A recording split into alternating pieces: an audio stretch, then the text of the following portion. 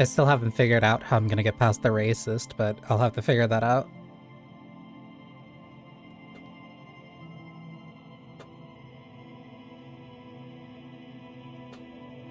The big race is not the small one. The small one... the small one's ineffective.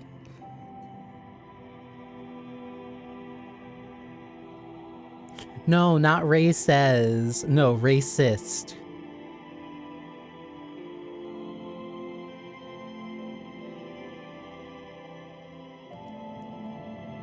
Yes, I did say racist. I meant that. I meant what I said the first time.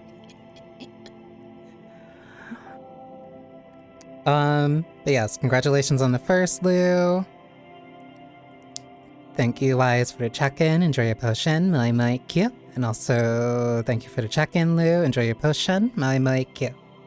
Welcome to Revishal. Don't you welcome to Revishal me.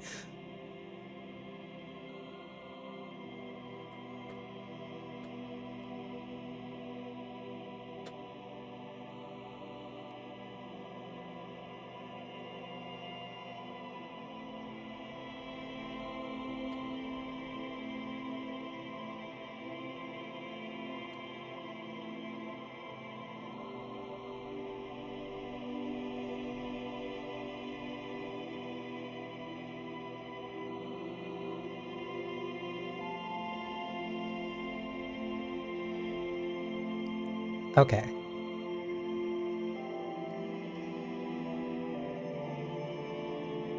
Surprise Saturday stream. Even though I was kind of hinting that I was gonna do this literally the entire week, but...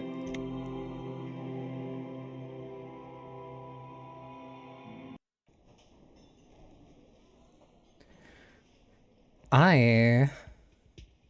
forgot what my intent was here. Oh, right, I wanted to sing karaoke here, but I don't have the songs, I think. I still don't have the song.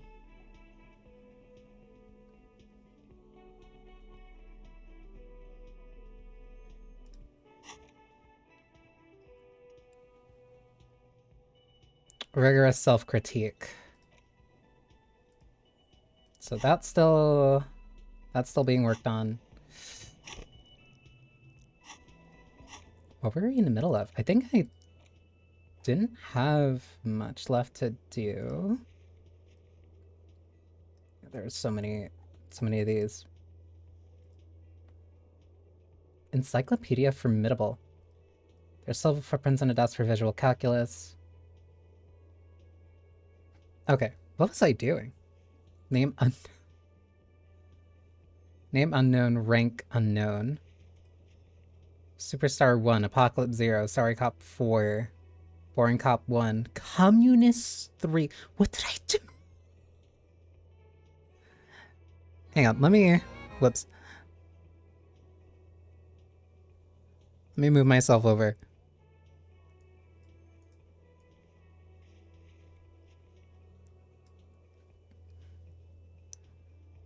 Okay.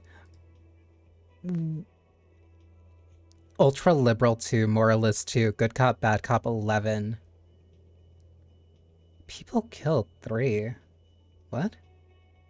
Oh, right. Those were all the stats. Well, those were the ones from the ledger. What did I do that got me 2 for fascist?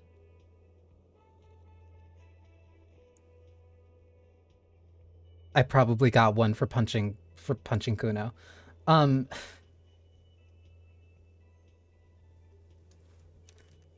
I imagine that those are like responses to some of the dialogue options, but I'm like very curious what were the 2 that I did.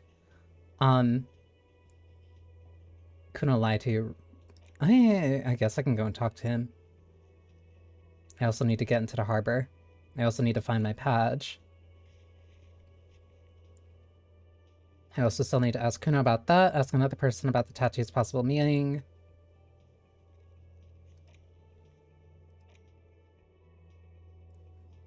I misread that. I saw the smoker on the balcony, I thought the smoker and the baby.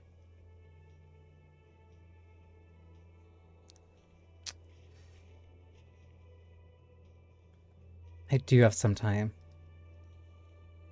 And there are plenty of people to talk about. talk to you.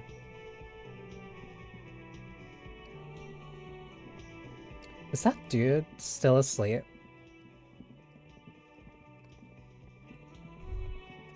Hmm? That sugary black rum stain on the counter makes you teary-eyed with joy. It's almost touching how syrupy and sticky it is. How long have you been up already? Wait.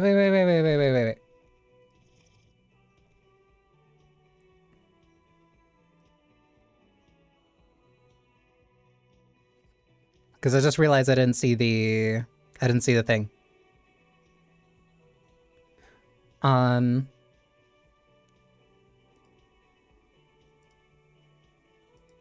Give me 1 second to make sure that I can put it back on.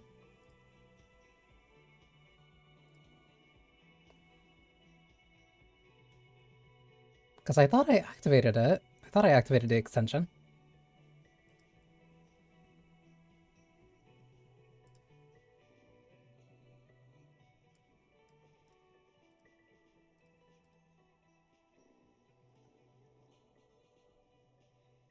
Nah.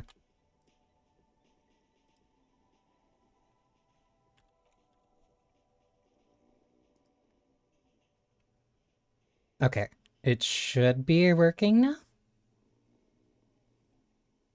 I also still don't know what this does. A sugary black rum stain on the counter makes you teary-eyed with joy. It's almost touching how syrupy and sticky it is. How long have you been up already?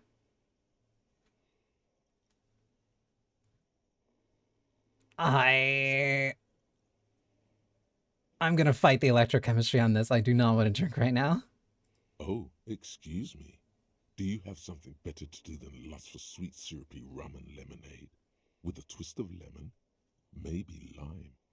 Maybe who cares? Just rum?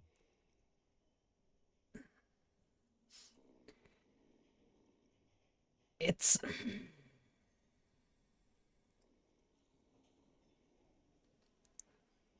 This makes me think that he is going to lick the counter.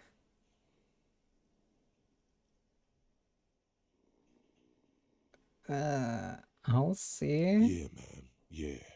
Your mesolimbic reward pathway is going wild at the thought. Lick it, lick it, lick it. Your receptors chant. How else would you lick up a stain? I'm not gonna lick up a stain.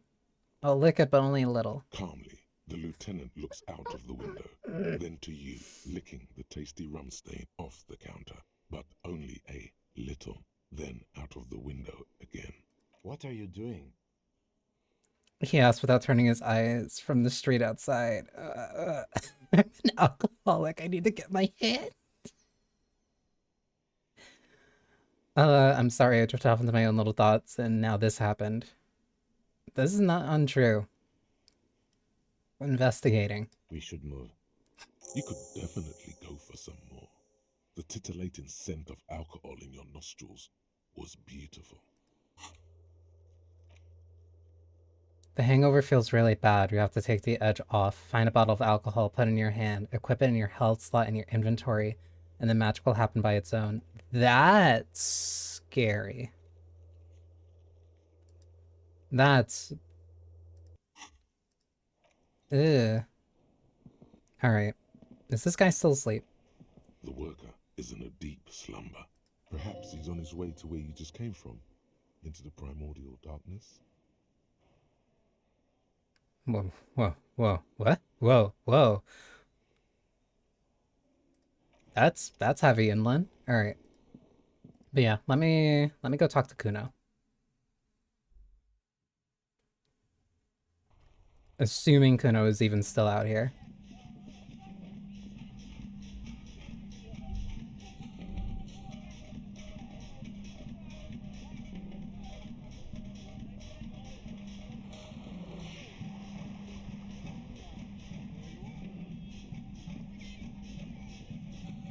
I was wondering where that music was coming from, and for a brief second I forgot that I had like that stereo in my arm. Yeah, no, he's probably still on something. He's still on it. Does Kuno care? Talk to Manana about the armor. No. He raised his eyebrow, projecting aggressive indifference. He told me you promised to stick the pigs on him. He said to thank you, wasn't too keen on chasing down an armor anyway. He said you're now king of the entire Jamrock?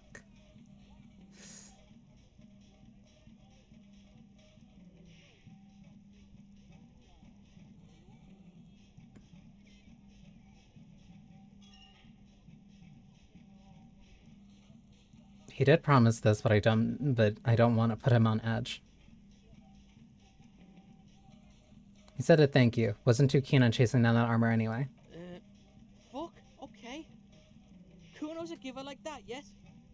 He looks slightly confused. Kuno sent your fat ass running around like jello. Look, pig, Kuno sent you to rough some people up. Kuno played you. That happened. Now you and Kuno should move on. He's suddenly all business. Sure. I'll remember this. You got fucked. You got fucked, pig. Fucked bad. Of course you're gonna remember this. Now get the fuck out of here, griefing the Kuno. After this shit, you better have something real interesting to say if you want to stay in Kuno's face. Yeah, real interesting.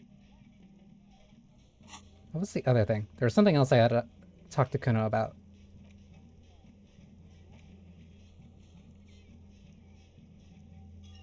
Still have to contact Alice tomorrow.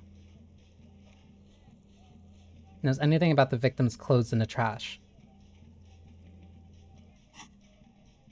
Yeah? The kingdom of Kuno? The fuck do you want with it? The dead man's clothes were in the trash container, pointed to the container. How did they get there? Yeah, Kuno doesn't know shit about that. That shit is beneath Kuno.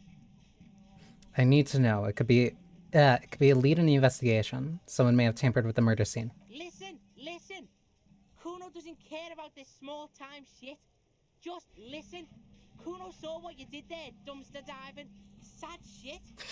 Kuno could hook you up with some sweet rags. Shit like Kuno's wearing. Your size, good price. 500 real. He points to his pants. Wait. I asked you what happened to his clothes. You must have seen them lying around. Alright, entertain me. What's great about these pants? No, Kuno, you don't know anything about the tampering. I'm investigating, and I already have pants.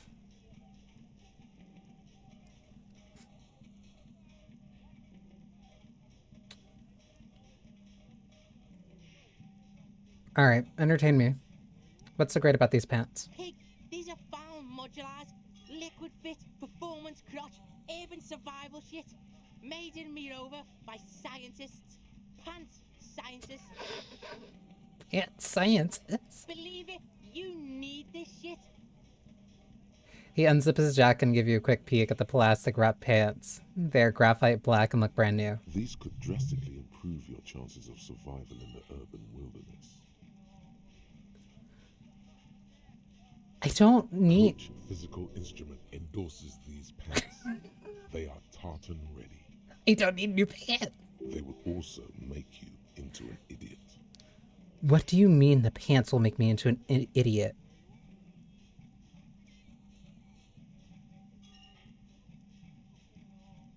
They're pretty good pants. I don't trust that if they make me stupid.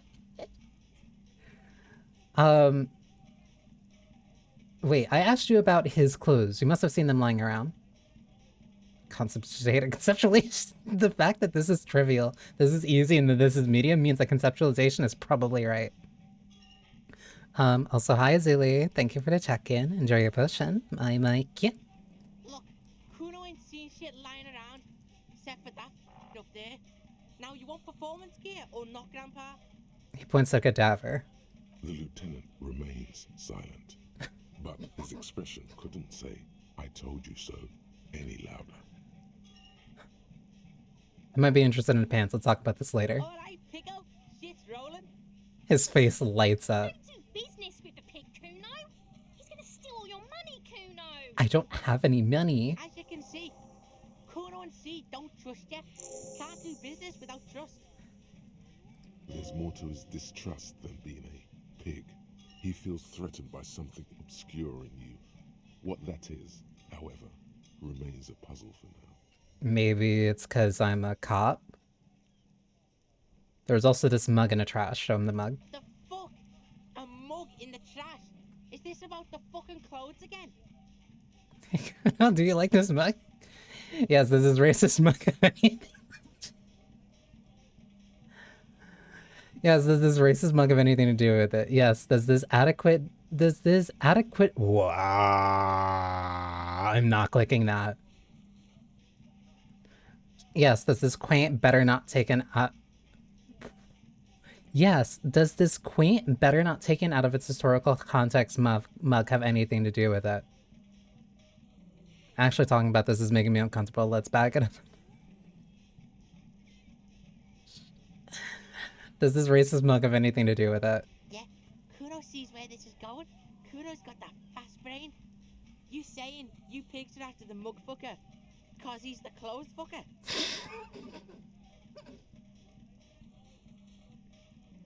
What does that even mean? I can't hear you, Kuno. Speak louder, Kuno.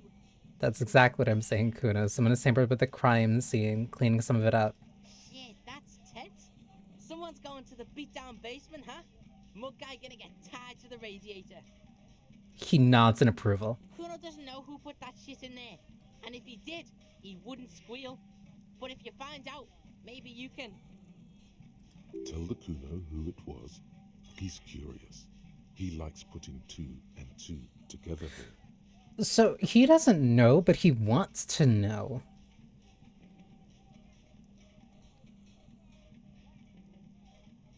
Interesting. Stop turning into a pig, Kuno. They're trying to get you hooked on the snitching.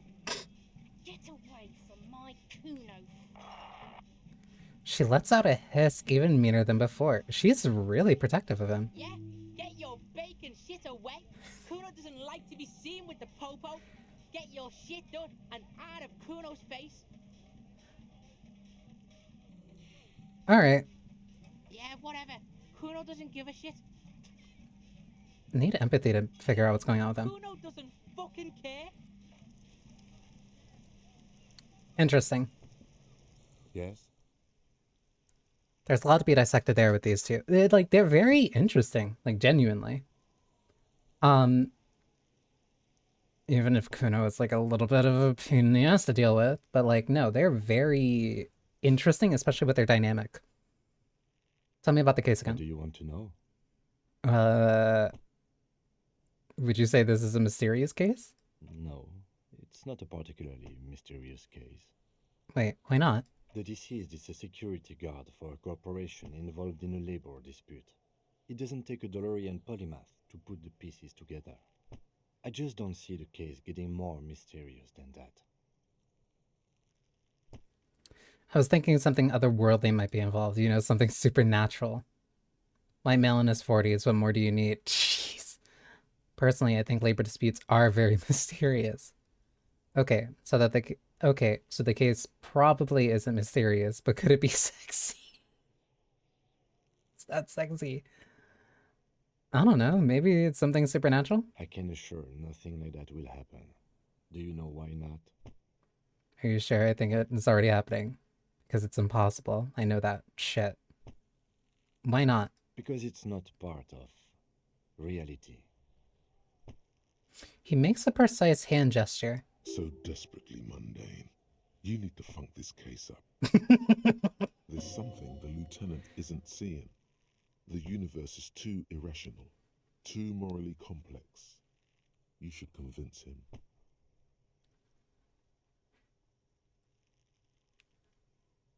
What is Inland Empire on about? That's very interesting, but I'm wondering what it's like trying to get at. Actually, I have all I need for right now.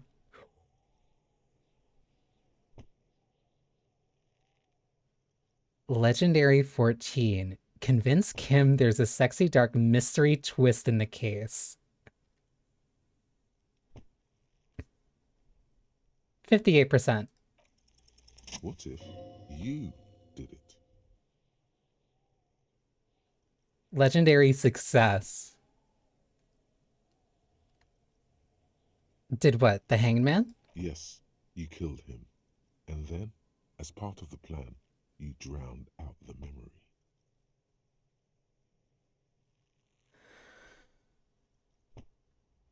Maybe this is why your chest feels so hollow.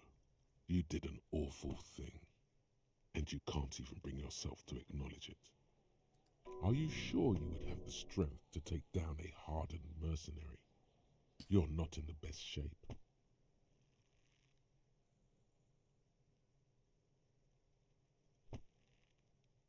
Curious.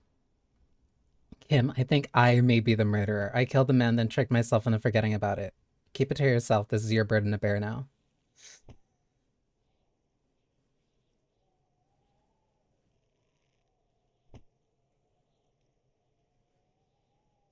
You know what? I'll do this just to fuck with Kim.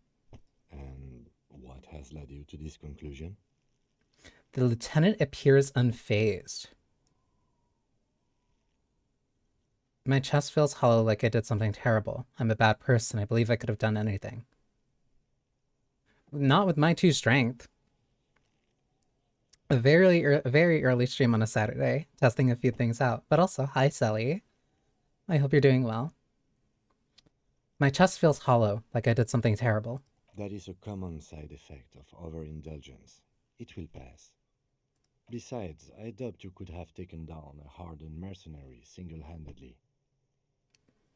I am doing very well, even as this kid constantly throws rocks at a hanging dead body next to me.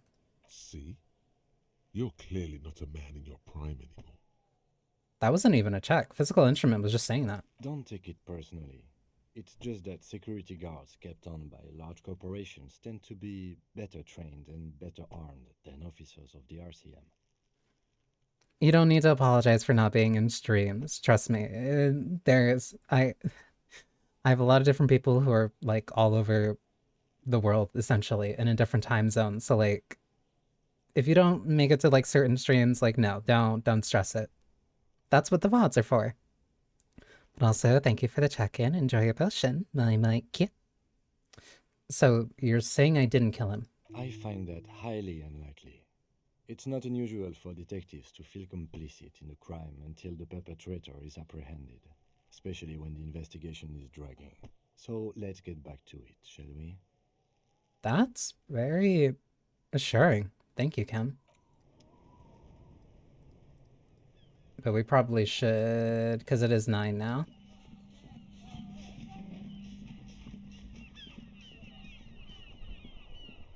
I'm trying to think if there's like anything else that I really... Oh! The phone! I almost forgot about that, because I want to look for a phone.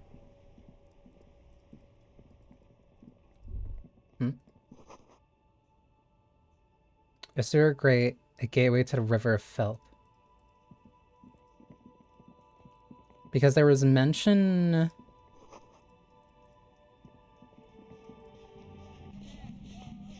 There was mention of a phone somewhere being like on the main streets. Oh, that guy went with the salami left.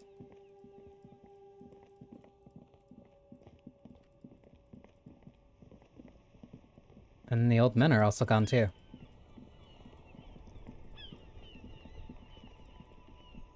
Where is that phone? Because they mentioned it being somewhere in the main street, but I don't know if that if it's like blocked off here.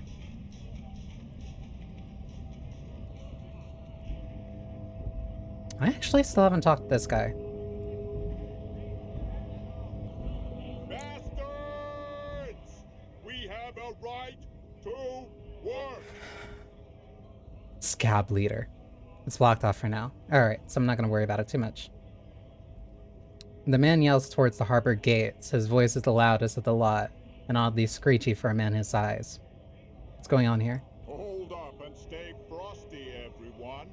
Cops are here. The broad-shouldered alpha male turns towards you. He's a full head taller than everyone else here. You here to fuck with us?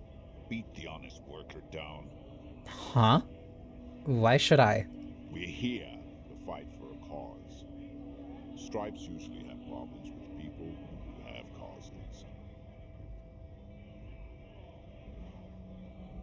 I'm trying to understand his position.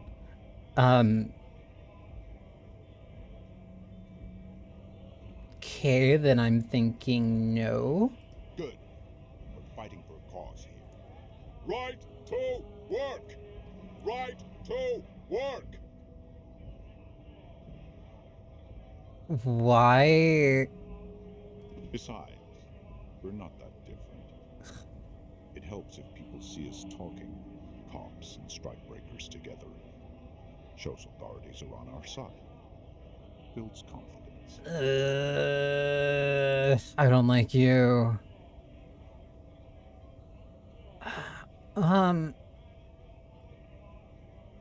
What kind of cause are we talking about here? Rights of people, rights of workers, to have gainful employment, to make a salary, and feed their families.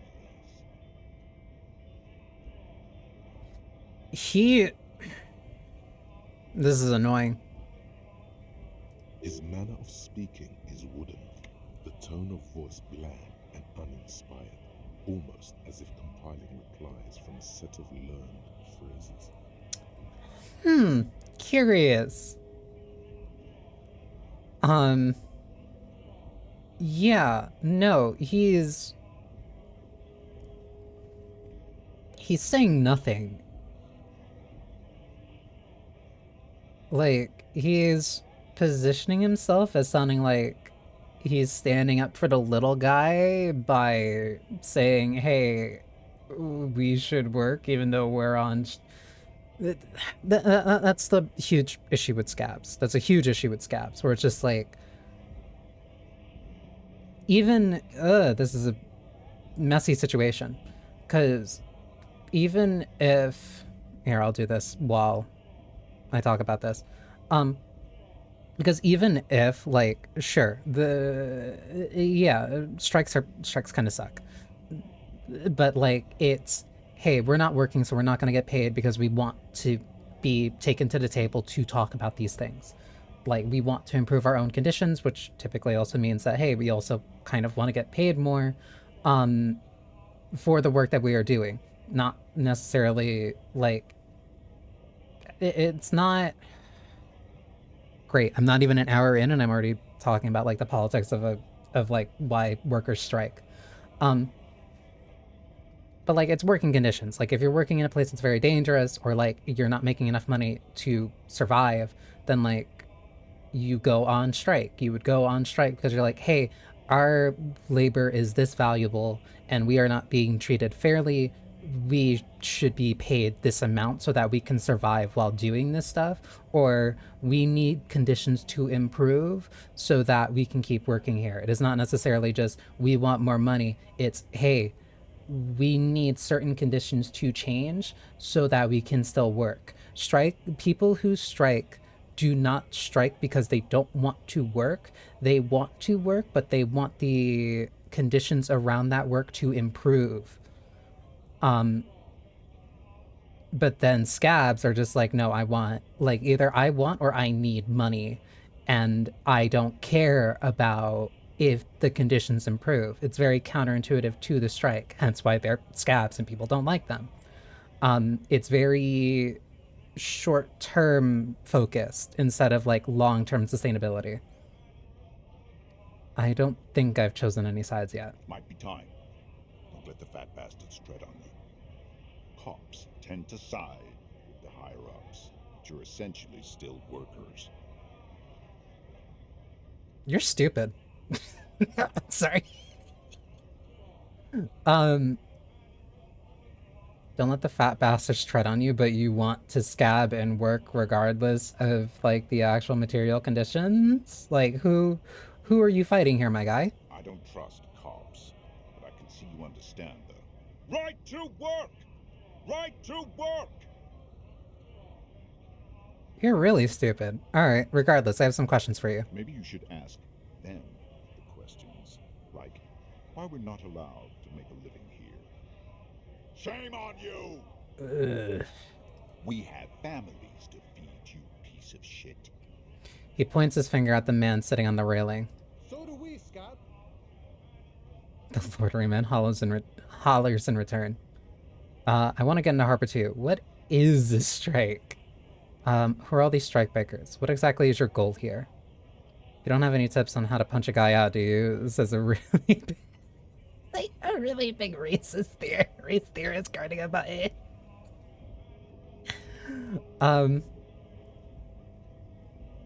What exactly is your goal here? We were promised work.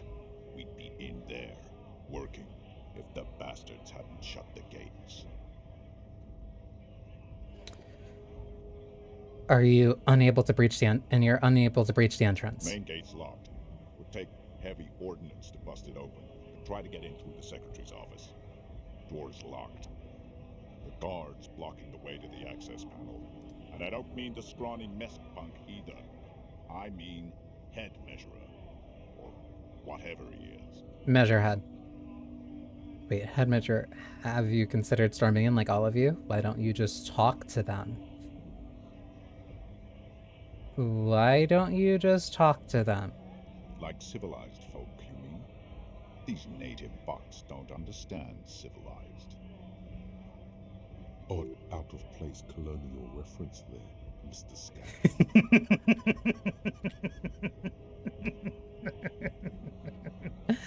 Rhetoric might be my favorite. Rhetoric might easily be my favorite. Because there is no reason for him to put in that colonial reference. It would be better for the neighborhood if you went home, at least for now, if you can't get in anyway. No! They will give up eventually. Or get drunk. Leave the button unguarded. Then we charge. The man rubs his jaw, perfectly lightly bearded square edge. Why do you assume that they're gonna get drunk? Why do you assume that?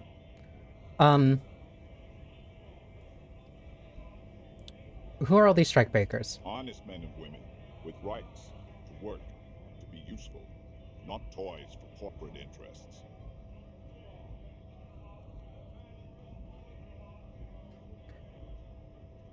Not to be full-blown communist, but what the fuck do you think working is other than to be toys for corporate interests?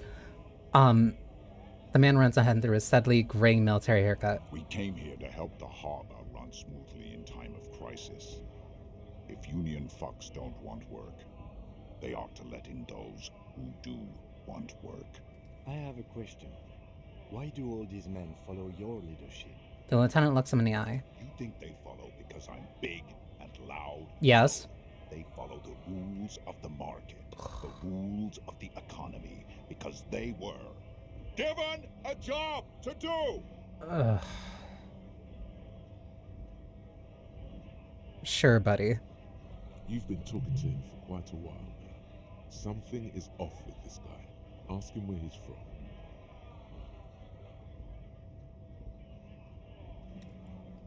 Reaction speed caught that. Okay, I gotta ask. Where exactly are you from? What's it to you?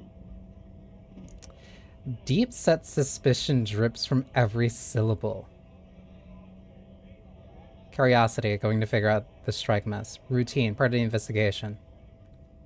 I thought you looked real familiar for a second there. Routine, part of the investigation. Am I a suspect? Done no crimes. I only fight for the rights of people. Alright, already got that. I'm interested in your background. We're all workers, right? Workers stick together. Came from the eminent domain, in Jamrock. Backgrounds in odd jobs, heavy lifting, cargo hauling, bouncer work. I know the drill. You're being very evasive.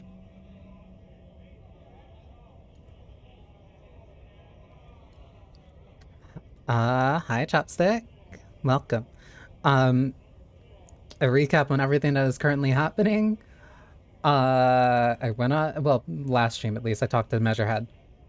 Very bad, don't do that.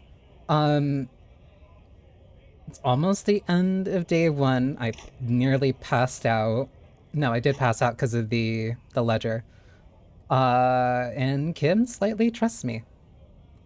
Which is funny because that is still the first achievement that I got through. That is the first achievement that I got, and I've had this game for like 3 to 4 years. And I think I've been making like decent progress. I'm also planning to buy the pants from Kuno.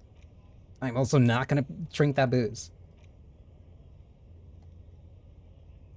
But yeah, this is nearly the end of day 1. I'm just kind of like talking to a couple more people before I assume Kim kind of wants to turn in. Wait, I'm stupid. I didn't count. Well, no, wait. I can't count because mine is 12. A bouncer where I frequent a lot of bars. Maybe it's one I know. Sweet, I know bars. Been thrown out from several. Maybe that's why you seem familiar. This would give him too much of a pass. I don't really drink, but work has taken me to some. Which one was it? No, this one's more direct. A bouncer. Where? I frequent a lot of bars. Maybe it's one I know. Worked at Territorial. Ring a bell? Yeah, I think I've been there. Not right now, but I might have been there. I don't really remember things well. Never heard of it. Are you lying? This is too accusatory, and he's already very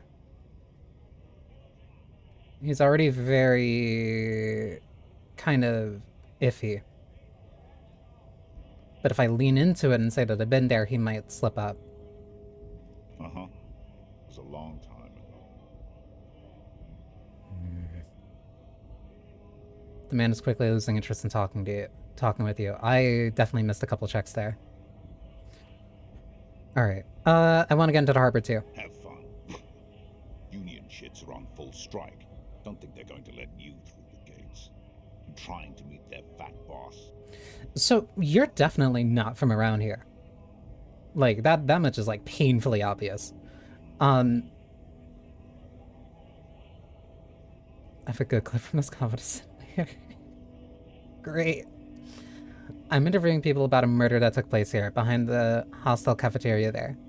This is an official matter not to be discussed with outsiders. No, people are gonna know about the dead body that's been rotting behind the hostel for like a week now. I know nothing about a murder. His reply is snappy and terse. The mention of a killing sends a barely noticeable shiver of tenseness through him. Interesting. Why so tense? What are you talking about? I'm not tense. That sounds like something somebody tense would say. Yes, he's tense. Right to work! It's shameful. Cops doing nothing. You should bring backup. Open up the gates for us. Blockading gainful employment for workers is a crime. That could be covered up with some Febreze. I don't... he is... not with how much I was throwing... Not with how much that I was puking every time I was going through the body. I don't know. This really isn't my area of expertise. Sure, why not? I'm not gonna bring backup. Hey. Blockading gainful employment for workers is a crime. That's really not. Plus, what are you talking about? Like, he makes me mad. It's great walking into and just talking to random people and being like, oh, you're stupid. I don't like the way that you see things. He has his script completely messed up. Like, he is confused. This really isn't my area of expertise. We are not picking a side in this just yet, sir. Pity. Let us work! Alright, so, alright, what is a strike to you? When a bunch of ungrateful, lazy cockroaches can't get their act together and decide to block honest work for other people. He shifts uncomfortably in his workers' overalls. What do the strikers want? Beats me. They mumble nonsense about boardrooms and workers' rights, while we have the right to work! Low int. There's something odd in the way he carries himself. His set of clothing looks vaguely mismatched. The different pieces of the attire seem ill-fitting. Ill-fitting? What does that mean? His shirt is far too small and an unpleasantly tight fit, while the overalls, held up by a belt, seem to fit a man with much more corpulence. You're a fucking plant. You wearing new clothes? He ignores your question, choosing instead to turn to the emaciated workers, raising both fists in the air. The clothes are obviously not his. You're a plant. Silence is the answer. There's something off here, but he won't say what.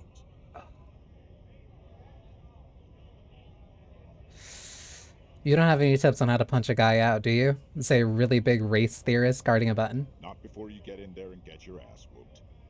Learn by failure, I always say. I am not doing that. He might have some advice, but you got to at least try to fight Measurehead first. Return if you fail. No, I'm not doing that. I'm not getting my ass kicked.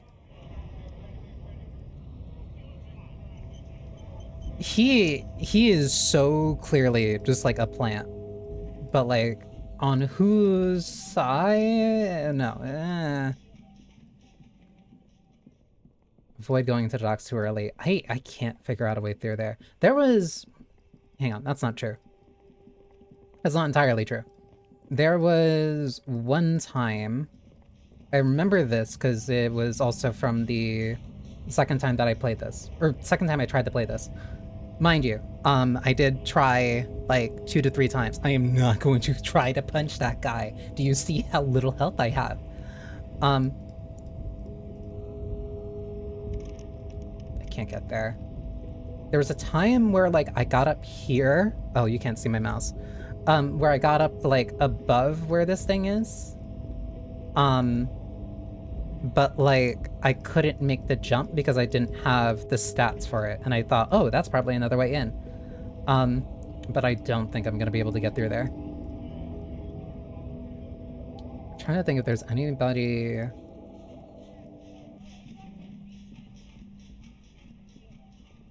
Trying to remember if there's like anybody to actually talk to.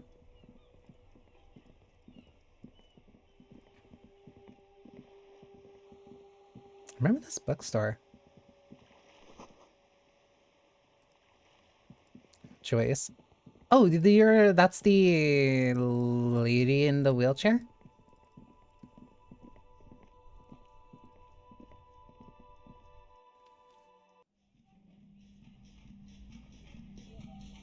Oh wait, the boat lady. Is she still up there? I thought I exhausted all my dialogue with her. This dude's also still just chilling.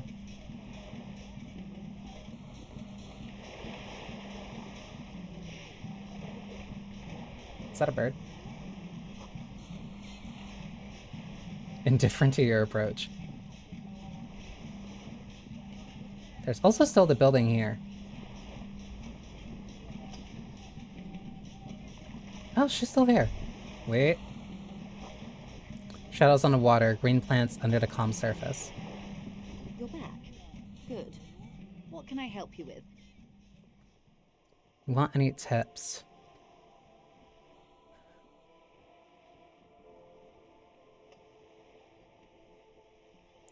I do not mind tips. Rather cute, aren't you? Hi, Riaz. Thank you. I fear I've told you all I know. Is there anything That was all else about I the can help you with? tattoos. I think What would you like I to got build? everything.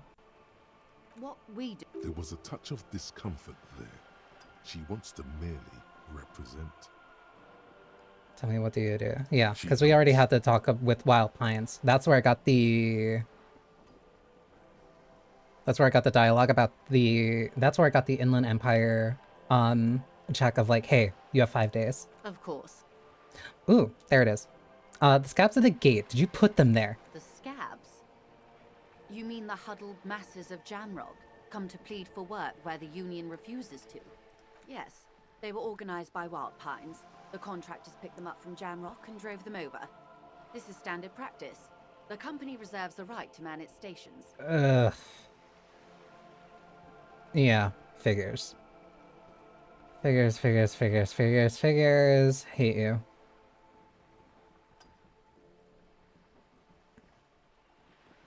And you said something happened in the I'm elections. glad you asked. There was a woman, the previous forewoman of the Union. She disappeared. Disappeared? Yes. On the last day of the local chapter elections, her daughter phoned in and said she wasn't running anymore. Or coming to work. Ever. End of story. Eerie. Downright haunting, if you ask me. The Wild Pines suspected foul play, but what could they do? It was a union matter. The point of the presentation is, these kinds of things happen around the Clares. Watch out when you're dealing with him. Thank you for your concern, ma'am. We'll be just fine. Yeah, Of no, course. those were all the branches that I had. I guess I just go in here. Because, like, that's the last thing I can think of, like, really doing. A sturdy metal door guards the southwest entrance to the apartment building. It's locked. This could be a way into the apartment building the smoking man vanished into.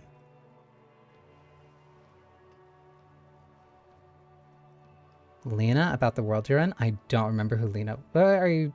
Is she the lady that's up here on the balcony?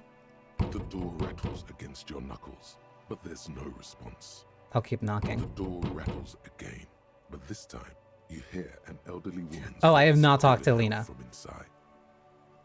I have talked to the lorry salesman. I like it. Stop banging on the door. I'm not letting any more strangers inside.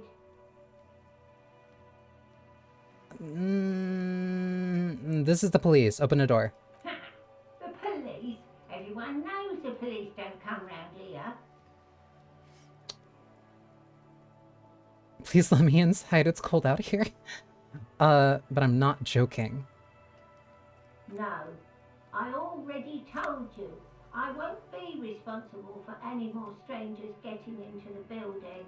Any more? Go check the backyard door. Maybe someone there will. She trails off, leaving the sentence unfinished. Backyard door with the smoker. You already were there. Didn't Doesn't work. Hey, are you there? I've checked the backyard, but I couldn't get in that way. Kim, tell her we're real policemen.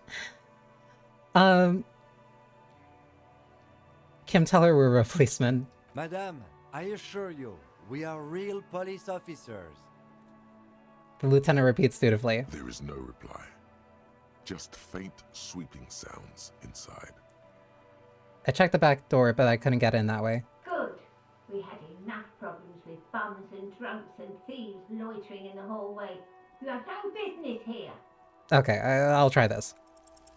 You're well versed in the kind of threatening legalese that implies criminal liability, but in fact has no meaning whatsoever.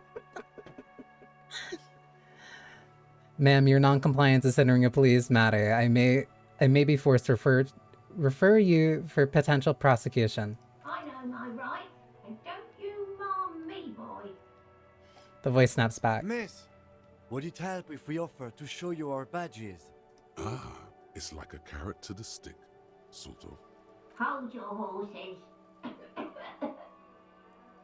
You hear the click of a night latch before the lady on the other side gets caught in a coughing spasm. I don't care about your stinking badge. Just come in. Oh, sweet. I got that open. And I'm not gonna go immediately. But I at least have that open for later.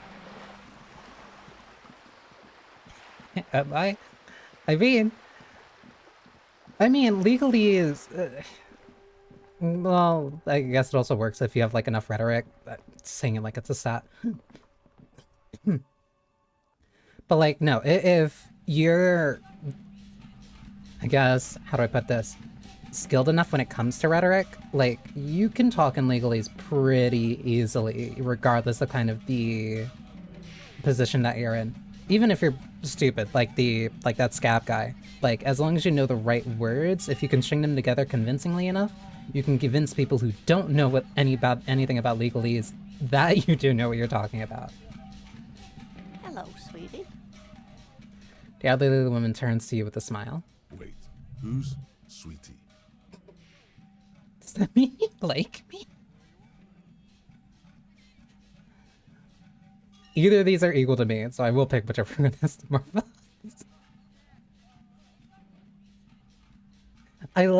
I love that reaction speed is not like actual like physical reaction speed.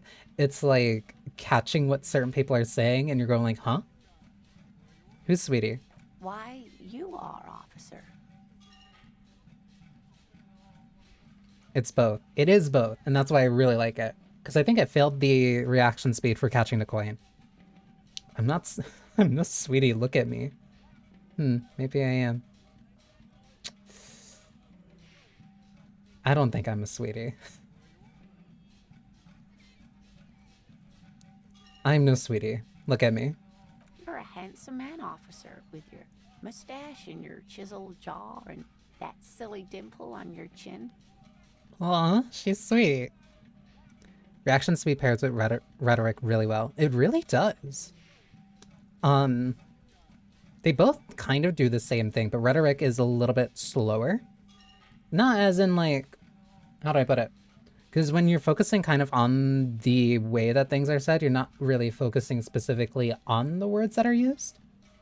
You still catch it, but it's much slower. Thanks, I appreciate it. Dimple or not, I'm a bitter man. The years have taken their toll. That stupid dimple has only brought me suffering. The years have taken their toll. Take heart, officer.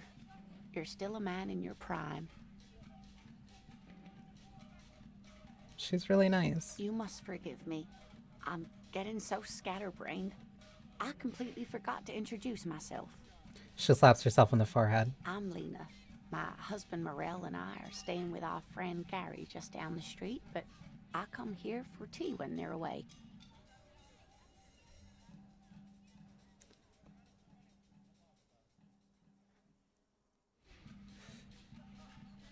Her eyes glitter over the rims of her glasses as she looks up, smiling. This Lena is wacky enough for the Motley Crew. Hire her on the spot.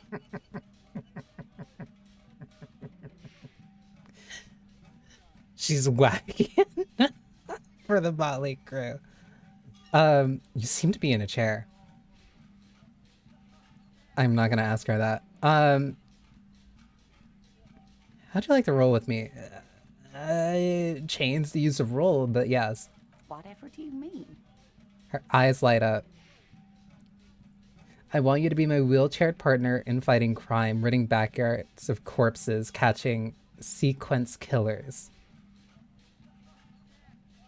Nothing. I was just thinking of the lyrics to a song. Wanna roll with me? No, I want you. No, I want you as my partner. Sequence killers? Oh my.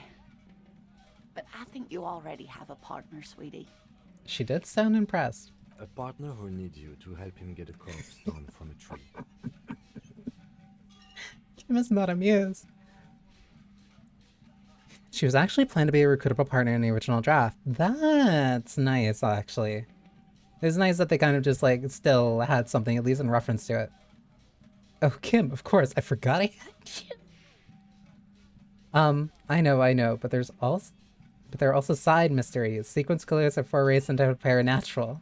I can assure you, with absolute certainty, there are no sequence killings taking place in Martinez. Now, gentlemen, no need to squabble.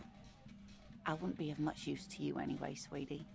Why? 3 hits are better than 2. Thank you, but Martinez isn't the most wheelchair-accessible place, you see. I'd slow you down. She is right with everything that I have seen so far. Perhaps another time. She turns back to you with a hopeful glint in her eyes. Aww. I don't know if you noticed, but I don't know where I am or what I'm doing or anything. And that there's a reason for not being a party member. Damn. That sucks. I don't know if you noticed, but I don't know where I am or what I'm doing or anything. Yes, officer. You look rather dazed. Like a stunned fox. But surely things can't be that bad. Her eyes follow your movements with some concern. I drank so hard I forgot literally everything. Oh my. You know where we are, right? The Whirling Rags cafeteria. It was on my keys. We're in Revachol. I don't really know. Some seedy hotel. A war zone at the edge of the world. We're dead, haunting each other. We're ghosts.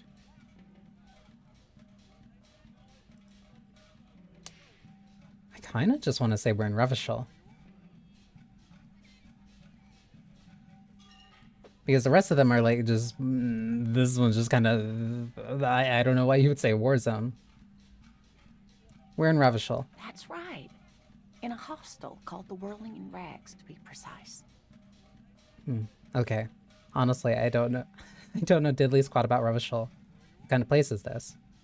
This will get me more info, I'm assuming. Because, okay, it just seems like, okay, thank you for the info, and then moving on. Plus this also invites her to kind of like tell you what she thinks Revachol is, or what it's like. What kind of place is this? How would I even begin to tell you? Revachol is the most beautiful city in the world. We're fortunate to be here, you and I. I haven't seen very many other cities personally, but everyone says so. Revachol is a rare jewel. This city used to rule the world, though it has seen better days. There's a pause as she studies your expression. You must look quite lost. Speaking of history, you know what year it is. It is spring of 51. Sure, the year is 93. I didn't check my inventory. All I know is we're approaching the end. It's a bad year for all my... It's a bad year in my late 40s or 50s. I don't even know how old I am. Sure, it's the year 973. Because I know that I looked over the ledger, which means that it probably would have a year, so I think it's 973. You're joking. Try again, one more time. What year is it? It's spring of 51? That's right, dear. How splendid. Here, take this pen. Knowledge should always be rewarded. A kind green apple and kind green 8-pen. Wait, what? Her relief is palpable. She was getting pretty worried about you then, but now she relaxes her shoulders. I can tell that this is taxing for you, so I'll just ask one more question. What regime are we living under? What mode of government? Some kind of democracy, maybe? No, I'd like to think of it, I'd like to think it's a dictatorship of the proletariat, but something tells me it's not. Our leaders are fierce warriors who traverse the plains on steeds. Civilization cowers before us. We are governed by intelligent machines that perform calculations to determine the freest market. Everyone hustles and grinds like a badass visionary. Radios are being used to control people's minds and distort our concept of reality, concealing our true masters, foreigners and women. Oh my god. Cop. We are living under the cop regime, not the cop regime.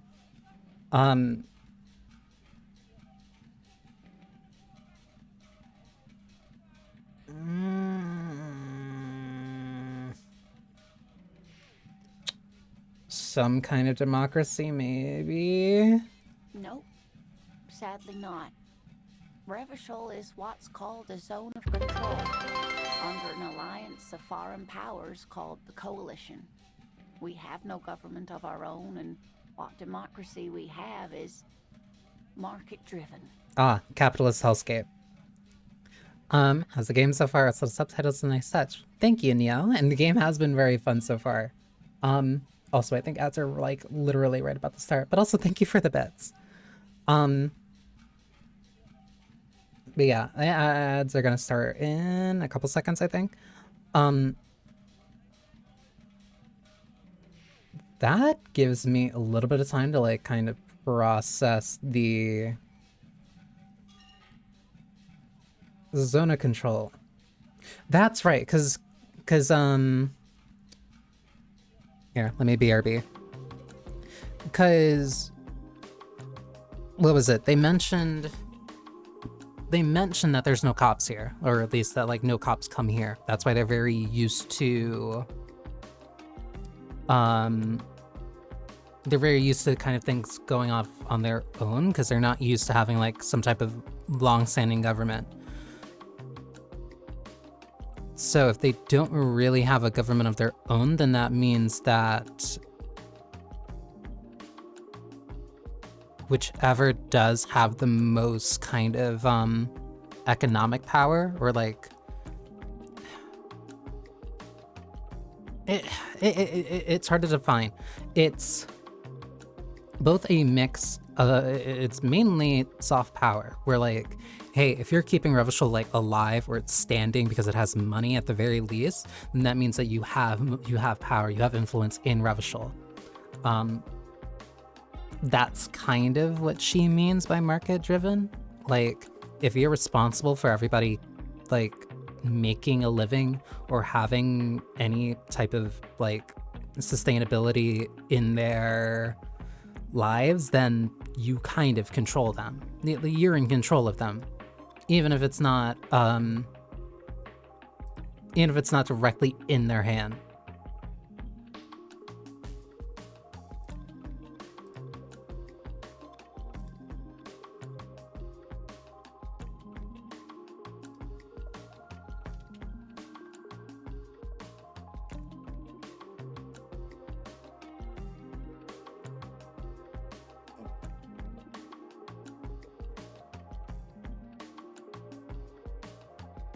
It is a type of puppet government.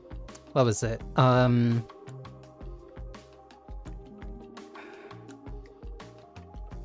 want to make sure that I'm actually using this word and term right.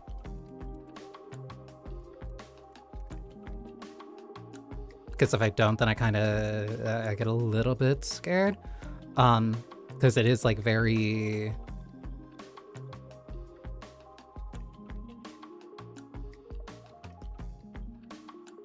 Because it's a very delicate term.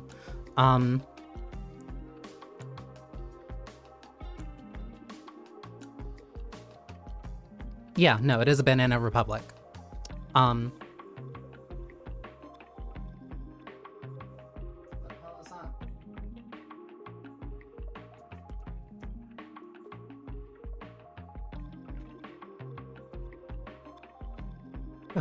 Okay.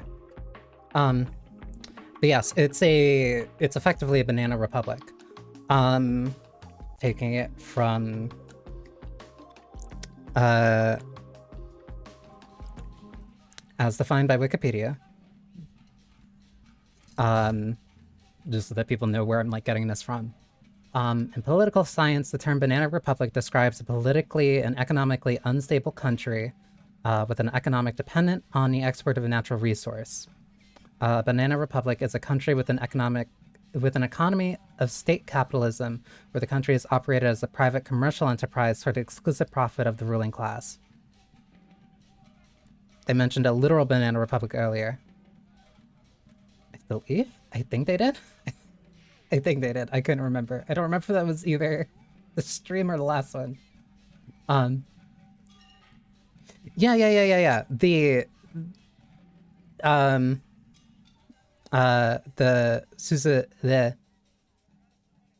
suzerainty. Yeah, because we did have the conversation with the merchant guy. But yeah, effectively Revachol is the same way, where it is kind of just like a banana republic.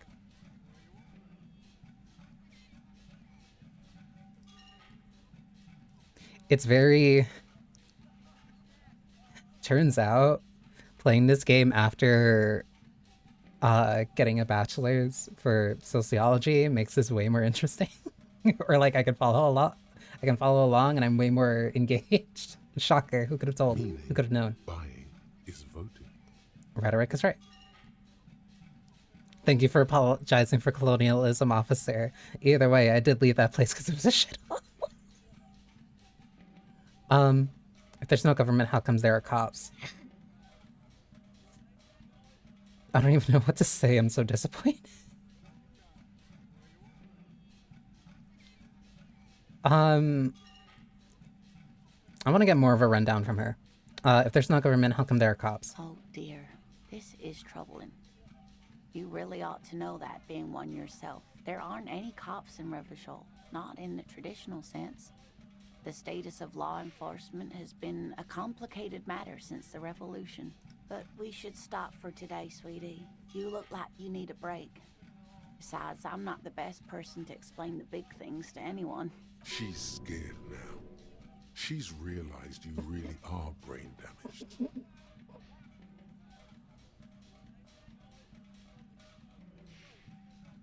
Thank you, Athlete. Thank you, Athlete. So how did I do? You didn't do too well, dear.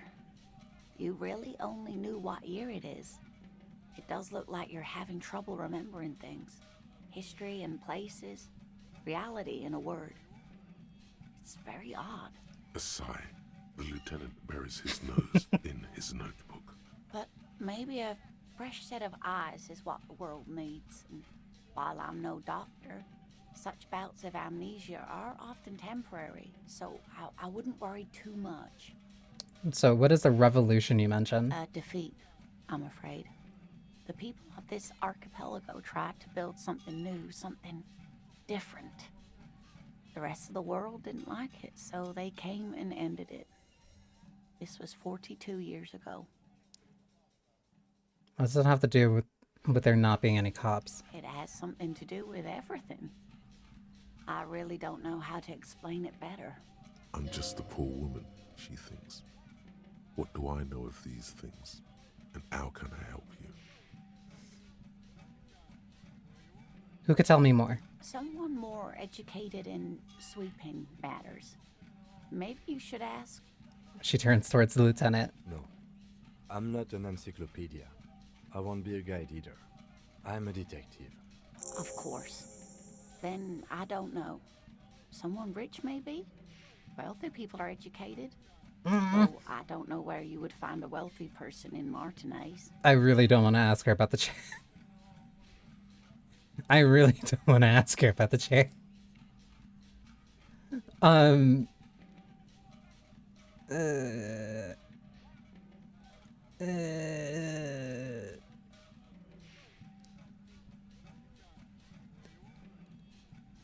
You seem to be in a chair. Yes, dear.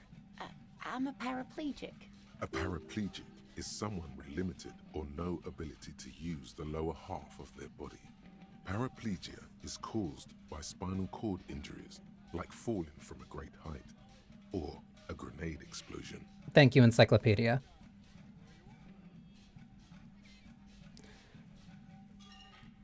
A grenade? Did you fight in a war? No, dear. I'm not quite that old. Although I was injured in the line of duty.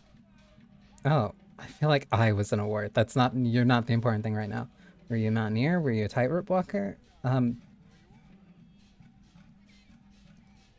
Either one of these is basic. The tightrope walker would be more entertaining.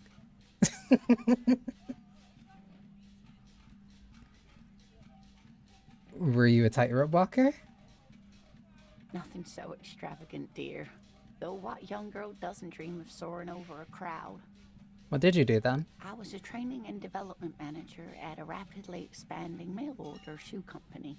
Oh. You'd think it would be a safe job, but I had to be everywhere, and, well, once I happened to be under some faulty scaffolding. I was lucky. This was almost 20 years ago, and I was compensated exceptionally well. One can only dream of such payoffs nowadays. She runs her hand over the chrome wheels of her chair. I'm sorry. It was rude of me to mention a wheelchair. Let's move on. That's quite all right. I'm used to people asking questions. I know they're thinking about it anyway. There is no bitterness in her voice. She accepted the curiosity her condition inspires a long time ago. Still. Alright, I gotta get going now. Of course, dear. Good luck with your case. She gives you a small wave. Wait.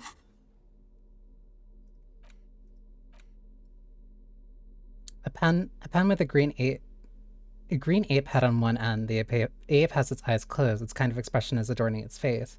It seems to be meditating. You have no idea where you are. Lena encouraged. Okay, so that's for the reality lowdown. Ask around for his apartment number. Alright. So now I could probably go and ask her, and then I could get, like, info.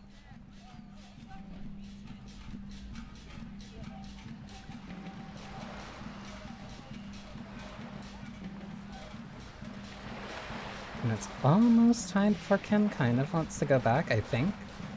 Because it's almost midnight.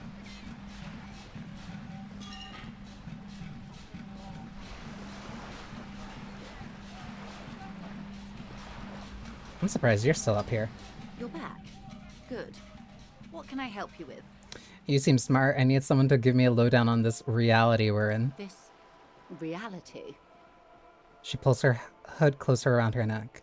Yes, reality is your side case. Reality is your side case? An experimental side case. I'm conducting a personal investigation into the world I find myself in. It's related to that medical episode. I have trouble remembering even the most basic terms of reality.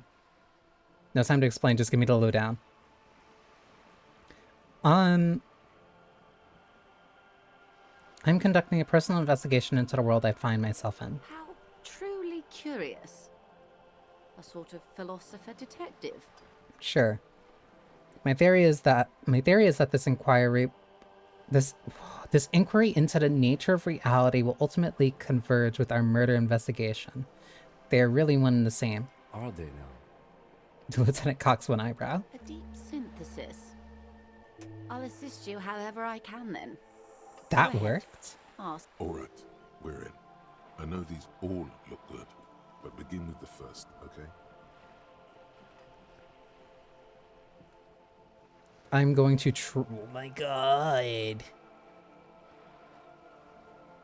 I'm going to trust that encyclopedia is right and that it probably should go downward. What is this? What are you? Where are we? What times are these? Yeah, so encyclopedia is right. So where are we? We're in Martinez, baby. Baby. The game seems to trend that way with most branches. Okay. And what is Martinez? Martinez is a district of Revachol. A very small district tucked away near the industrial harbour, north of the 881 and Jamrock. You would be excused for not knowing about it. Unimportant, they say. Forgotten, even. Shelled to smithereens during the Revolution. It has its charms, just not this time of year. The revolution 40 years ago. Tell me more about Martinez. I'm not a good ambassador. I've only been here once before, as a teenager. Not a lot has changed. There are ruins, a terminal, fishing boats, reeds, boys with boxy shoulders. This place used to be a province, a workers' resort before the city swallowed it and the artillery did its work. The reeds are the real star of the show here now. The further down the coast, the wilder it gets. You mentioned a sea. What sea is this? It's not really a sea, it's the Bay of Revachol. And the bay feeds into the ocean. Are we near the ocean? Yes. We're on an island in an ocean, the world's largest body of water, the Insulindic. Known to the early Revacholians as Les Immensités Bleues, the blue immensities. French? Vast, lukewarm and unknowable, flowing in and out of sight. What is the name of this island? Caillou, as you already know. Imagine a pebble. A smoothed-over pebble amidst a great blue sea, misshapen, cracked. The cracks are the river Esperance. We're in the delta of this river, on the 6th branch, the Martinez distributary. It is clear this pebble is of enormous value to her, and to humanity at large. Okay. That's Martinez. That's Martinez. What's Revachol? Revachol? Revachol is what you call a city. Why is that an asterisk? Also, thank you for the check-in, Chopstick. Enjoy your potion. My cute. She is very, even though I do have like a couple misgivings about her, I do like the way she's very romantic in the way that she's describing Martinez. Like, she has a very clear fondness for it because she describes it in a very dreamlike manner. What kind of city is Revachol? The great kind. As if it's self-explanatory, beyond patriotism, a fact. What makes Revachol great? History, Detective.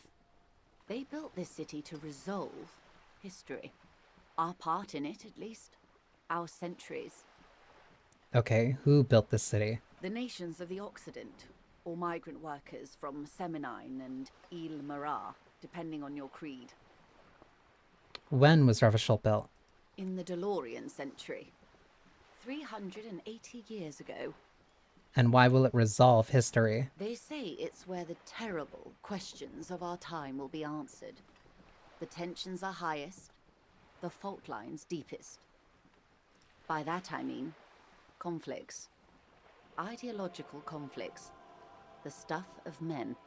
Why here? We are standing on a fertile, self-sufficient island able to sustain up to 200 million people in the middle of the Insulindic Ocean, the world's connective tissue. It's where the money is. So we're an unimportant part of an important place. So we're pretty much at the center of the world. So we're on the periphery, basically nobody is. We are standing on a fertile, self-sufficient island able to sustain up to 200 million people in the middle of the Insulindic Ocean, the world's connective tissue. She is, like, describing it as, like, the center of the world. That's completely, that's quote-unquote, or at least, like, that is self-sufficient. So we're pretty much at the center of the world. Oh, we're quite a way off. About She points across the water, where the skyscrapers rise. 22 kilometers from the center of the world. That soldering iron is the bank of the world building. The bottom floors are Insiacom. Coalition government, Insulindian Mission Command. Look to the sea. Silence. She lowers her hand. The water, the light. It's as though you're seeing it for the first time. It's kind of like Hawaii. It's, to me, it's like, how do I put this? To me, it's like if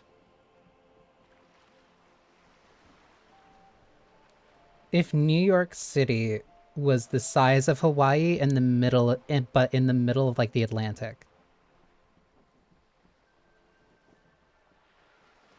Like, that's the way that I'm visualizing it based off the way that she's describing it. There is no recognition, only the immensity of the sea and the cold radiating from it. Atlantis. Not under the water, above the water, but close.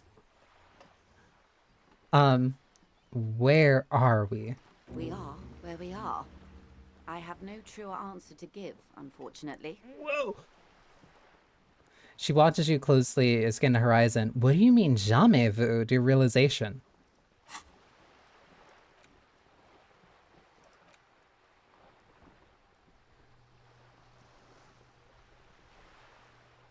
Revachol Special Administration Region, like Caillou, the Insulant Ocean, Coalition Government, Insulation Mission Command. Name after name, and none of them are familiar. They seem real, but something is wrong. You feel like a kid looking at stickers on the fridge. Chudavant, the Apricot Company, World Games 34. You can almost see your hand reaching out for them. Scratch at the corners, see if they peel loose. This feels like the most important of all the thoughts, the one you truly must complete. Then we're gonna internalize that. Because that is very, like, no, that is, like, very grounding in my reality. I need that. This is one thought you need to complete. Where are you? Was there something else you wanted to know? I remember something about a lowdown. This has been informative. Thank you, ma'am. I'm sure my memory-impaired partner has many more questions to ask, about even more fundamental aspects of reality. Might I suggest not asking them all right now? Messier will be here later too, and tomorrow. Isn't that true, ma'am? Absolutely. My commitment here is long-term.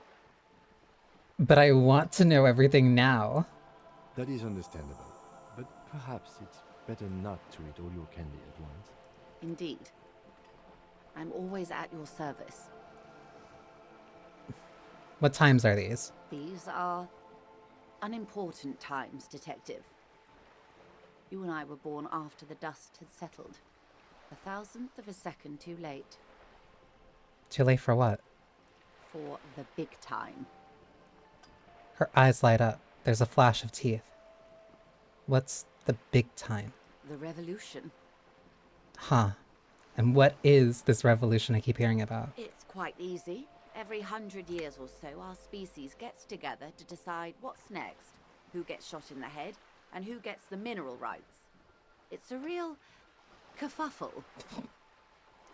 One way to describe a revolution, a kerfuffle, sure. Would you say it's a bunch of apes duking it out? Ooh, I'm also gonna assume that this is another just like up-down. Would you say it was a bunch of apes duking it out? Who got shot in the head? Who got the mineral rights? When was this kerfuffle? Would you say it's a bunch of apes duking it out? Why, of course. We're talking Duke Out Central. Full swing intra-species warfare. And the apes, were they evil? No. I would say the apes were neutral. She looks at you, her gaze sharp.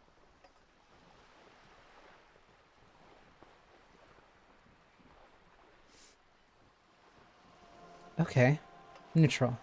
On the other hand, she turns north to the bombed-out buildings lining the waterfront, then shivers slightly. It takes time for the apes to change and work.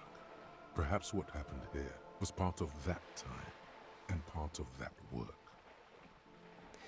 I want to invest more points in a rhetoric. Like, I think of all the stats that I'm like, that I'd be happy with like being a little bit high, I want to give that to rhetoric. It has been the most fascinating one to me so far.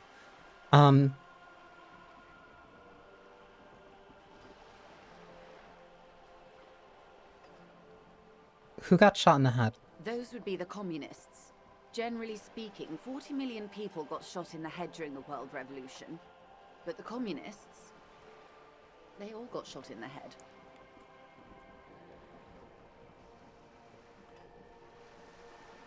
$40 million? She's not gloated. It's a relieved celebration. Oh, and the anarchists too. They shot them well. So well, one forgets they even existed.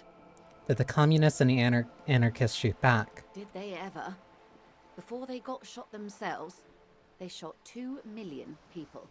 If they shot 2 million people, but 28 million other people got shot.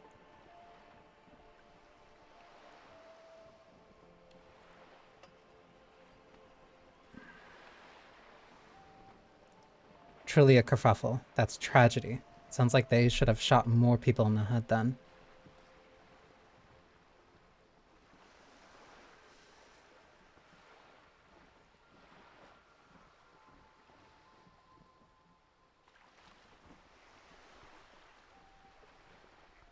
Yeah, truly a kerfuffle. Yeah, it was a kerfuffle, all right. The lieutenant mumbles from behind his notes. Yes, the Insulindian deluge, they call it. I had a deluge too in my head. Point to your little head.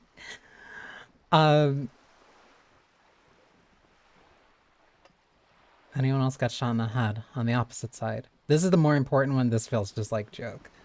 That's a lot of people. Like 38 million? That's a lot of people. Yes, an acute thiamine deficiency can be exacerbated by alcoholism. Exacerbated means made worse. Thank you. Anyone else got shot in the head on the opposite side? Oh, lots of people.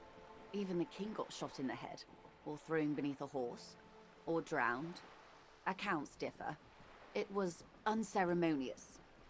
Just as well, he wasn't actually the king. Just the king's nephew. The squanderer. The real king abdicated and lived out a long and productive life as a venture capitalist in Grad.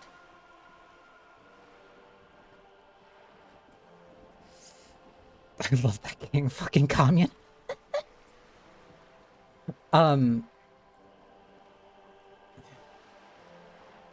Real king abdicated and lived out a long and productive life as a venture capitalist in Grad.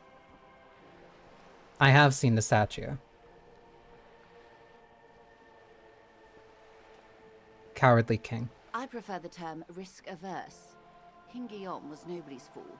He could smell a PR disaster brewing, so he got out alive, and his nephew Fricelle got shot in his place. Him and tens of thousands of his wonderfully fascist kingsmen. It was a wild time. Yeah.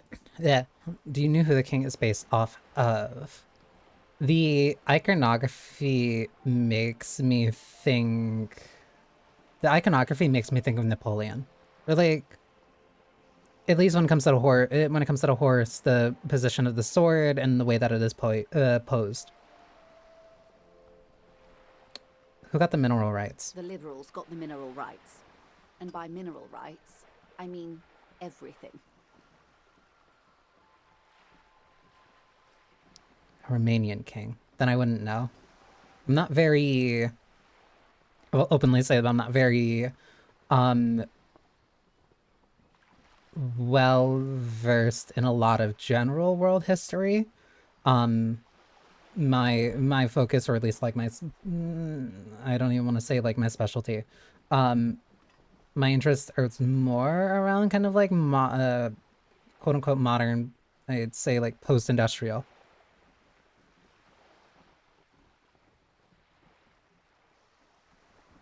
Balkans are just built different. Okay, and by liberals you mean? Liberals are usually middle-class people, Detective. Or the remaining gentry. The beneficiaries of the pre-revolutionary arrangement. Some were rich enough to stay with the Constitution, with monarchy. Big mistake. Others bet on the revolution. They were called the ultras, or ultra-liberals. They fared well.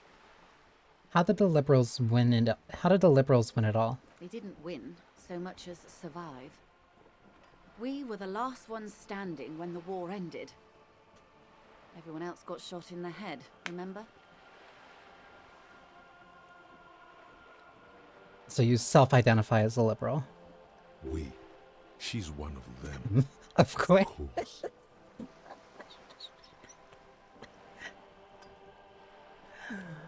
If everyone got shot, who is there to surrender to?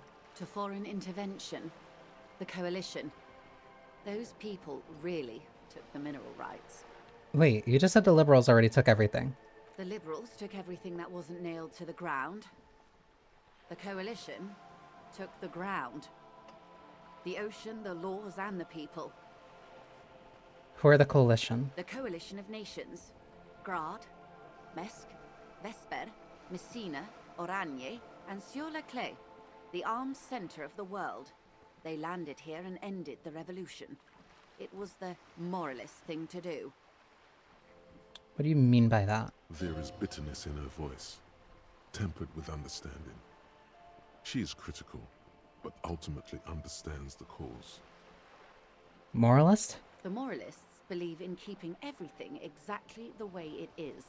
They believe in mineral rights, and not shooting people in the head. At least not in the same manner and volume as the others do. They are the long-standing provisional rulers of Revachol now, the coalition government.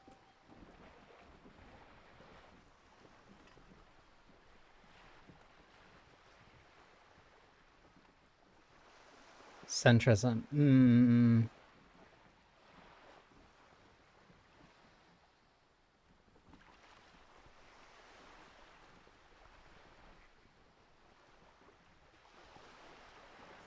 I have thoughts, but I'm probably gonna have to wait on a little bit before I can, like, properly articulate them. This is their zone of control. They embolden the RCM with crumbs of the same law they took. Technically speaking, you are a moralist.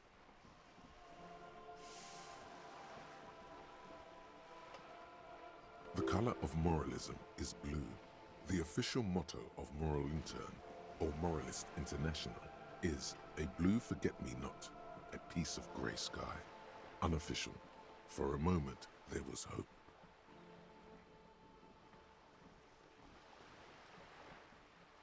I don't think I'm a moralist man. Not just technically, practically. For a moment, there was hope. If always picking the option that doesn't commit to anything, then hell yes, I am. And also not. Shut up. I hate this option. Not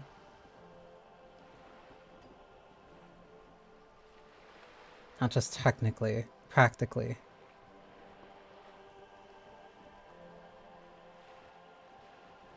I don't think I'm a moralist, ma'am. Of course. Not easy to be moderate about head shooting in your line of work. When was this kerfuffle? The turn of the century revolution? Don't answer it.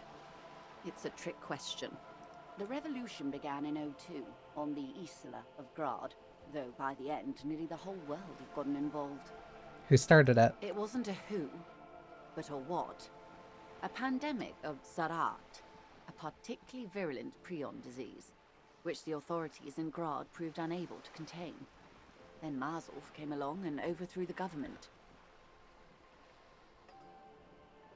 What did this Zaratha do? It made people overthrow their governments. Wow, really? Of course not. It was a highly infectious microorganism that destroyed brain tissue. The actual causes of the revolution were material. The pandemic only provided the spark. Where did it spread from there? From Revachol and Grad? Not far. The world managed to cauterize itself. Marzolf's government was overthrown in '08, and the coalition crushed the Revachol commune 2 years later. It was the end. So much for mad cow disease. Because there is historical precedent for that. Like, this is a very... How do I put this? It's...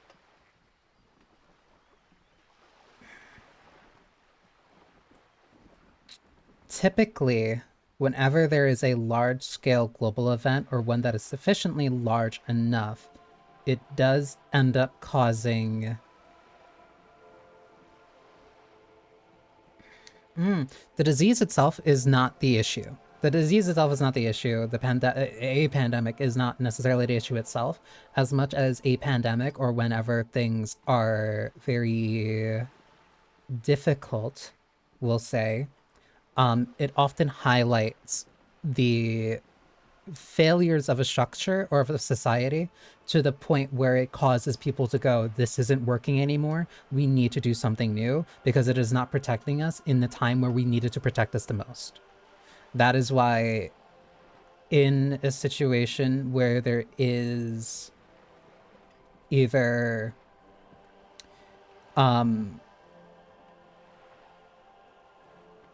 insecurity or unsteadiness,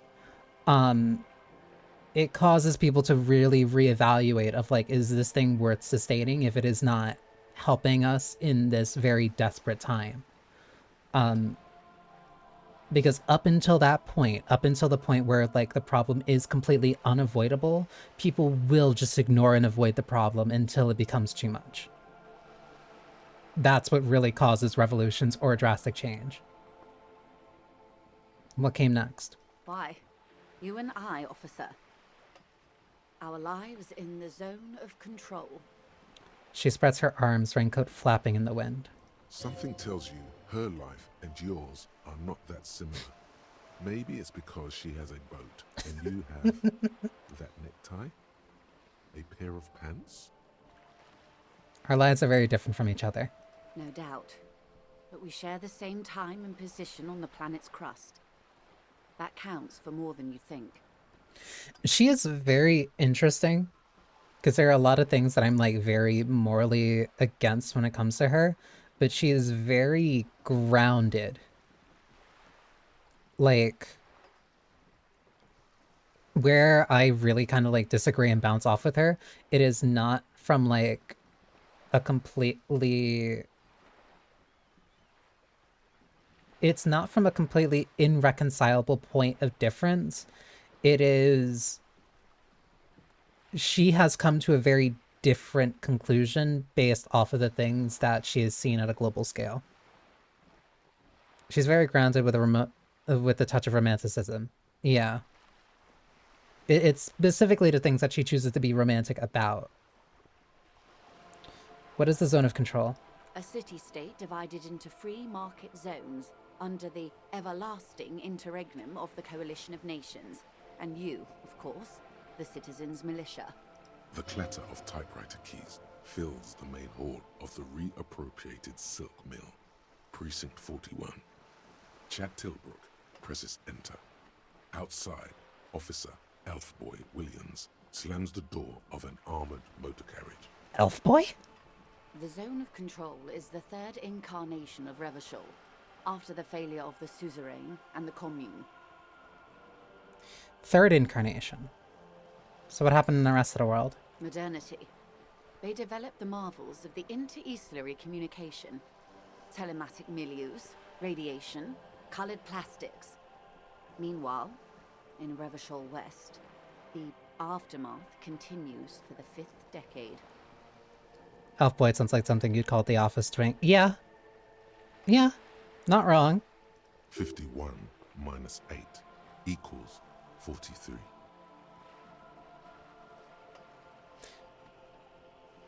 Wait, you're saying it's been like this for 43 years? Thank you, Logic. Thank you for doing math. Time flies. What have we been doing all this time? The 20s saw a decade of urban war, west of the river leveled, offshore platforms in flames. Still, it's regarded as an improvement on what came before. 08 to 19 was simply hell. And after that? The 30s? Things settled down in the 30s. Revachol East transformed itself into the world's largest tax haven, with the international community's blessing. For the first time in a long time, it seemed like things were going somewhere. Were they? No. It was a market mirage fueled by cocaine and quantitative easing. The 40s dispelled it like a cold splash. An Isla-wide hangover, you might say. And here we are. She's talking about an economic crash. Welcome to reality, baby.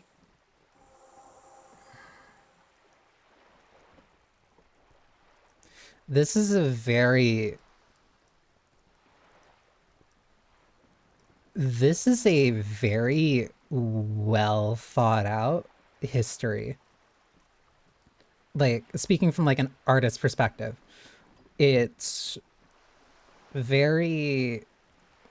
The allusions to like post World War II and like Cold War are like very obvious. Especially with the dividing of like East and West, and East became a tax haven and like everybody was making money. But then everyone was making money in the 20s. They were all riding high, but then it all came crashing down. You can tell the writers cared a lot about the world they built. And it's also like, it's not even, how do I put this? It's not like, hey, would this make a very interesting just like setting?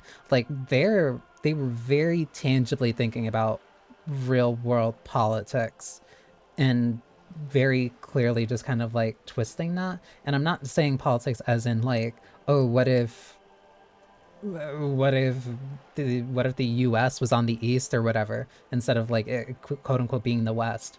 Because like the way that she's talking about the division between East and West is making me think of Berlin. But then it's like, okay, what if, where is it? The 20s saw a decade of urban war, west of the river leveled, offshore platforms in flames. Still, it's regarded as an improvement on what came before. So like there was still strife there. In the 30s, things settled down. Revachol East transformed itself into the world's largest tax haven with the international community's blessing. For the first time in a long time, it seemed like things were going everywhere. It's just like, it reminds me of the, God, why am I forgetting? The real estate boom in Japan. Like, what was that, late 80s? No, that was before that. That was right, but that was before the 80s. That was like,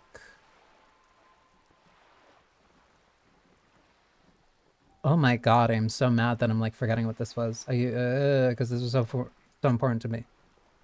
Yeah, the economic bubble in the 80s, where it's just like, hey, everything looks great. Everything looks great. Everything's gonna keep going forward. Everything's gonna get better. It's gonna get better. It's gonna get better.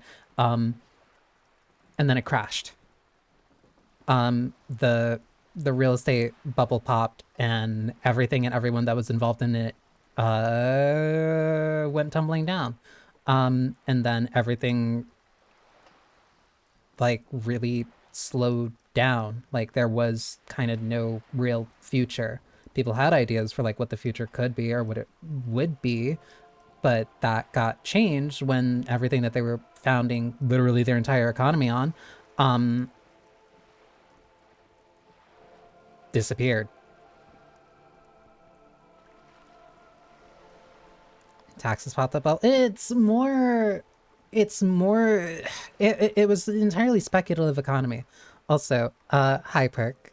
Thank you for the check-in. Enjoy your potion. My Q. It was more reality just like came crashing down. Like they realized like you can only I am talking for complete clarity and context. I am talking about specifically of the 1980s real estate bubble in Japan. No reference to anything else. But you can only funnel so much money into the idea of something until reality has to collect. You end up actually having to contend with what is really there and the amount of money it can actually get you or how much it can really get you back. And that's the main thing with like speculative like with very speculative kind of markets or like things that you're just funneling that money into. You're thinking, oh, it's just going to keep growing, but that doesn't happen. Infinite growth isn't real. You're going to hit a certain point where it's just like, okay, when do I get my money back? And if you threw in like $500 million into something that's only going to get you 20 million back at its absolute best, you threw away $480 million. You're not getting that back. And everybody who you paid, everybody who you funneled that money to because they thought that they were going to get some of that back or they were going to get more than that investment, that's not going to happen. You're just setting everybody else up to fall, and that's what happened. Everybody else fell because the people at the top who had money thought they were going to get more money from what they were throwing their money into, and that's not reality. And so now you're in a place like this. A hangover. From the looks of it, the 50s haven't been much better for the zone of control. You can see it in her eyes. Days slipping away. You don't seem to be thrilled. I've no right to be dissatisfied. This shirt is Barbara Muscova, this raincoat is impervious to rain and is guaranteed for 100 years. My daughters will wear it. No, it's just... She looks at the crumbling tenement. At the crumbling tenements, paint flecking from the stone. We could have had so much more. Every one of us. If only we played it right. What would you have done differently? Good question. What would you have done differently? I asked you. This is very open-ended. I would have sought a medical solution since like Tarza drove those people mad. That's not. Shoulda, coulda, woulda. Like, that's not... The pandemic was not gonna... Stopping the pandemic was not gonna stop the long-term problems. I would have killed more, 400 million, if that's what it took. I would have made off with the mineral rights. I don't know what I would have done it differently. I asked you. Who are you in all this? And I asked you, past-less detective of the Citizens Militia, what insight has acute encephalopathy given to you?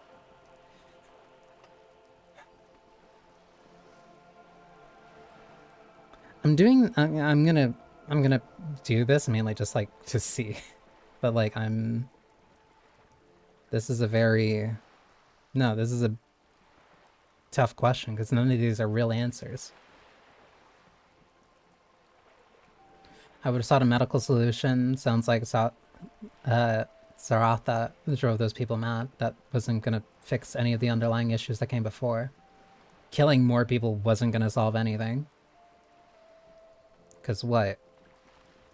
Kill the 38 million communists or kill the 38 million liberals? Like,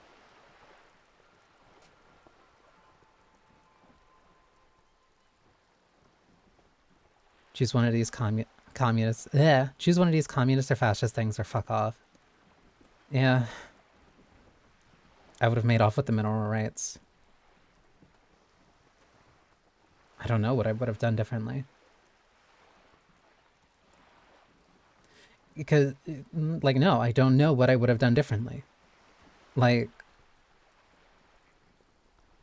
history is like that. There's tough situations and tough calls that happen, and really only when you're looking back on it, like 10, 20, 30, 40 years later, do you think like, oh, well, that was the obvious thing.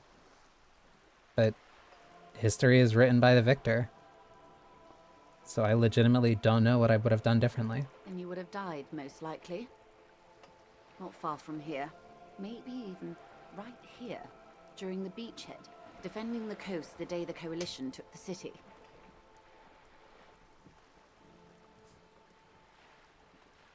Probably, happily, no way I wouldn't have fought with the communards.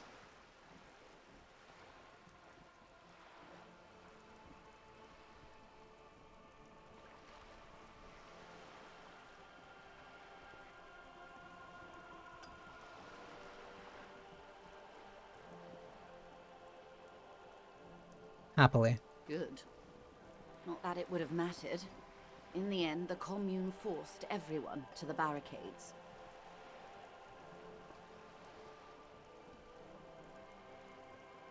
That's enough about the times. They are what they are. Who knows? An afterbloom may yet come. Anyway, enough sentimentality. Is there anything else you want to know? Not so fast. Who is she in all this? Ask her who she is. She owes you an answer. Ooh. I want to know what you are. She won't maneuver her way out of this one. What are you? I am the vilest of the vile. A traitor. A devourer of nations and infants. That is my favorite line in the game so far. Hands down. I am an ultra. Dios mío, throw across a lip.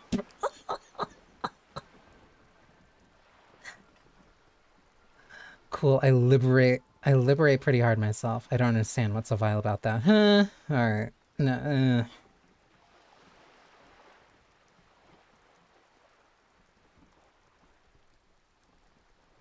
No, I got that feeling from you. Wait, what's an ultra? An ultra-liberal. It's a type of liberal. From the revolution. It's, not the moderate kind. I don't understand. What's so vile about that? Well, I don't like, cool, I liberate pretty hard myself. I don't like that either. Dios mío, a liberal. Yes. I am the nether creature of the Forbidden Swamp. I pushed the king under a shit wagon and betrayed the revolution. My kind surrendered the nation to financial colonists. I can see you thought we'd gone extinct. After all, no sane person identifies as an ultra-liberal anymore. Not in broad daylight. You're a man of the left, no? Tell me, now that I've uncoiled myself, are you repulsed? She really read myself that, she read me that bad, huh? In her green eyes, you see a mixture of truth and self-satire. Decades of guilt and pride.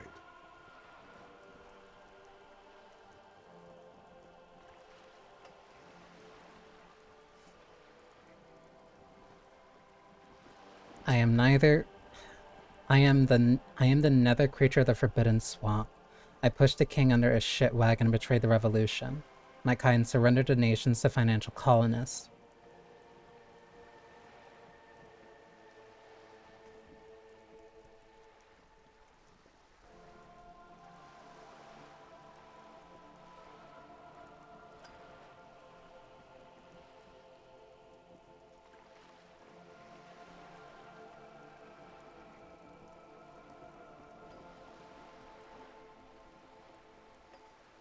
I'll say that I'm not saying I don't care, because I do care.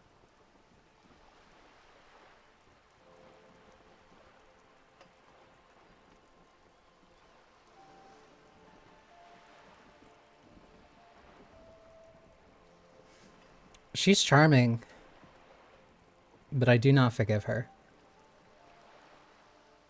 That's a pity.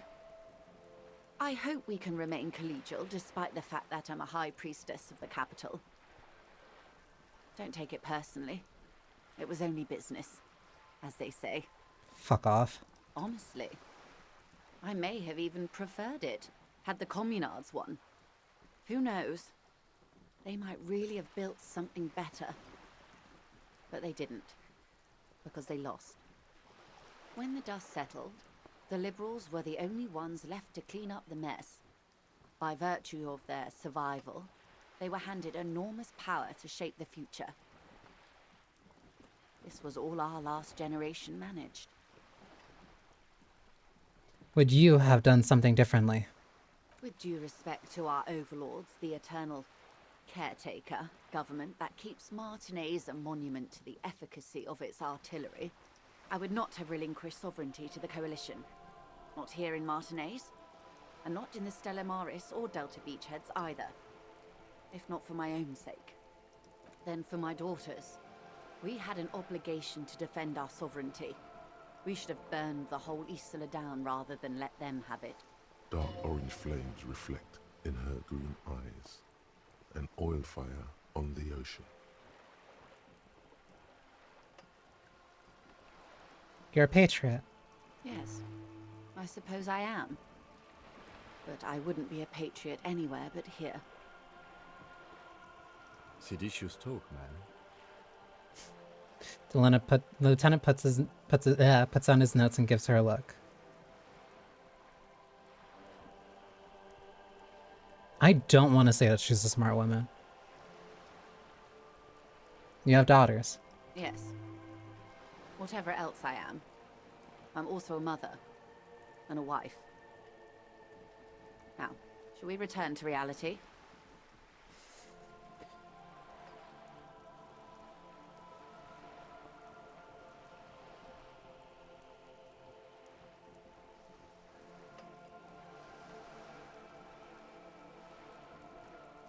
I have very strong feelings about her, and it's not even like a...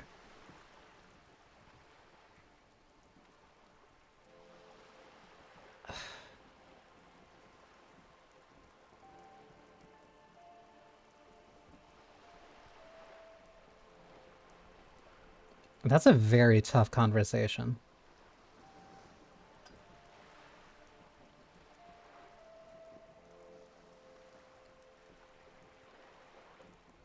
It's an easier conversation to have, like, after the fact and, like, to talk about in retrospect. But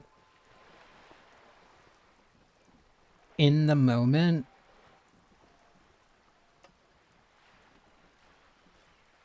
like, that's the person that she was.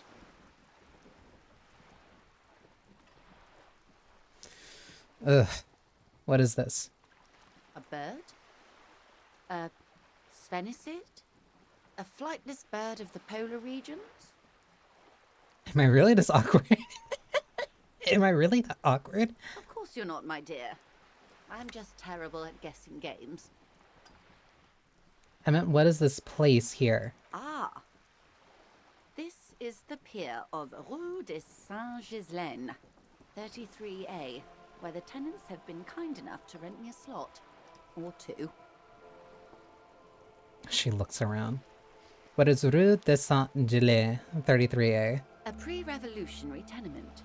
Old buildings are called tenements, you see, and new buildings, bâtiments. After les bâtiments nouveaux. But 33A and 33B are not nouveaux. They're old.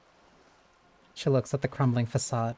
This one used to be 8 to 10 stories tall. A real high-rise by the standards of the last century. Built to mirror the skyscrapers across the bay in the Delta. That was before the war, of course. Who lived in them? Mostly the urban middle class, I believe. This was once primo real estate, before the cannons lopped 4 or 5 stories off.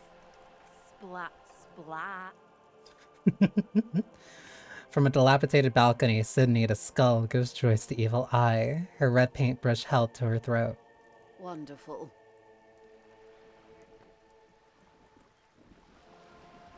What is that? Point to Sydney, the skull. The girl in the old lady rags. No, I meant something basic about reality. Yes. Looks like a sullen and rebellious member of a teen infraculture. Infraculture? Yes, you and I belong to the supraculture. We're common, the herd. The music on the radio, the food in the chain restaurant, those are all too popular for the girl in the old lady rags.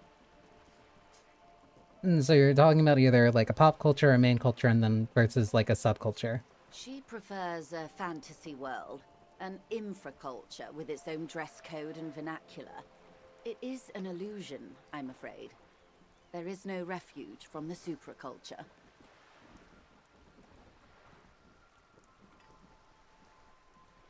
She's right. Because it's like, because especially when it comes to something that's like very nebulous, like the concept of like alt or like subculture or like deviant from like the primary culture, it is defined by its opposition to the thing that is dominant. So in a large scale sense, she is right. Okay, now explain the same thing but to a child. Young people who dye their hair funny colors and wear old people's clothes are stupid, and their little rebellion is self-defeating. All right, what next? She pauses to take a long leisurely sip of tea. Suddenly, you're not so sure you're part of the supraculture. I think I may be part of an infraculture. And what would that be? Cop. Disco. I don't know. I just feel it. Disco. I can see that, yes. I dabbled in those dark arts myself. Dark arts? Not so long ago. I assure you, it was a thoroughly supracultural phenomenon. All permeating. Downright mandatory. Nothing infra about disco, baby. You're disco. Those days are long behind me. And even in the early 30s, I would say I was more of a new girl. Disco was a minor, but still enjoyable facet of the whole thing for me. The new. The new. A cultural era. And the name of the decade it ravished, the 30s. It came out of post-revolutionary Revachol. It was ultra-liberal. It involved lots of partying, as you might imagine, and champagne-colored everything. By the looks of it, that would have been when you came of age. Now. She raises her eyebrow at you. Sounds fun. I can't remember a single thing. Champagne, that doesn't sound like anything I'd be into. I'm straight edge. Bullshit. I can't remember a single thing. Wasn't it Guillaume Le Million who said, if you can remember the new, you weren't there? That's a good quote. Also, ads. I got so lost in that conversation. Like that's a very interesting conversation. Like legitimately, I was very enraptured by that.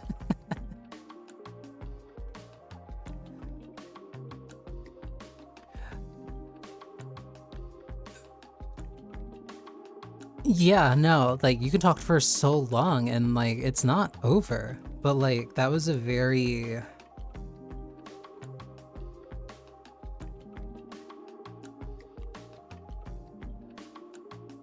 That's a very real conversation. Like, legitimately. That's very... It's heavy. It's heavy. And, like, I'm... Because I'm also... Hang on. Here, let me get water, because this is a very...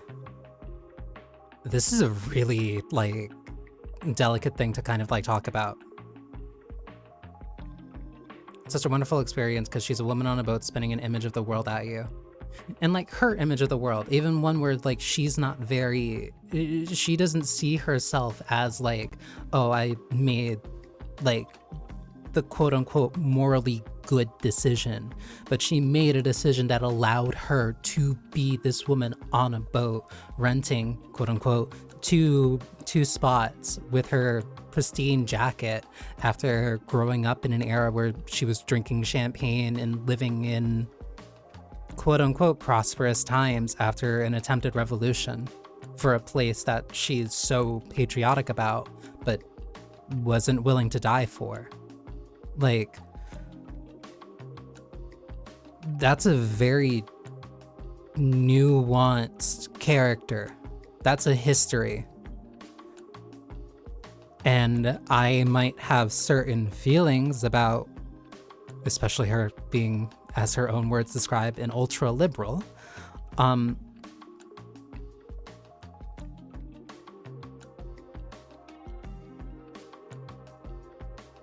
It's a lot of complexity. It's a lot of complexity that comes, like, with being a person who does live, who lives or lives through interesting times. Yeah, let me go get tea, like, really quickly.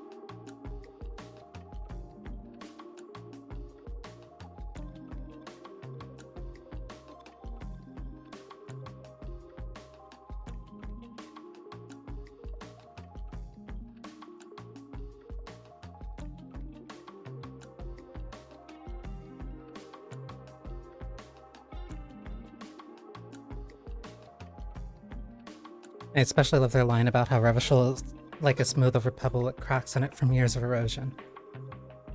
Because that kind of is what it is. It's a very smooth over pebble.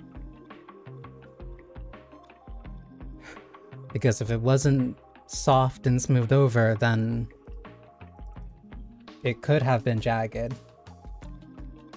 It could have been something that stabbed people.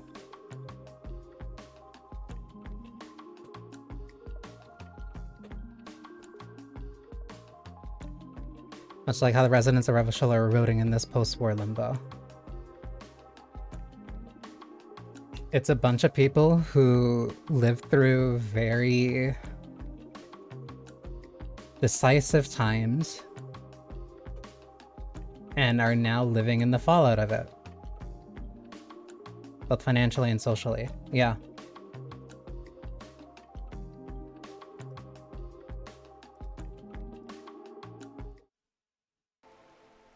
Okay. For some reason, your mind is a veritable repository of Guillaume Lemillion lyrics, trivia, and B-sides. But the time to explore this is when you're alone, facing a mirror perhaps. Right now, it would derail the reality lowdown. Hi, Lindsay. I think I was legitimately talking to her for maybe upwards of 40 minutes. Like for this entire reality lowdown. Like that was a lot. That was a lot to talk about. Spirit de Corpus. What is... Think of something close to you. 6 kilometers southwest, in the Valley of Dogs, Junior Officer Chad Tilbrook takes aim at a rabid black dog licking its wounds in the grass.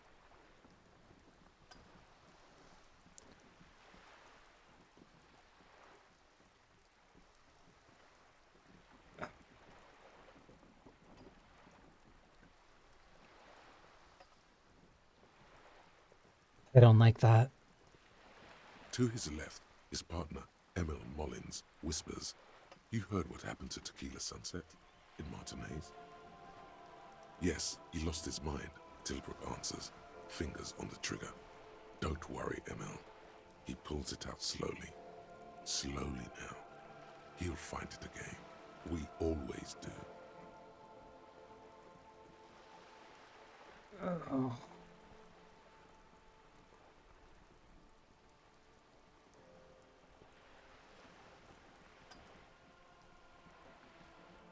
That's great to just come back to. Oh.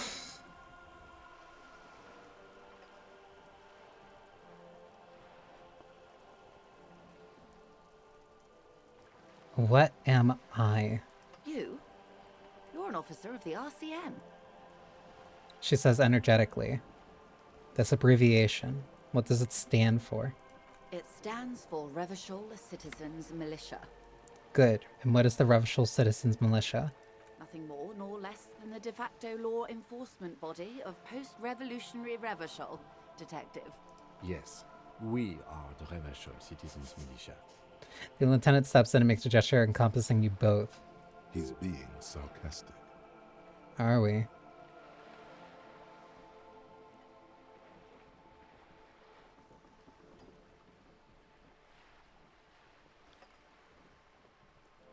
Turn the game a little. Sure.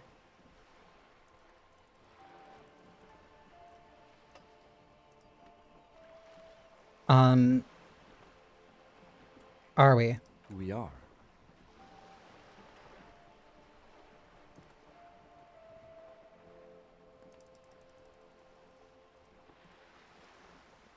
You said de facto. Yes, that means not de jure. The RCM acts in what is poetically called the twilight of international law, both at the behest of the coalition government and to its chagrin. What do you mean?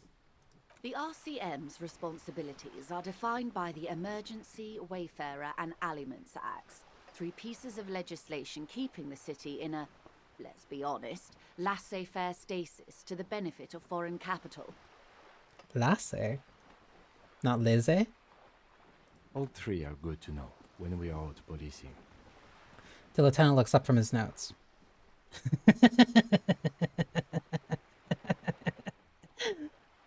Not Lizzie.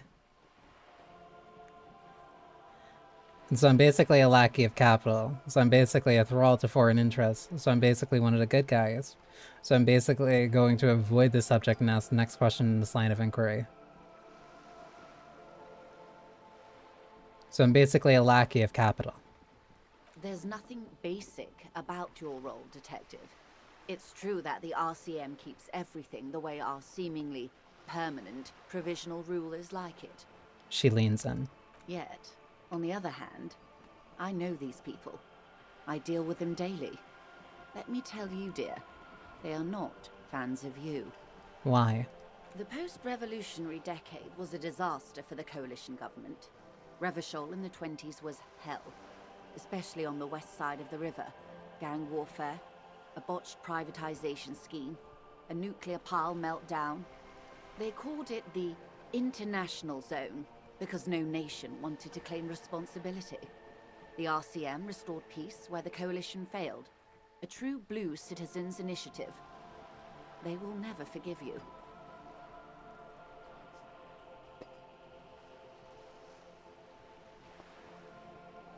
That's somewhat of an exaggeration. In reality, ours is a mutually beneficial arrangement. Revacholians get to keep the peace in Revachol, and the coalition doesn't have to worry about it. Anyway, sorry to intrude. Please continue. That's the most he's kind of like really stood up during this entire conversation. Like, it even says the lieutenant interjects.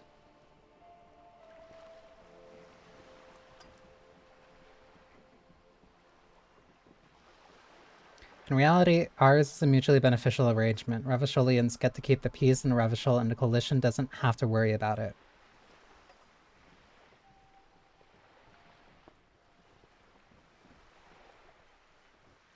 Yes, Lieutenant. Permit me to conclude with this. Who you are, to me, is the police. The only legitimate law enforcement authority in Revachol. I'm gonna say nothing. And if those authorities drink so hard they need help recalling the basic terms of reality, well, I'm here to help. She bows and smiles. What was the RCM again? Nothing more nor less than the de facto law enforcement. Yes, we are the Revachol Citizens Militia. He's being sarcastic. Yes, that means not de jure. The RCM acts in what is poetically called the twilight of international law, both at the behest of the coalition government and to its chagrin. That's it for the who I am part Permit then. me to conclude with this. And if those authorities drink so hard they need help recalling the basic terms of reality, well, I am here to help. Conceptualization. To get world building from two different sources at a time. She is very... Because I said part of it before, but like it's very...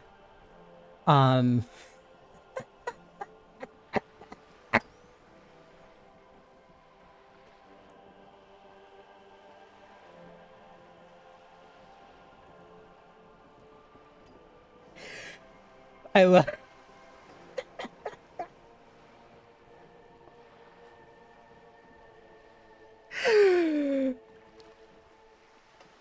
I love my friends. I need to post this. I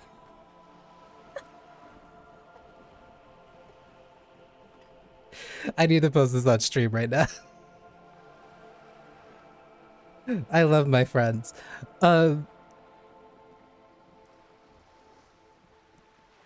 That completely sidetracked me from like what I was actually gonna say. I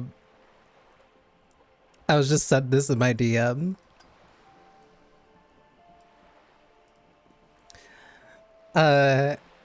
Everyone called Ogre stupid, and it's true. Ogre barely even literate. Ogre finally finished reading Disco Elysium, but Ogre can only identify surface level themes of religion and nationalism and can't comprehend deeper ideas, like After the Pale, The World Again, that make Robert Kruvitz's game a modern classic. Ogre's so dumb and make Ogre sad. At this rate, Ogre will never understand Sacred and Terrible Air.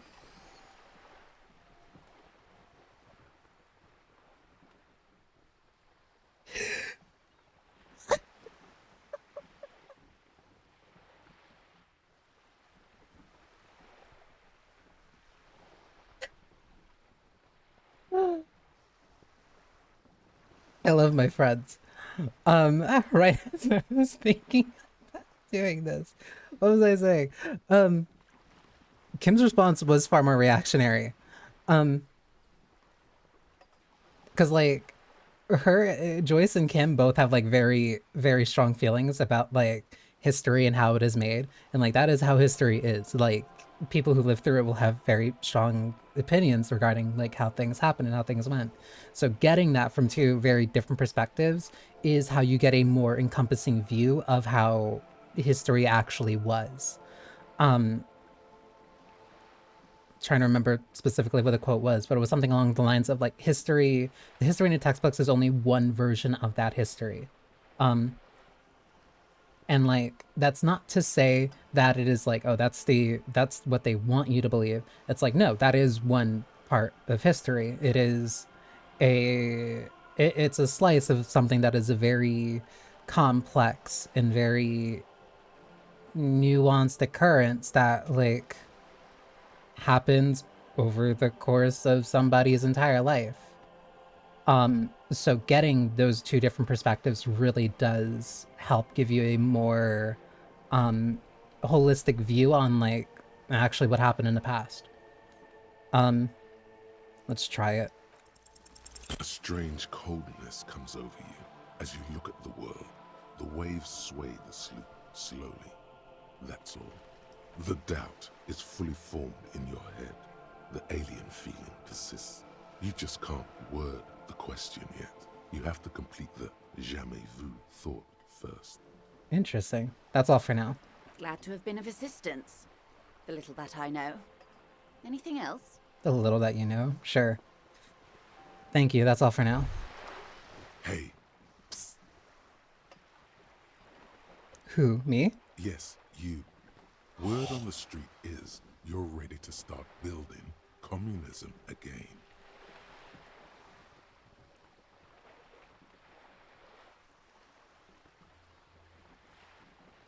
Again? Yes, you're ready to start building communism again. You've built it before. They've built it before. Hasn't really worked out yet. But neither has love. Should we just stop building love, too?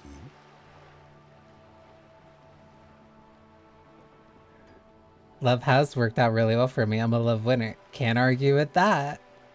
So, what about all that communism you've promised to build? Word on the street is you've woken up from 1,000 years of slumber, promising to erect a version of communism many times greater than any attempted before. Is that true? How come there's word on the street? You keep saying things like, down with the bourgeoisie, eat the rich, sodomize the landowners, impale all people who have more than 25 real in their pocket, literally murder all human beings regardless of their political beliefs. That kind of stuff. I've said some mildly left-wing things, but none of those.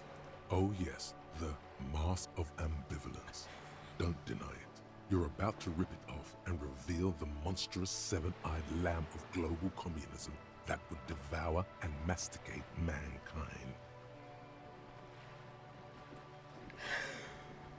Everyone can see that. So tell me, do you have any questions before we fire up the big communism builder? Or do we get right down to it? Big communism builder. Wait, first, what is this communism even about? Failure. It's about failure. Failure? Yes, abject failure. Total, irreversible defeat on all fronts. Absolutely vanquished, beaten, curb-stomped and pissed on. Until you came along. You will reverse the fortune of the workers of the world. You alone, against every living thing, against every human alive. 800 trillion real in the hands of an impossibly well-organized ruling class. Towering city blocks of bankmen who have the ears of prime ministers. Million-headed armies of nations and the love of your own mother. You against the atom, the charm and the spin, where the whole world failed. Matter failed to bend to human will. Human will failed to get out of bed and tie its laces. You alone, single-handedly, will rebuild the dreams of the working class. You are the last communist. Now get to work, comrade. I'm opting in. Oh yeah. Get the firing squads and the animal wagons ready. Wait, what firing squads? You didn't say anything about those. Too late to back out now. You can't make an omelette without breaking a few million eggs. Roll your sleeves up further and breathe in the pristine air.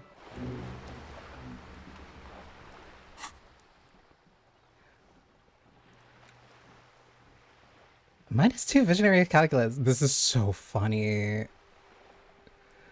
People think communism was some scary idea that had its comeuppance 40 years ago, a fever that shook the world, never to return again. They were right, until he woke up today, a spiritual corpse responsive only to the call of Comet or Red. prostitutes, and Krasmazov. For him, communism is still a thing. He will single-handedly raise the commune of O2 from the oceanic trench where it has been resting, covered in ghosts and seaweed. He is the big communism builder. Come witness his attempt to rebuild communism in the year 51. I need to. I need to. I need to.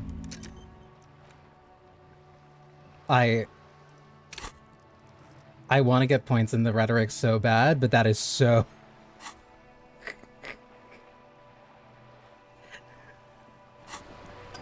I needed that. I needed that.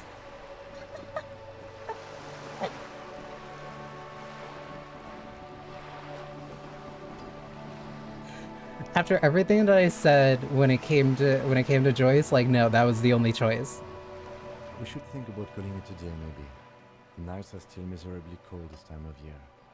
Yes, my house room awaits. We can pick up where we left off tomorrow morning. Yeah, let's get going then. There was no way, especially, that's a very, because again, like I said, like, that's a very, because what? Where's the ledger? Because, like, what? Sorry cop, boring cop, communist for fascist 2, ultra-liberal 2, moralist 2. Like, if my only choices are between communist, fascist, ultra-liberal, and moralist...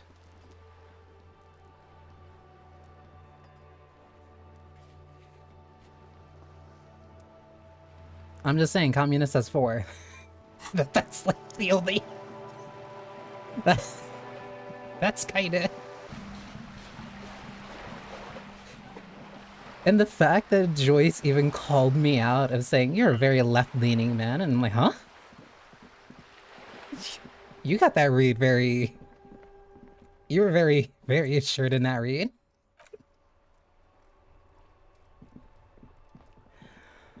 Oh, that's so funny. Alright.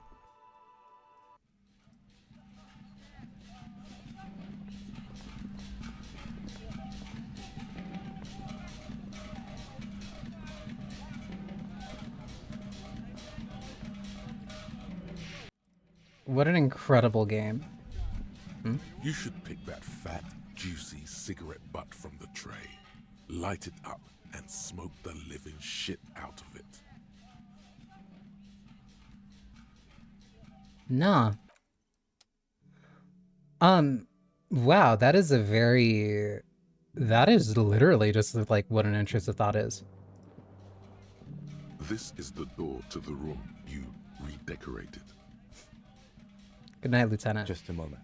You had some questions earlier, I believe. And besides, we should discuss our progress on the investigation. Let's go out to the balcony. Alright, let's go.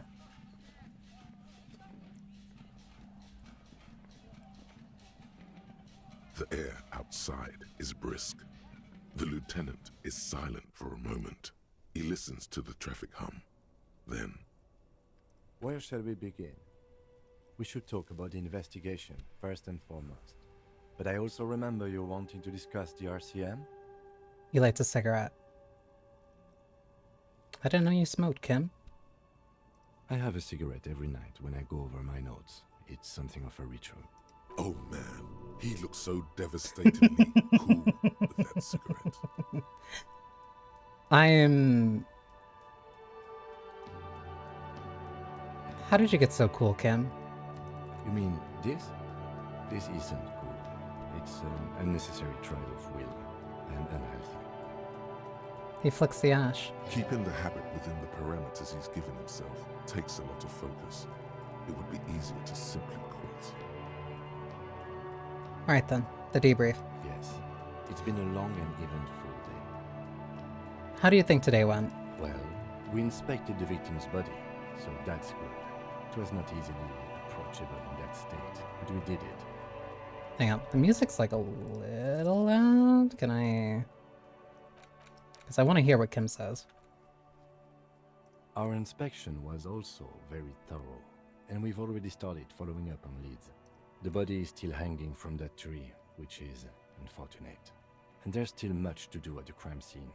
He is not particularly satisfied with your progress, but he doesn't want you to feel completely discouraged. Probably out of fear that you'll just give up and keep drinking. Usually at the voice hiring games. Especially in this one. Yeah, like, especially in this one, like, having to voice hire would be, like, way more important. Don't worry, Kim, I'll be in much better shape tomorrow. It's all part of the plan, starting from the outside and working back toward the scene of the murder. I'm sorry I couldn't have done more today. I'm just not a very good cop, am I? Say nothing, just look at the city. Don't worry, Kim, I'll be in much better shape tomorrow. I look forward to that. As for the interviews, we weren't able to find the union leader, Everard Clare, much less interview him. So that's on the to-do list for tomorrow. We interviewed Joyce Messier, the Wild Pines rep, and learned a lot. None of it very good news for us or Martinez, but... He gives you a quick nod of acknowledgement and approval. Above all, though, today was exhausting. What's with all the running? You run a lot. Is that a standard Precinct 41 practice? I have a really good theory about why you're running so fast, son. Just you wait until we get up tomorrow. Huh? I don't like to waste time, you know. My mind moves fast. The rest has to try to keep up. I'm training for a long distance run. I want to raise money for charity. I don't like to waste time. I like moving fast. It's impressive, especially for a man your age. And in those hills. He nods thoughtfully, tapping his finger on his cigarette. Nice shoes, by the way. I like the green. Goes with the orange. He looks at your snakeskin shoes and smiles suddenly. So what are our powers exactly? The RCM. They're quite limited, actually. The power officers of the Rebachol Citizens Militia exercise most frequently is imposing fines of up to 1,000 real for offenses, in accordance with an interdepartmental schedule. That line can change so much depending on what clothes you got.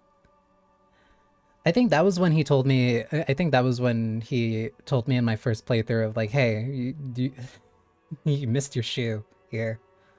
1,000, why not more? Wouldn't that be an easy power to abuse? Wouldn't that be an easy power to abuse? Yes, although indirectly, as citizens can always request records from their local station. Okay. Officers of the RCM have been known to take bribes of less than the prescribed fine amount. It undermines trust in the RCM. He frowns. 1,000, why not more? The RCM's primary role is to ensure safety. We are not really supposed to play any part in the economic structure of Rebachol. Okay, what else? We can arrest people, of course, but rather than bringing someone in directly, it's preferable to serve a station cold sleep. It prevents confusion and overcrowding. Wait, how can you be sure that the arrestee will show up? You can't. Those who don't show up become fugitives, though, and have fewer legal rights when they are eventually caught. It's about power projection. Thus far, they seem to mostly show up. I see. And if someone resists? As you may have gathered from the fact that we are expected to carry a record of our kills, like the one in your watermarks, we are permitted to use whatever force is necessary, and strongly admonished not to abuse that power. So that is directly a response of the fact of me picking up the ledger. Wait, so if I kill someone while on duty... You have to supply compelling evidence for why it was necessary to use lethal force. In these cases, your partner is usually your witness. Not a good position to be in, by the way. Internal Affairs handles these cases thoroughly, by cross-examining you for inconsistencies. It is hard to cover for anyone, which is for the best. Have you ever killed anyone, Kim? Yes. The last time was 4 years ago. He says it matter-of-factly and moves on. What happens to the people we convict? We don't convict. We arrest and send them to coalition government courts in Couron and La Delta. The prosecution works off our testimonies and records, which is why it's paramount to keep them. He taps his coat pocket where he keeps his notes. And it's the coalition government that makes all these rules. And the moral intern, more broadly, but yes. His gaze is absolutely fixed on a window below that just went dark. The moral intern, what is it? The Moralist International are the world's largest political organization. You know who they are. They have been running this place after the revolution failed. If I didn't know, how would you describe them? There are a union of center-left and center-right parties across the Real Belt. Our coalition government is just one of its many projects. They also run the ICP, EPIS, most intergovernmental organizations in the world. What do they believe in? What do they believe in? They are Dolorians. They believe they continue the humanist project set forth by Her Innocence Dolores Day 4 centuries ago. Others say they are just technocrats. Those others say they continue the humanist project set forth by Dolores Day.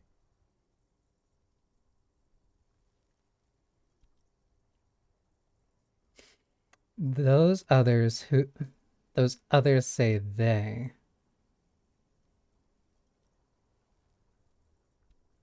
Okay. What is their symbol? Interesting question. It's a blue Blue forget-me-not. forget-me-not. Their motto is love, compassion, self-discipline. I think you can gauge what they want you to think of them from that. Something kind and usual.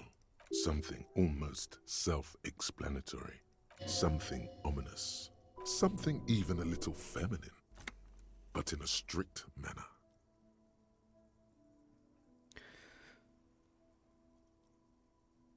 What? I'm very interested in like how electrochemistry perked up for that. Who is Dolores Day? A historic figure? The author of the modern age? You will have to look elsewhere for opinions. The subject of humanism is too abstract for me. What do you think of them? The moral intern are a fact. I try not to have opinions on facts until they change. And it doesn't look like that's about to happen. It is more than that. There's some kind of affection in him. You like the moral intern? Yes, I did, when I was younger.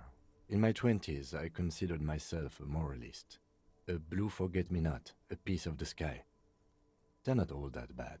That's another leitmotif associated with moralism. But the years have changed that. I don't know what I believe in now. No, I believe in the RCM. That's enough for me.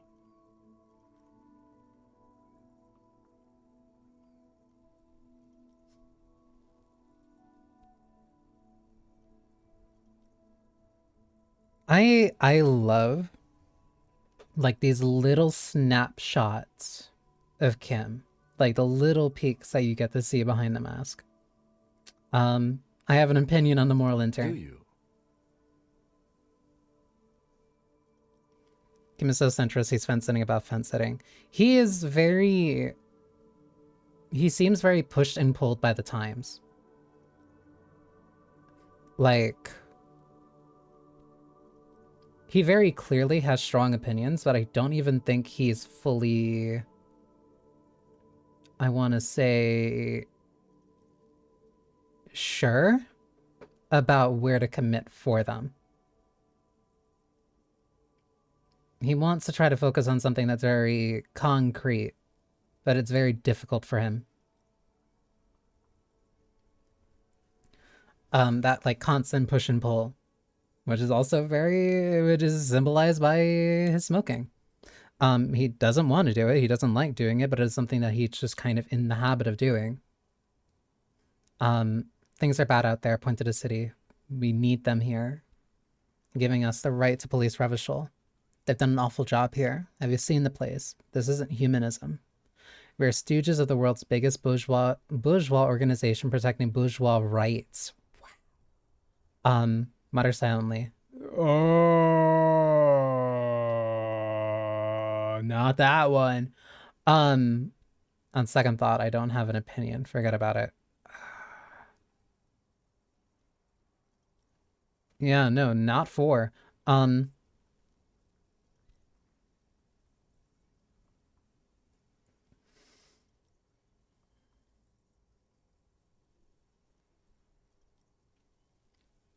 They've done an awful job here. Have you seen the place? This isn't humanism. We are stooges of the world's biggest bourgeois organization protecting bourgeois rights. They've done an awful job here. Have you seen the place? This isn't humanism. We are in what is called the twilight of international law. The laws we claim to enforce come from the MI. Without them, we are simply vigilantes. Maybe we should make our own law? Actually, vigilantes is okay with me. Yeah, vigilantes sound bad.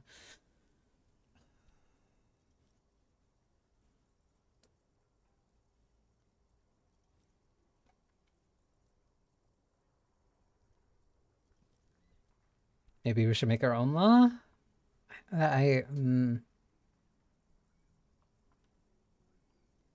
Maybe we should make our own law. Spoken like a revolutionary, not a cop. But hypothetical aside, in Martinez we already are vigilantes. At least the Union thinks so. I expect our job here to prove quite challenging. He looks at the roundabout. Say nothing, just look into the night. The dying lights of the city shimmer below. Slowly, like luminous clouds, they pass on his lenses. The lieutenant looks at his slim cigarette, contemplating the next drag. This soldier is the highlight of the day for me, he thinks. This little stick right here. They really don't like us here.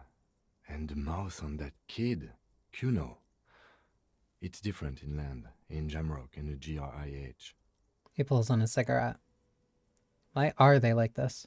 It's our fault for leaving this place to the dogs, to the Union, to the company. Not daring to come here more often.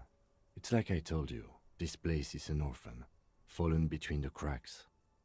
And a Jamrock and a GRIH. We run this city.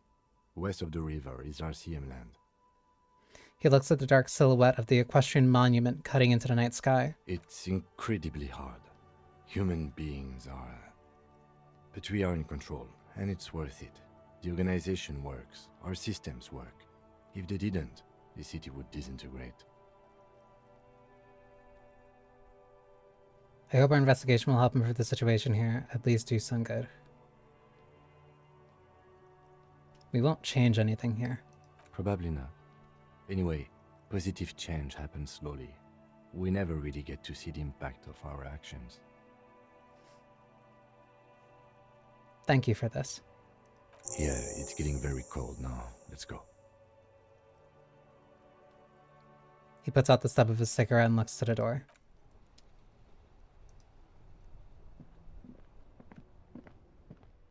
Kim Katsuragi, you are an utterly fascinating character.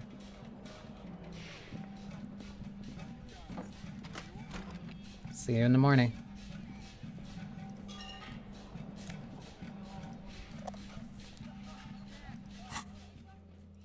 Huh? What is this? There used to be a tape in the case, but it was destroyed in a fit of rage. Something about the Entiner's single smallest church in St. Senez must have rubbed someone the wrong way. The label says it was recorded in the 43. Oh, I can knock on his door. Oh wait, he is... Wait, that's not his. And this is his. The door is closed. Knock. There is no answer. You hear the shower being turned on. Somewhere inside, a tremendous loneliness comes over you. Everybody in the world is doing something without you. Oh no, that was her! No, swallow the door emotion. is I am not... I was like, okay, if I can do that, then like, why can I... Nope, no interaction there. Can I put this thing away?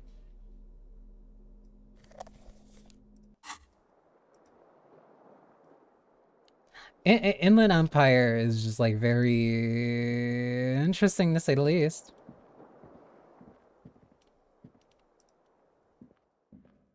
A mirror hangs on the bathroom wall.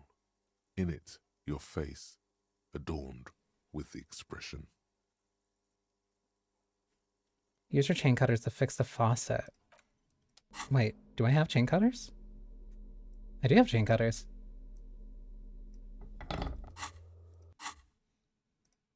A mirror hangs on the bathroom wall. In it, your face, adorned with the expression. Wait, do I have the gloves on that also improve my interfacing? So that's where the music was coming from. Yeah.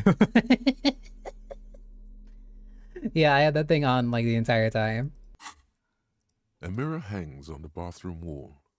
In it, the faucet is quite terribly mangled, but you just might be able to twist its parts into place. Damn. I just barely passed it. You handle the chain cutters deftly, applying just enough pressure. The faucet regains a recognizable shape. The steam stops. Told you that you needed those chain cutters. Everything is connected. Everything has a purpose. The mirror begins to clear slowly without you having to wipe it. Joyce told you about the new. Dig deep into your mind to locate the source of the expression. Like the rest of you, it comes from a bad place somewhere in the past. That's all you know for now. Attempt to stop the expression from happening. Still not happening. It won't come off that easy.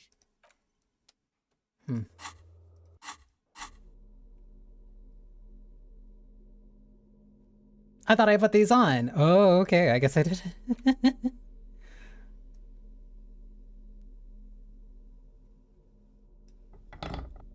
I thought I swapped them. Don't try to do all the rolls. The bed is cold and not particularly inviting. My crippling addiction to The gambling sheets look awful. makes not doing all the rolls very difficult. Or at least most of them, aside from the one where I punched the kid. Feel at once coarse and clammy against your skin. The bed sags beneath your weight as you stretch out and finally close your eyes. Although you'll probably hear from Electrochem less. I think hearing from Electrochem less is probably better. And then sleep doesn't come. But I want to sleep. Why? Maybe it's the bed's fault. Check the pillow. Its synthetic filling has separated into hard lumps. The pillowcase smells oddly. Check the blanket. It barely covers your toes, stretching over your soft belly. This is your body here, intimate and warm, breathing. Under your thrumming eyelids, you see a dizzying array of colors. You won't get off this carousel quite so easily. What do you mean by that? Roll over to the other side. It's a little better. Colors, scenes, and half-formed phrases still litter your mind. Part of you is still trying to solve the case, isn't it? Who killed him? Who? Something to do with, what was it that the lieutenant said? Union? And it's gone again. Your thoughts lost between the slowing brain waves. No more thoughts. Fall asleep now. Your breathing steadies. A great silence washes over you until your eyelids twitch in your sleep and images start forming.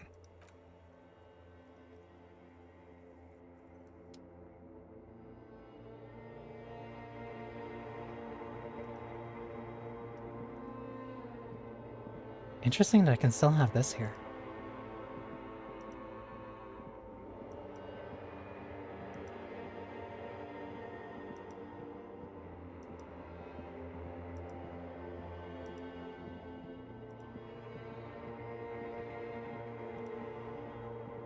Do you remember the scent of your childhood?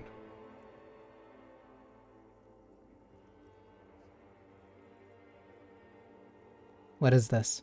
What it says on the can, Harry. Answer the question. I remember nothing. Do you remember your wife's hand on your face? Tell me what this is. I'm not answering before you tell me who you are. You said... who? Do you remember the warmth of her thighs, between her legs and in her mouth? Tell me what this is. I'm not answering before you tell me who you are. You know who I am. I'm the bad day. The one where you ask her, and then later in the streets, wandering. It's the worst day of all time, Harry dear. And it's coming. She will hear about it on the phone. Reality will turn into a grotesque nightmare.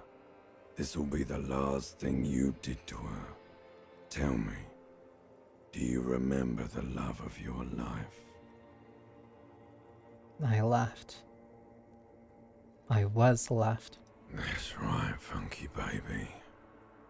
And you just stood there. One hand on the bottle and the other on your dick. Watching her go. Let it all be dragged away from you. Tell me, where are your friends? Human beings have friends, Harry boy. Where the hell are yours? I can get it all back. No, it's gone. 3 times gone and never coming back. You failed. You failed me. You failed Elysium. What is Elysium? Everything. The Pale and the Islas. On the surface. The outer magnetosphere. Burning, furious truth. 8,000 years of written history. You really dropped the ball, Harry. 4.6 billion people. And you failed every single one of them. You really fucked up. This performance is incredible. I've talked to you before. No, Harry. You were just talking to yourself. That's all you ever do. Even in your dreams. And the actor's wearing thin. The spots of the disco ball fade around you. You'll be back in those cold snakeskins in no time. Sweating up the bed. Voice is so gravelly, it's like railway fill or the track ballast. I think I know what you're talking about. Stinky boy. I can come back from this. You're not coming back from shit. Thrashing around in that high conductivity state of yours. Bumping into things and acting like a clown. Who are you kidding? I'm trying to solve this case. You're trying to what? I can't hear you. This is just a word dream now. Jumbled up garbage. The pictures are gone. The bed rises to meet you. A thin, sleep-like state. More glass than velvet. Grinding in your head. So something is wrong. Sleep shouldn't be this bad, this dry, this unnourishing. There's something wrong with your thoughts. Some kind of new type of hangover. God, there's another type? Oh yes, party boy, and it's worse than the one before. Just think of the shit you saw. Here it comes too, so soon already. A silent alarm goes off in your head like clockwork, barely let you sleep at all. Time to get those clothes on, Harry. Time to go to work in the shit factory.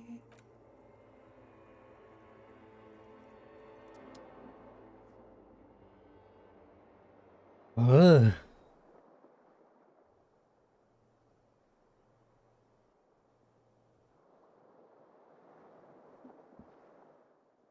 That's a nightmare dream.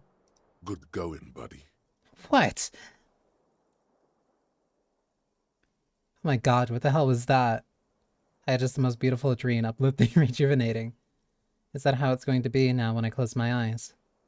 Yes. Wait till you see the one with the chick in it. It's gonna be a good one.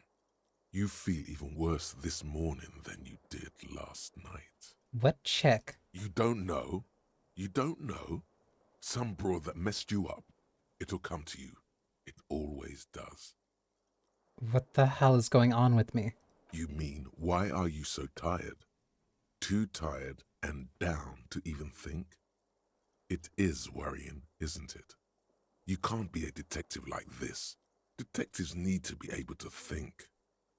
Why is this happening? It's just that your heart has finally pumped all the speed out of your system, Buster. Time to get some more. Don't do that. Stay strong. The hangover will wear off. You don't need to keep doing this to yourself.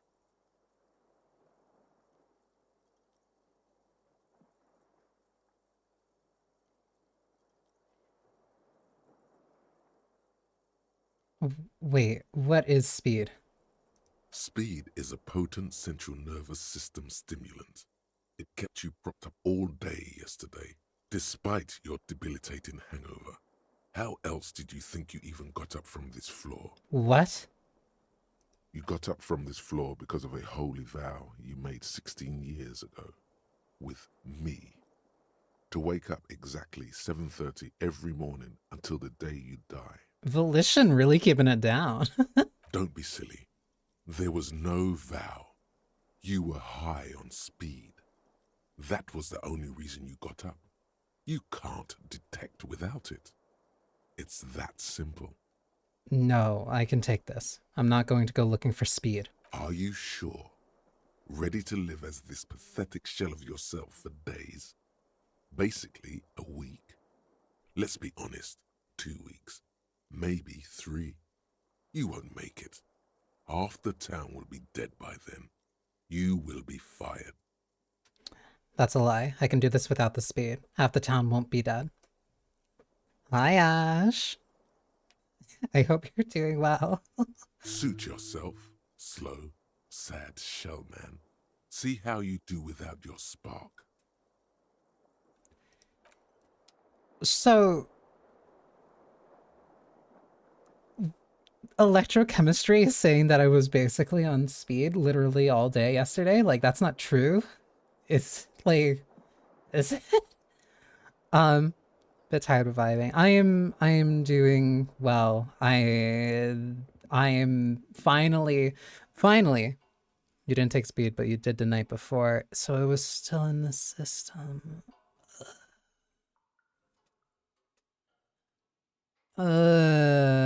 That's bad. Before the beginning of the game. Cool, thanks, Harry. Yeah, no, I'm doing well. This game's great. A mirror hangs on the bathroom wall. It's barely... Alright, that's all still locked. Alright, get me out of here. This is why I don't want to listen to electrochemistry.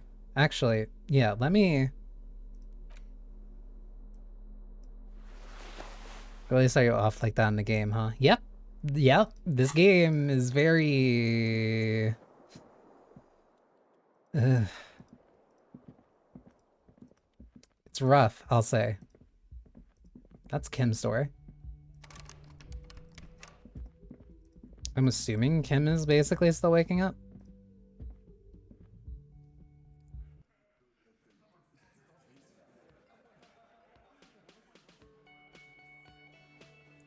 Those might be the people I need to talk to.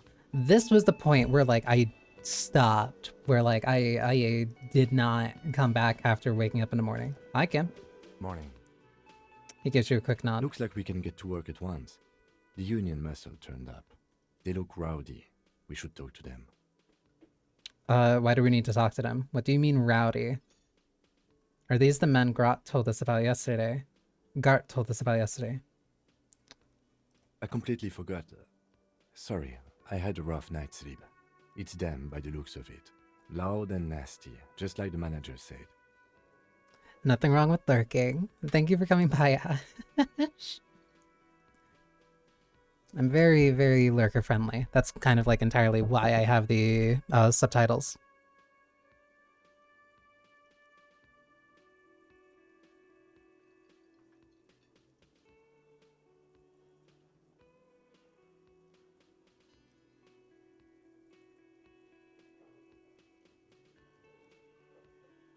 Yeah, so this is basically entirely new territory that like I've never been in before. One loose thread less to worry about, and one big problem to replace it. Find out what's in the Union box. He crosses something out.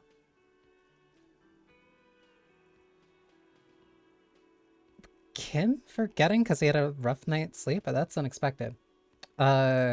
Why do we need to talk to them? What do you mean rowdy? I mean ungovernable. Martinez isn't exactly enthusiastic about the RCM being here. They prefer to be policed by the Union. These men here, men who drink beer for breakfast, there's talk of an armed wing of the Union called the Hardy Boys, who are responsible for state policing. I think it's them. Why do we need to talk to them? Everything points to the Dock Workers Union. The belt used for hanging him, the circumstances in Martinez, my preliminary information. I don't think he brought up the belt last time I was here, mainly because, like, I don't think I was able to piece that together. Which may, of course, all be wrong. But we still need to talk to them, and it won't be easy. There are so many of them, maybe we should call in reinforcements. That would just escalate tensions. No captain would sign off on it. Solving one murder isn't worth a conflict between the RCM and the Debarders Union. In fact, even the death of 2 detectives might not warrant an all-out war. So let's keep a cool head, okay? What's wrong? One more thing before we do. We don't have to talk to them immediately. We can walk right past them, continue with our business. Visual Calc did point it out last time when we talked about it. Aren't you curious to know what they have to say about the murder? Logic is right. In no hurry to leave. They think they own the place. Anyway, I leave that choice to you. Whatever you decide is fine by me. I think talking to them right now is like the most like useful bit of info.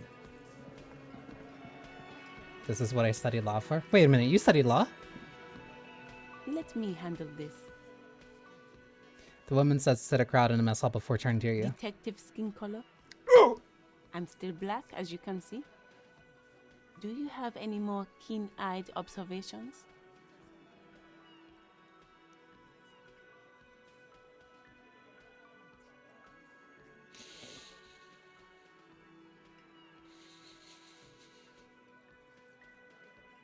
I can't be mad.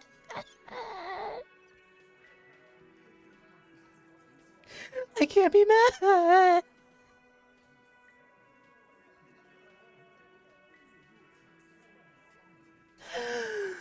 Oh no.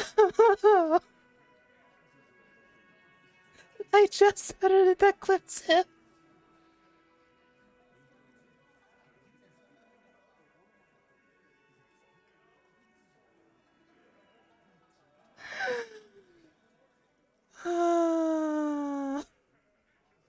No, I did not become a misogynist. Oh, I really, she really walked up to me the next day and said, "Hey, is this still you?" Her entire character has shifted. This young woman is cold as ice. She's right. You're basically an epidermochromatic police officer. No. You're the gardener. You lied to me. You're not a gardener. I was just, no. I can't say I was just making an observation.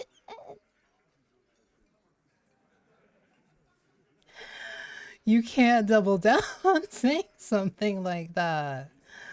You're the gardener. No, I am not a gardener. I'm a legal counselor for the Dock Workers Union. Fuck.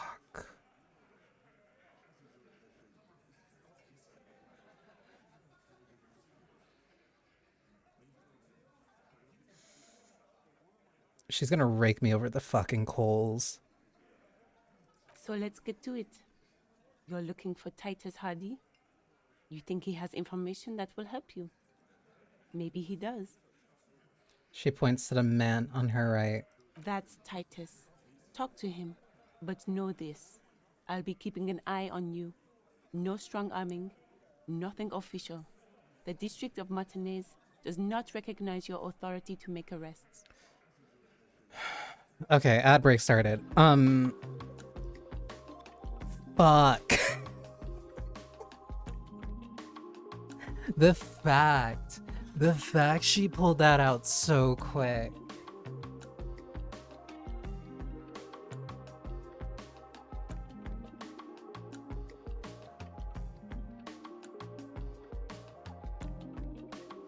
I'm dead. I'm still black, as you can see. Crazy work.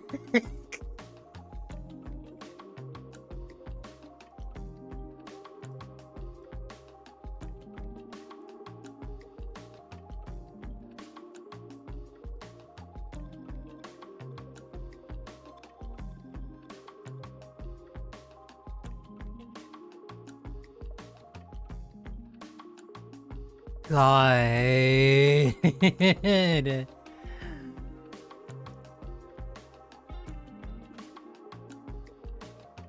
It's a good gotcha. Like, genuinely, it's a really great gotcha. And like, again, that was a 72%. That was 72% and I failed, and she is raking me over the coals for it.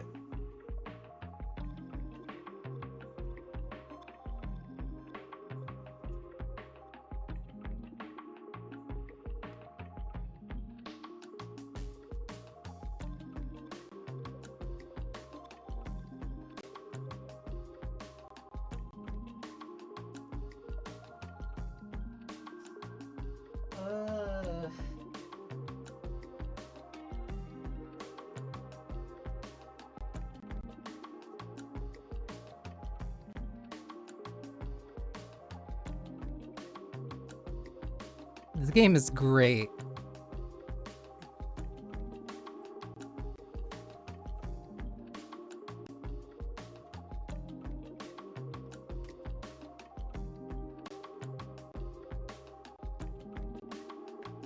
And I have her fucking gloves on too. That's so bad.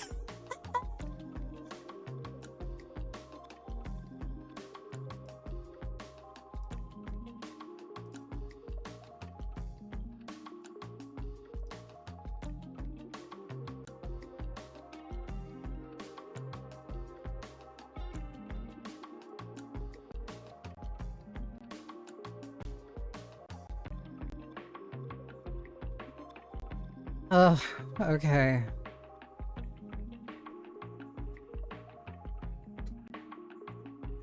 Also, that thing about, like, hey, the note of legalese, or like, I guess the value, or that thing I said about the old woman of like, hey, if you speak legalese or like couldn't understand it enough to just string it together, like you can kind of get past a lot of people. Not gonna work on her. Not gonna work on a lawyer.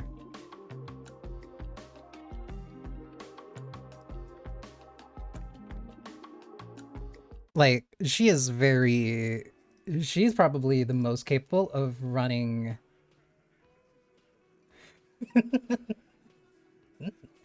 She is entirely capable of running circles around me. It doesn't matter if you recognize our authority. We will make an arrest if we have to. Damn. She says nothing. Her glare speaks for her.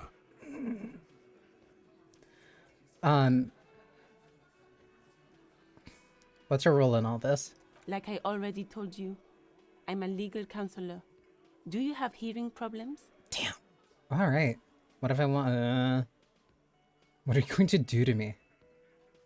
She is probably very mad that I just said, "Hey, you're black." What if I want to talk to you and Titus? What you want is of no significance, officer. Don't test your authority. In Martinez, you are no one. I don't want to ask her why she's so aggressive because I can kind of assume why, but why are you so aggressive? Aggressive? You make your living enforcing violence. These people are just dock workers. So you were spying on us, and now you represent murder suspects. Just dock workers. Listen, you moral intern lackeys. You're a mob, enforcing the unlawful privatization of Revachol. 20 fat men in the Occident are stealing it all, and you're their bodyguards. Fuck yeah. Tall, broad-shouldered man takes a sip of his beer. So ask what you came to ask, or get back to your commanders. Damn. All right.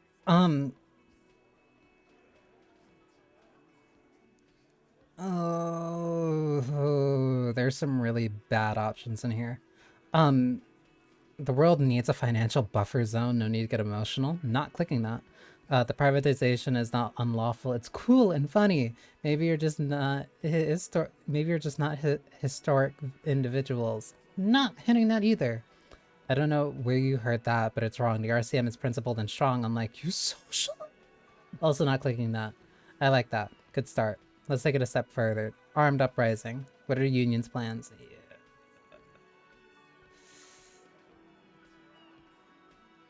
Yeah,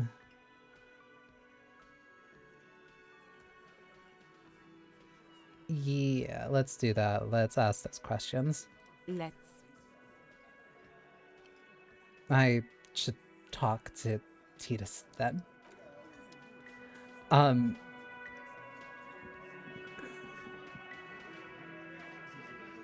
That was scary. This is where you say your bit.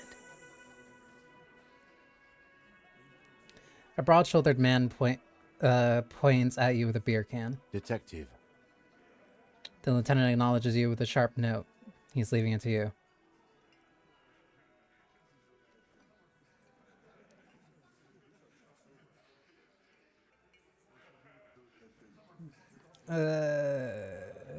We need to talk about the hanged man out back. Oh, this is about him. A real looker, that one. You're sure taking your time, waiting for him to get ripe and pretty for you, huh? Oh, he was a real pretty boy by now. Real hot stuff. Letting out that pretty boy smell. His VA is the same one as the scab. I was wondering if that was familiar. Time to go to work in the shit factory! Easy, boys. These janitors have a hell of a job cut out for them. I mean, I wouldn't go in there for $1 million. That's really good range though. Like, ooh. He slaps his forehead. You might want to start asking your questions now. It's not going to get better than this. Scan the room. No. I's here. You got business with my boys. You got business with me. In the original update, when they added acting, they were literally the same voice. Okay, so then when they redid it, it's like, all right, no, I can do better. I can be a little bit more different. He understood what you were doing, taking inventory of them. They lowered his voice in the most recent update. Oh, okay. Yeah! You fuck with the Hardy boys, you fuck with Titus Hardy! Shouts the scrawny, rat-faced man, 2 teeth missing in the front. Not re-recorded. Yeah, just slightly pitched down. Relax, Dennis. No one is fucking you yet. Says the 40-something man from the corner, with a plectrum hanging from his neck. Yeah, Dennis, calm down. No one's fucking you, you stupid fuck. I'm very mature, I promise. A blonde man in his 30s agrees. Let Dennis enjoy his fucking, man. We don't mind. You notice gang tattoos. The man must be either Mesk or Saramesian. Yeah, you're not even being fucked, Dennis. The fat guy in the middle lets out a little chuckle. Easy, fellas. We got company. Let's see what brings the cop around. Titus puts an end to it. Too late. You already scanned the room. You got a pretty good picture. A picture of what? Of the actor's hair. You could take another look at the tracks in the mud on the crime scene. Compare it to these guys. Ooh. The man hanged in a backyard. Did you do it? I talked to Joyce. The murk you hang. His friends are coming for you. Not gonna say that. The man hanging in the backyard. Did you do it? The pretty boy. You guys really love talking about that pretty boy. Funny. But my partner and I have a serious matter to discuss with you. Yeah, I didn't get the footprints. I kept failing to check on those. Why is there a container belt? Why is there a container belt around the dead man's neck? I have spoken to the dead man in a bizarre occult vision. You're involved somehow, I just don't have proof yet. That was visual calculus. Why is there a container belt around the dead man's neck? Container belt? Like we use in the harbor?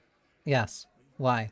Because we took it from the harbor where we work.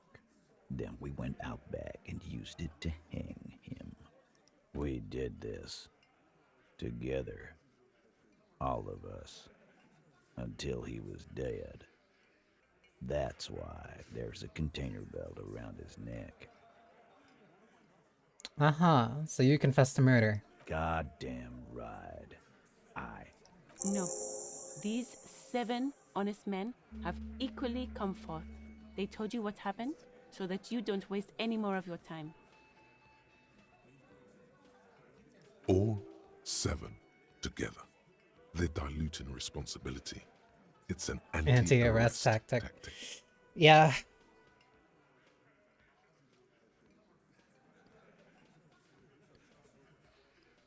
It's one of those things where it's just, yeah, because like if they all say they did it, then you have to prove that they all did it. And them saying that they did it isn't enough. Who murdered him? Just like you murdered him, just like that. No remorse. Who called the shots that night? What are you gonna do? Arrest all of us? Yeah, that is literally the tactic. Which is surprisingly more effective than you would think. Which is why they kind of have, which is why like interviewing them individually would be a lot more effective, but she's going to not allow that to happen. Why don't I just arrest you? I'm not doing that. How did you kill him? We hanged him up by his neck until he got real still. Wasn't that obvious, copper? Didn't they teach you anything at the cop school, idiot? This is where an autopsy would come in handy. You have to work with what you know. Alright, we need more. Did you muffle him? We haven't heard any reports of screams. Right. Maybe another question then. Maybe wrap it up instead? She doesn't even look at you. When did this hanging incident occur? You don't have to answer any of his questions. The fixer turns to remind Titus. I know, Lizzie. Relax. We killed him last Sunday night. Seemed like a good way to end the week. How long had you known the victim? Known him? We don't associate with scum like that, asshole. Yeah! Who do you think we are? Quiet. He came around about 3 weeks ago when that Pines cow first sailed into town. Happy? By the Pines cow, you mean Joyce Messier? The representative for White Pines? The same company you are striking against? The lieutenant pretends to check his notes. No. I mean the Pines cow. The stupid-ass cow they sent in to fuck us over. But you know what? He rubs his chin, pretending to mull it over. Why don't you ask her about the pretty boy? I'm sure she has interesting things to say when you ask her hard enough. That's enough insinuation for today, Titus.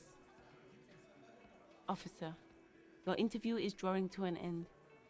Don't waste your last questions.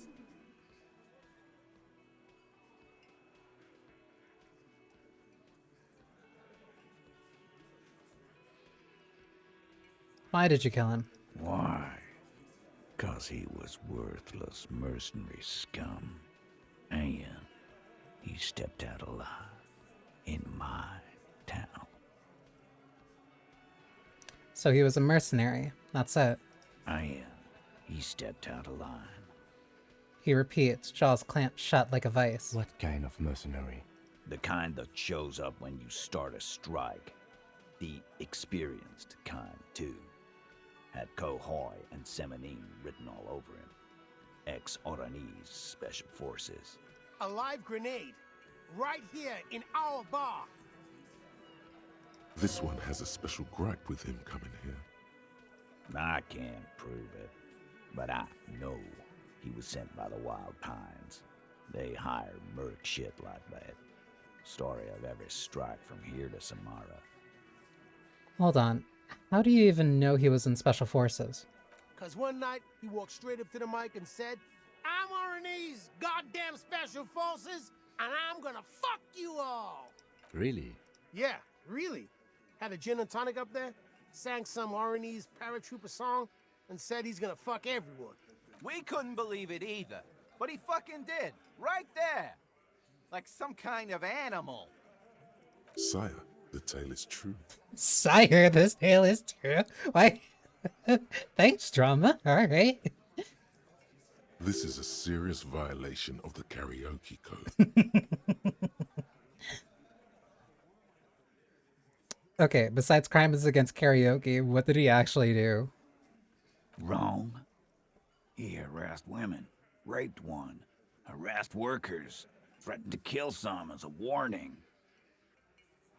He wiped spittle from his mouth. From rape to harassment to threats of violence.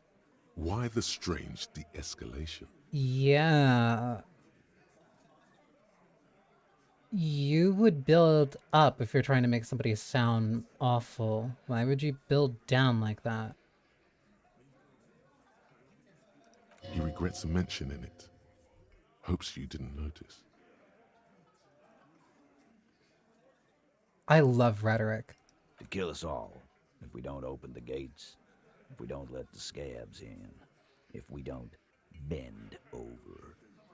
That was before he started coming here. They do have a real personal problem with him, but they are making...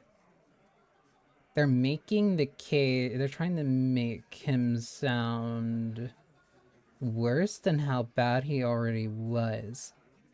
Not like... How do I put this? It's not like they're trying to pin something... They're not trying to pin something real to what he did, but they are conflating real things that did happen that they are actually mad about and are very tangibly like real with things that did not happen. Like, they did not like him before. They have a very valid reason for not liking him before, but they're adding on to it of making him worse. They're trying to paint the narrative of the victim's person. Yeah. Could be true, but maybe they don't want you to know about that part for some reason and it just slipped out. Yeah. No, like that completely slipped. There was a moment of genuine anger. This is a lot of just posturing. Yeah, he said it was his favorite joint now. Started coming here every night. Drinking, grabbing girls. Grabbed one of ours mid-karaoke, right there on the stage. That is his issue. He grabbed someone? The lieutenant is trying to make sense of this flood of information. Yeah, this girl's on the mic. A beautiful girl, young. Gets into the second verse of Lover Lake. The fucker grabs her legs, starts screaming. Show me your cunt! Why don't you show me your cunt? Then, he gets knocked on the head with a wine bottle. Doesn't even fall down.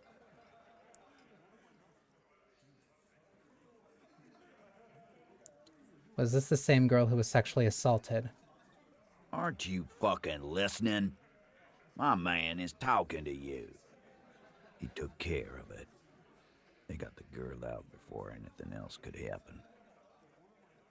Yeah, me and Eugene got her out. Aren't you fucking listening? Then who was the woman who was assaulted? There's something odd here. Seems like they don't want to talk about that rape Titus mentioned. Why not? This is a serious allegation. Make them talk about it. Yeah, like, no, they're...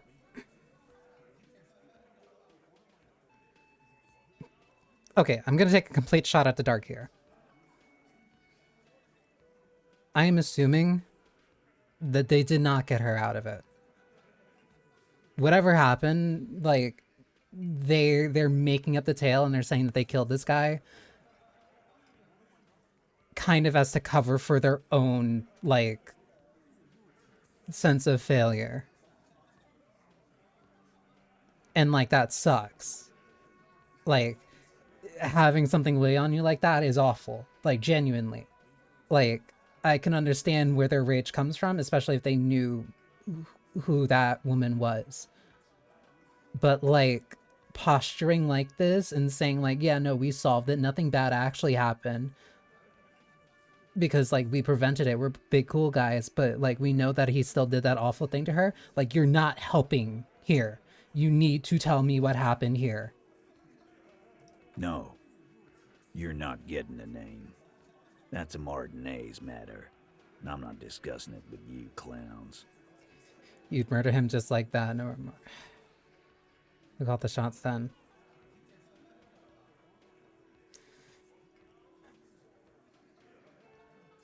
You murdered him just like that then. No remorse. How many people have you sent to the Shays? Ever felt remorse for them? Chaise électrique is the method of capital punishment in Revachol under the Coalition. During the suzerain's reign, it used to be the firing squad. Oh, cool. An electric chair. Definitely a lot better than a firing squad. Or send them to Reunion to rot. For 20 years. For life. He says it as if it were worse than dying. Yes, but those were all... No! Look, I'm just doing my... No!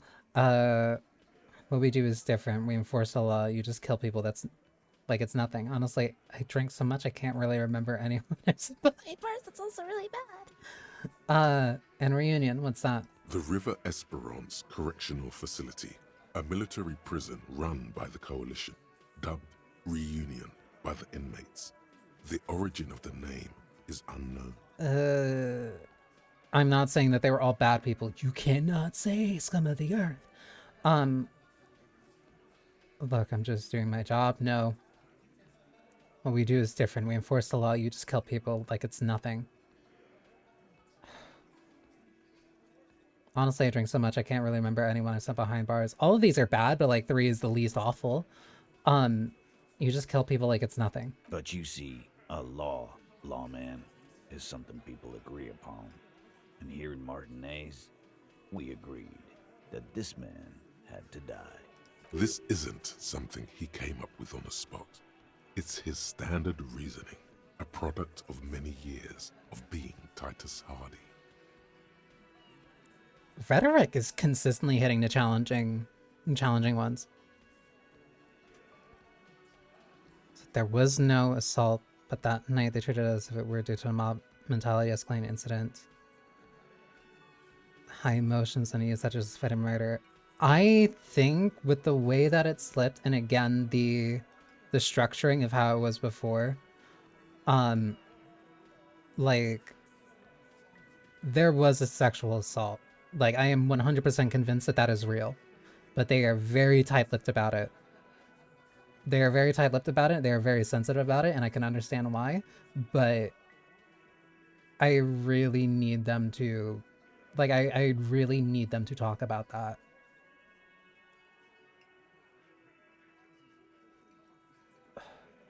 Like that's, and I also like they're completely bullshitting. They didn't kill him. So what are we going to do now? Or who called the shots that night? Are you deaf? There will be no singling anyone out. You can't arrest a Hardy Boy without arresting all Hardy Boys. Do you think you could do that? Do you think you could arrest them all? A shadow of a smirk passes her lips and she tilts her head. A trick question. Don't let her lead the conversation. Ooh. Address Elizabeth. I don't have to. One of them was more complicit than the others. Do not follow her. Address Titus. No, but seriously, who calls the shots around here? Who do you fucking think does? He sounds more amused than angry. You do. You give the commands. Point to Elizabeth. I thought she did. Point to Fat Angus. The biggest animal dominates the herd. I'm guessing it's the big one. Bow to the bearded man. Gangs are usually run by the oldest and most vulnerable member. I like these.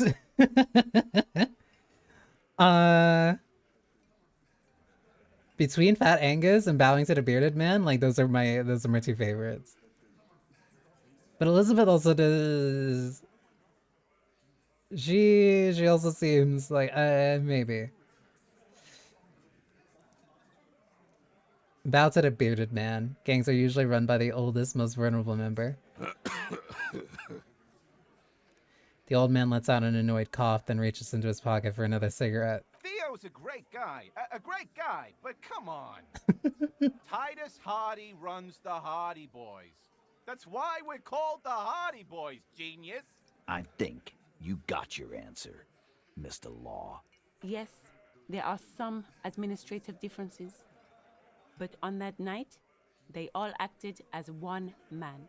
She gives Titus a stern look. So, like, yeah, nailed it. It was him. So, what are we going to do now? Nothing. Your investigation here is done. Leave Martinez, go back to your stations where you belong. Is this the thing where... I think we're going to stick around, thanks. Some things don't add up here, Titus. The lieutenant closes his notebook. I've done this job for long enough to know that people don't just confess to first-degree murder, even if it is a group responsibility. We're going to look into this. Good luck with that.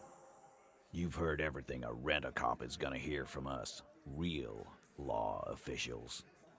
You're lucky you didn't get a beating. Forget about their games. You've mapped out the characters. Reading the footprints in the yard should be easier now. This is this one.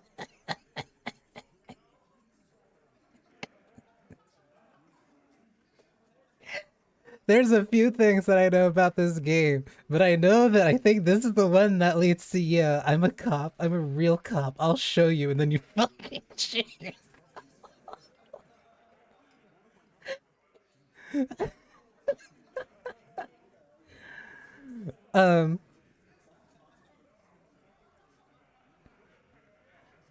I talked to Joyce. The merc you hanged. His friends are coming for you. Yeah. By friends, you mean his squad mates from Cronell. He doesn't seem worried. Wouldn't want to beat up his grandma. They're snickering in the room. Some of the men put their beers down. Yes, they are forming some kind of tribunal, and they're coming for you. This is what happens if you take the law into your own hands. Other people start doing it too. Let them come. The Hardy Boys are right fucking here. You heard the man. Right here. We're armed. We got the whole district behind us, and Glenn. Glenn is fucking crazy. Yeah. A well-oiled murder machine. He punches Blondie on the shoulder. Do you know that a single Serenese giant hornet can kill 40 bees a minute? This colonel is bad news. You know that, right? The mercenaries are armed with automatic weapons. Joyce said they've gone rogue. Nobody's controlling them. Do you know a single Serenese giant hornet can kill 40 bees a minute? The fuck is that supposed to mean? I just thought I thought it was a neat fact. You're the bees, they're the hornet. We're not bees. We're men. We're socialists. Easy, E. He's trying to phase you. What are you trying to do? Scare my men? This Krenel is bad news. You know that, right? So are the local gangs. The fucking Barmy Army and the Madre scum. You've been out there. Seen any around? Yeah. Where are they now, huh? Sent back to Madre in an airtight cargo crate. He points south. These people are trained military professionals. Special forces, as you said. They're not a gang or Barmy army. No, they're not. They're uncoordinated and drunk. We know more about them than you think. The mercenaries are armed with automatic weapons. We got weapons of our own. We got Ister 50s, Zeelagers. Glenn's got a knock cannon at home. Will they pierce ceramic armor? I guess we're gonna see, aren't we? That was an unsure phrasing. See what? That they don't. Yeah, like you've been up against ceramic armor. He takes a sip of beer to bide his time, then tries to get the last word in. You haven't even seen the whole suit, right? I've seen the whole fucking thing, and it didn't make him immortal. Joyce said they've gone rogue. Nobody's controlling them. Big fucking surprise. They hire psycho scum, arm them to the teeth, and let them loose in the city. What do you think is gonna happen? Okay. Conclude with a What shrug. do you mean, okay? You mean? I mean, okay, they're going to wipe you the fuck out. I mean, okay, you've got this. You got numbers. I mean, okay, I'll be on your side when they come. I mean, okay, you got one more gun on your side. Once I find mine, I lost it. I mean, okay, I guess I'll be gunning you down right alongside them. I mean, okay, they're gonna wipe you the fuck out. No, they won't. Get out of here with your negative energy. You're lowering the vibes. All he means is that the situation is serious. No wonder you cops get shot to shit every day. Can't go to war with an attitude like that. Warned about the tribunal. Interesting. I'm gonna go take off for now. Huh.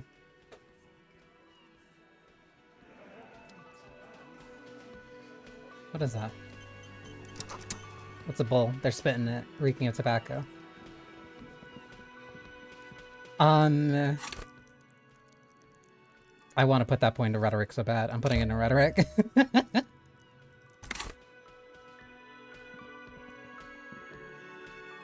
you want to boost the authority, you can drop the ledger. I don't think I want to lean too heavily into authority. Rhetoric at 7. Listen, I am perfectly... Hi. Oh, she's smoking up on the roof. I am perfectly okay with rhetoric getting a little bit high. I genuinely really like it. There are several footprints in the mud, left by work boots. Anywhere from 6 to 12 pairs have walked here. Get an exact count. 72%. 8 pairs of boots have shuffled back and forth in the mud. Where else have we seen a gang of men in work boots? That's right. The Hardy Boys in the mess hall of Welling in Rags. Go over them one by one. 1. Standard work boot. Steel reinforced toes. Number 46. Just like Titus was wearing in his booth. This is the big dick. Titus Hardy. The one with the bald cap on his head. Interesting. Is it? They didn't even bother to change boots. Putting them on the scene is easy. Maybe even too easy. It's the big dick. He is stomping around in the mud. Continue counting. 2. Standard work boot. Steel reinforced toes. Number 44. Either the blonde muscular guy, Glenn, or the young guy with a plectrum around his neck. 3. Hobnailed work boot. Steel reinforced toes. Number 43. The inked banger, perhaps. 4. Standard work boot. Number 45 or 46. Theo, the old smoker. You think you even see a tiny fleck of cigarette ash inside the print. What else? 5. Another standard work boot. Reinforced toes. Number 44. Same as before.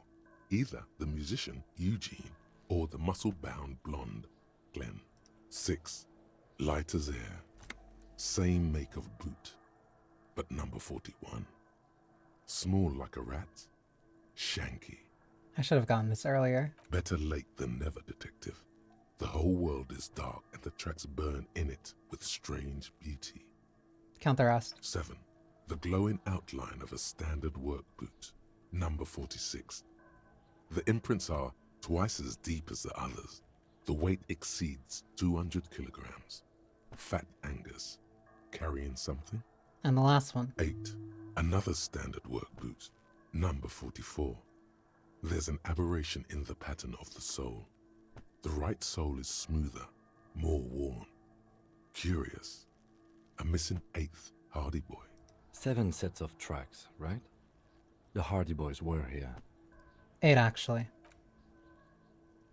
That's all? Interesting. Then one of them seems to be missing. Anything else out of the ordinary? Note to self. This would be a good question to ask Titus. Where's the 8th man? Oh, hang on. I need to close the... I need to close my blinds really quick because the sun is getting in. And it's messing up my facial tracking.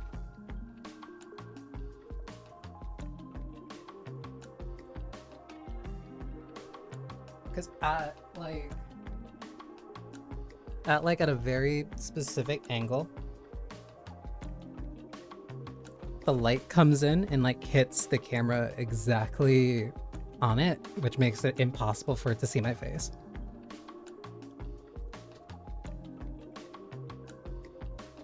The BRB art is very cute. I love it. I love it from Kuko. I love it from Kukomi. Okay.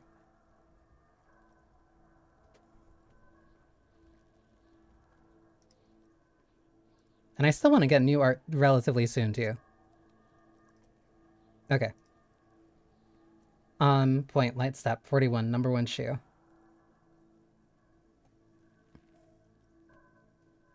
No, this would actually be... This would be a good question. Titus, where's the 8th man? Anything else out of the Aberration. One soul is smoother than the others. I think this is the most important one right now. Interesting. Let's name it the Odd Soul. I wouldn't be surprised if this was the missing Hardy boy. Wonder who he is. Oh, this one's easy. Way too easy. It's a driver. A driver. A driver would wear down their right soul before the left. The accelerator's on their right. And remember the abandoned lorry cabin we found? With a piece of sandpaper glued to the throttle. Ooh. The lieutenant adjusts his glasses as his eyes light up with excitement. Which means that the missing lady driver was also present at the lynching? That's it. She's the Odd Soul. She's also the one running the drug trade. Interesting. First the drug smuggling, now this. How deep does the rabbit hole go? Oh my god! Women, shake your head. Always deceitful. Jesus Christ. You can't just be, like, super misogynist.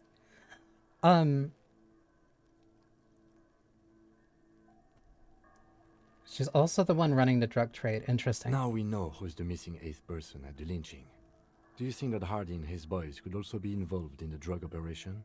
I think the entire union is involved. Maybe in all of Martinez. Look around suspiciously. Those jerks, definitely. Not necessarily. The lady driver could have kept the drug trade a secret. You're right. But we should still go and see what Titus Hardy has got to say on the matter. Ooh. This might throw them off, work in our advantage. So, what else? That's nice. Thank you. Which one caught that? That was Logic. Light step. 41. Number 41 shoe. I'm guessing that's the skinny Hardy boy. The one with his front teeth missing. You mean the rat face one? Yes, well, he did look a bit like a rat. You're right. Do you think those prints belong to him? I mean... maybe...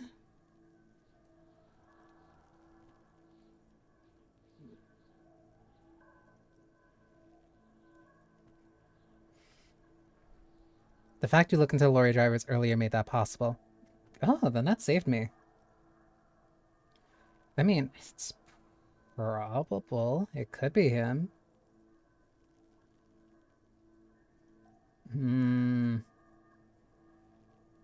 His front teeth missing. I'll say yes for now. I could still be wrong, but I'm probably not. Love you, Kim.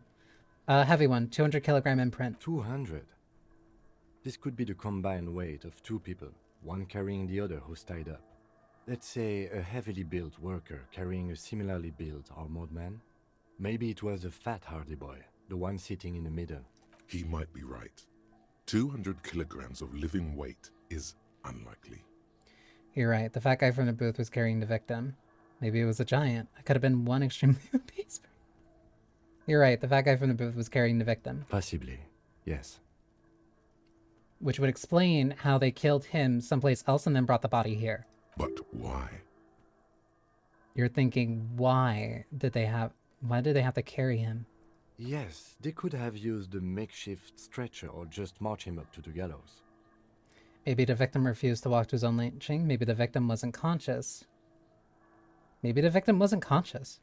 Even easier to carry on a stretcher, or between two men.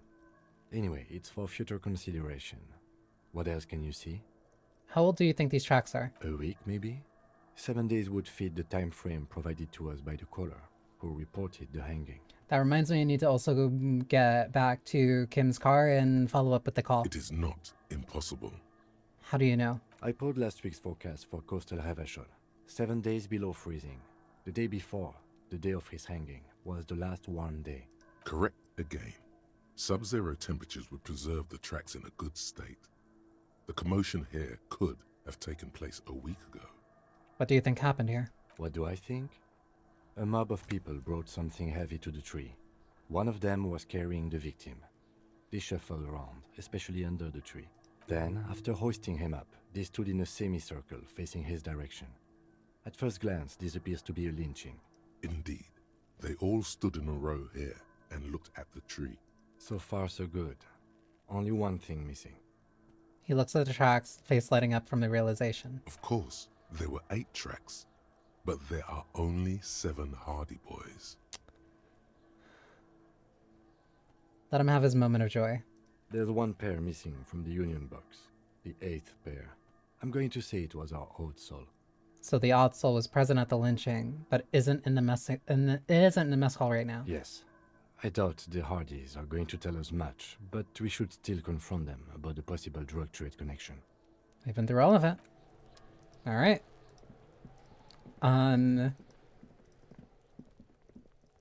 Before getting back there, I'm going to continue the call. Because I also want to know more about the ceramic armor. In the morning light, the white on blue police livery on the motor carriage cannot but catch your eye. Wait, why am I thinking about this? Wasn't I supposed to... Do something important? Something murder-related?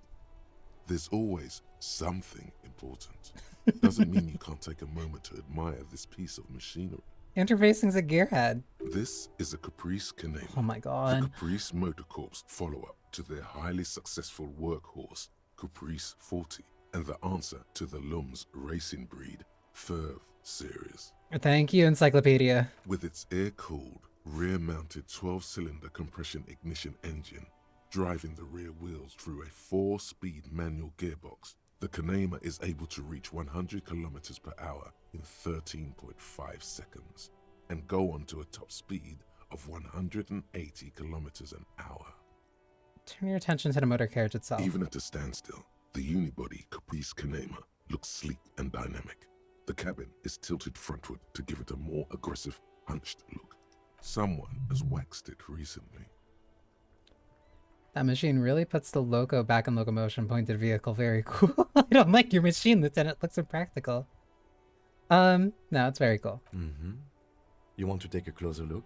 Yeah. Kim's so proud of it. What's it packing there? Fine machine. What's it packing there? 130. I reckon that's a 7-liter V12 there.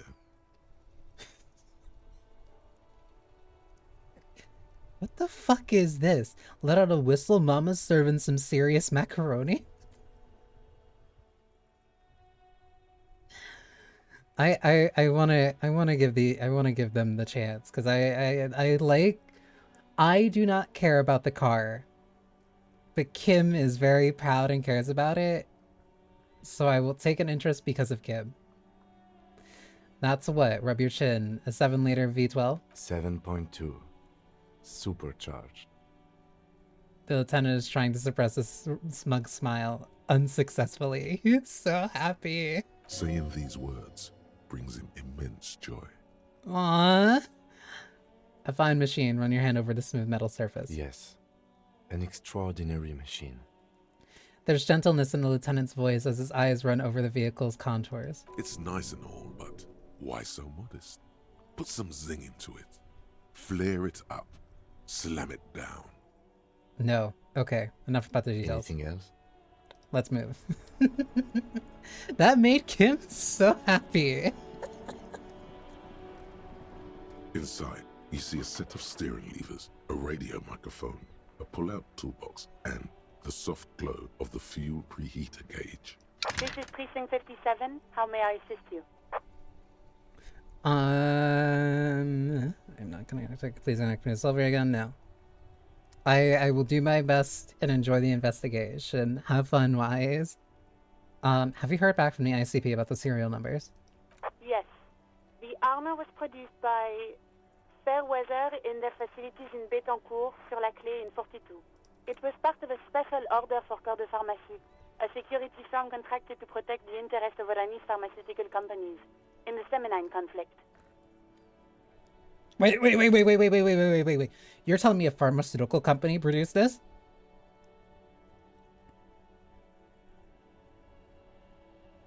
Not as in like a pharmaceutical company produced this. Here, let me rephrase that.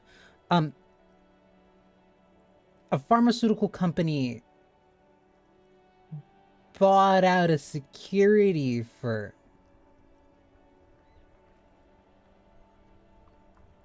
for this. As part of a special order from Corps de Pharmacie, a security firm contracted to protect the interests of the pharmaceutical companies.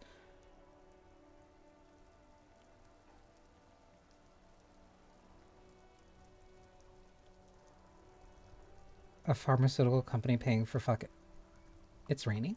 So, it seems the armor went to Seminine. That's where the paper trail ends, though. Even the firm has proven difficult to track. Corps de Pharmacie has been renamed several times over in the years since the armor was issued. I'm guessing one of its names is Colonel. Yes, that is the most recent name the ICP has been able to connect to the CDP. And the one before it was Downwell. I also have one called Sediment, but I think that might be a different contractor. No, they work with Sediment. And somatosensor, it seems. All that during the last 9 years. Armor like this isn't mass-produced. It would have probably been fitted. Perhaps there's a record of who signed for this particular suit of armor. A suit of armor like this would have been customized to fit the wearer. There must be a record of the person to whom it was issued. Yes, but the ICP tends to be reluctant to share private sector records. I could try to talk them into it, though. This is a fun challenge for her. An opportunity to contribute beyond doing her job by rote. She'll gladly put in the extra effort for Team RCM. Yes, thank you, officer. I really appreciate your efforts in this case. Glad to help. Call back tomorrow. Hopefully I'll have more for you then. 57's over and out. In the cabin, you see a set. I like her. I like that you're consistently, like, talking to her repeatedly about this stuff. And the fact that she is also, like, enthusiastic about applying as much effort as she is. Oh, that guy's gone.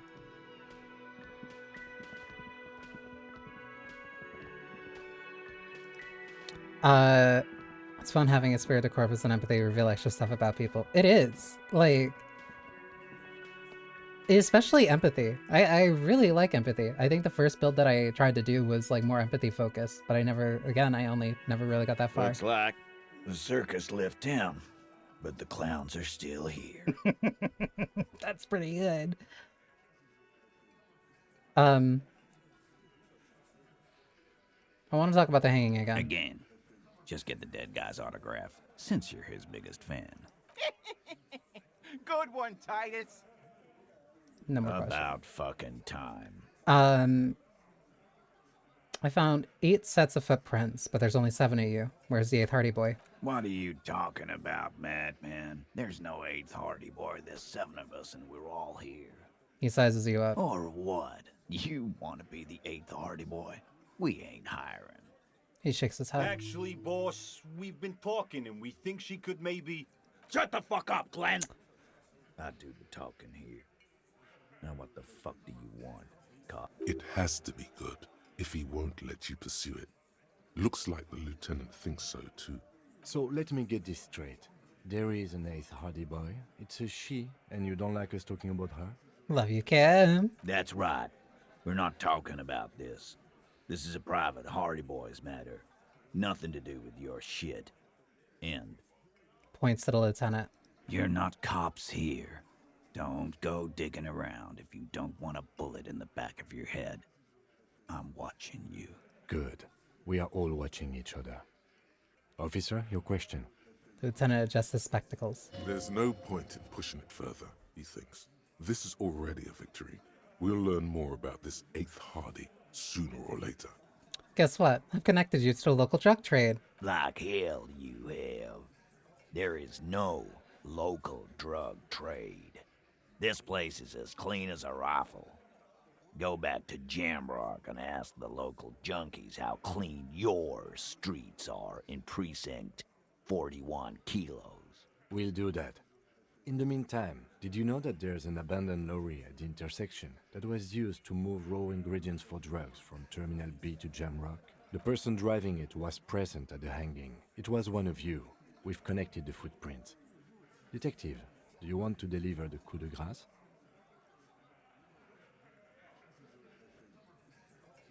No. Do the honor. You've earned it. Thank you.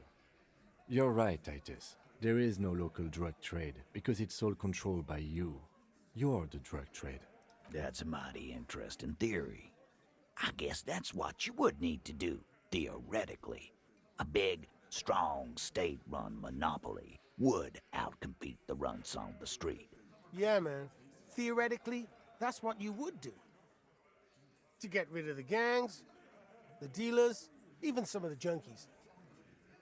You would need good, trustworthy people to take their place, of course. Hardy men to run such a monopoly. For the good of the community, of course. He grins. Yes, but that just sends everyone else to Jamrock, doesn't it? Rhetoric, you are the best. You've just averted a flow to Jamrock. You've made it our problem. We haven't done anything, but theoretically, it has to be someone's problem, so it might as well be yours. He takes a sip of his beer and smiles. Titus, I'm amazed. Where is the same professionalism when it comes to other topics? You're doing great. I hardly have to interfere at all. I don't know, Lizzie. I guess theoretical things don't make me emotional. Now, was there anything else? I was sorta gonna get my brewski on. Theoretical things that make you emotional. Not quite yet, Mr. Hardy. There were 8 sets of prints on the crime scene. There are only 7 Hardy boys here. I didn't close the blind enough and the light is still creeping in.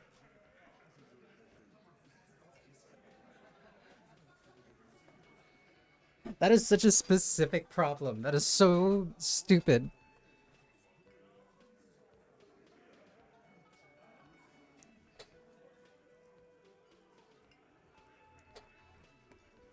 Okay.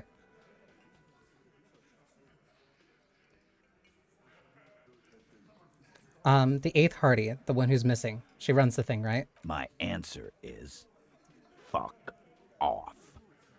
Mind your own business. There is no 8th Hardy. I run this goddamn scene. And here we go. Back to the usual. The woman sighs. I know. Fatty walked on all 4s. He's so fucking fat, he left 2 sets of footprints. Go fuck your mom, Dennis.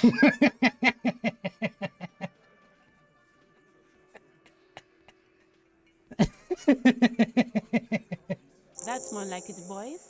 You heard him. It was Angus on all 4s. Anything else you need to know? Discuss the 8th Hardy, confront the drug trade.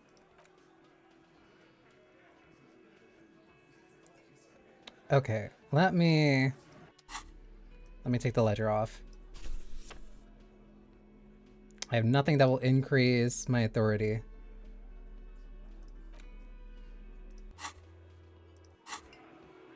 It's you again. What is it? Kim, you all right there? What was that spin for? You good? You just did a little bit of a twirl. Okay. 17, so like not awful, but possible. Establish authority. Yes. Authority. Feverish thoughts race through your mind. Kim, I need your gun. That's it? That's all I got? Did you already try the gun thing? I hear the gun thing is excellent and has great results. I'm not gonna pull the You're gun. probably right. The others are only there for filler. To make the gun thing pop.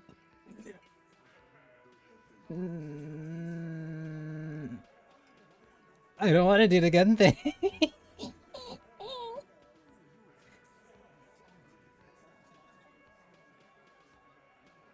Kim, I need your gun. Why?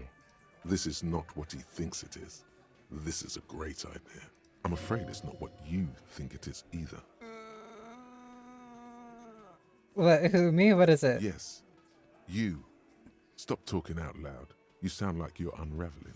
Everybody calm down. This is only a demonstration. Turn to Kim. Kim, the gun, please. What in the name of fuck are you doing? I don't want to give you my gun. The lieutenant looks worried. He whispers. The fuck is happening, Titus? What are they whispering about? Easy, Shanks. I want to see where this is going. I want to turn back. There is no back. Shit. Detective, we don't have to demonstrate anything. Let's just get back to the questions. There is no other way. Silence. He tilts his head to the side, inspecting you. A brief moment passes. Then... Be careful, it's loaded. He unholsters and gives you his firearm. It feels oddly light and buzzing in your hand, like a funny toy. Good. Now put it in your mouth. So and behold, the demonstration of the good packets is getting too scary. Thank you. So, questions? Yeah, I have one. What the fuck was that, you Nancy? Nothing, just a minor misunderstanding. Let's return to questions, officer. He is grateful to have that gun back on his belt right now. I'd be grateful too. I'm not. Okay, I will keep that in mind. Kim, never give me your gun again. Kim, never give me your gun again.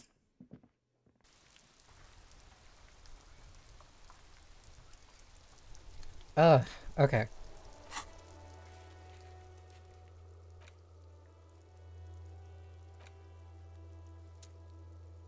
To get to the coast, you need to use the panel to close the water lock. It's been blocked, been repairs. Should have been done by Wednesday. I'm not gonna report my badge missing. I still need to find it. Who put the clothes in the trash? Ask another about the tattoos. Who made the report call in the morning? Sing karaoke. The smoker on a balcony. Ask around for his apartment number.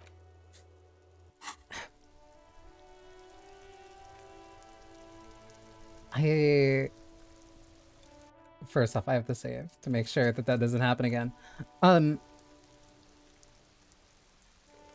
Are the workers still out there?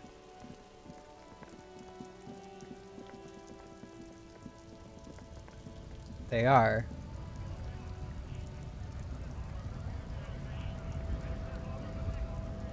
I think all of them are still gonna be here all the same. Yeah. So it might be best if I... Actually...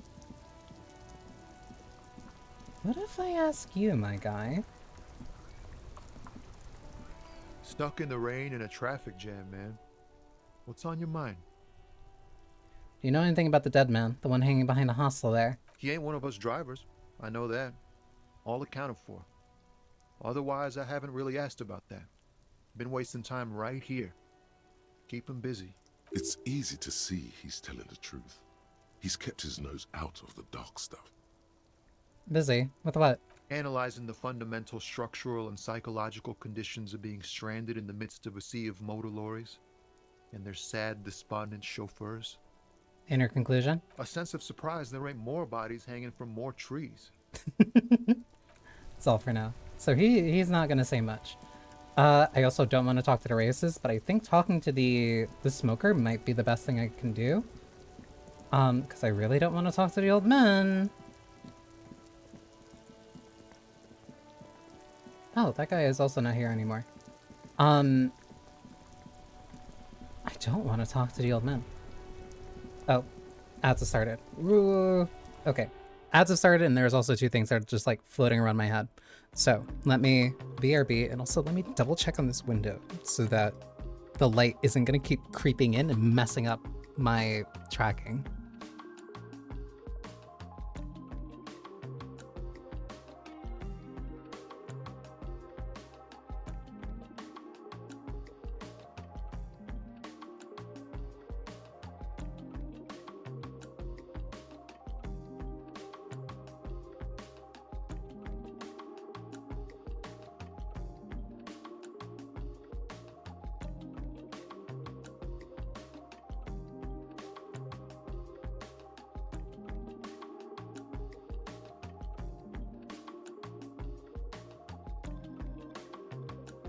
You have no idea how glad I am that I did not blow my brains out with Kim's gun.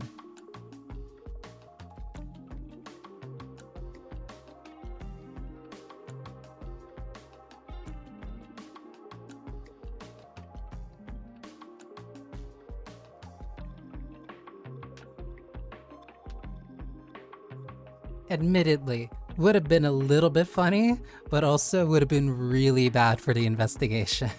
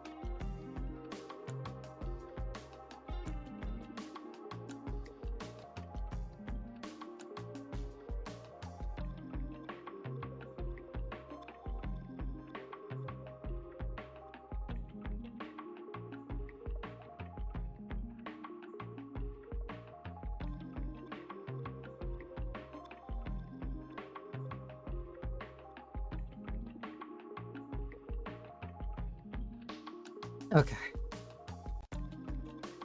It's already been 4 hours. Time has been flying with this. Alright.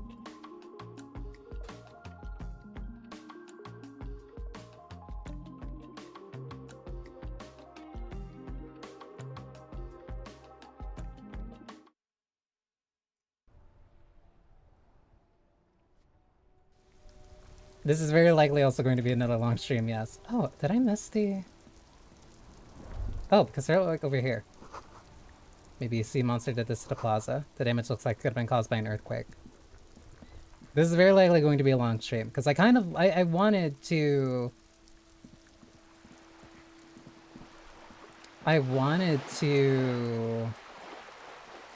like, do long streams with this, which wasn't gonna really work on a Friday. So that's why I kind of wanted to do like an earlier, like I wanted to start earlier and then like just see kind of like how the stream goes.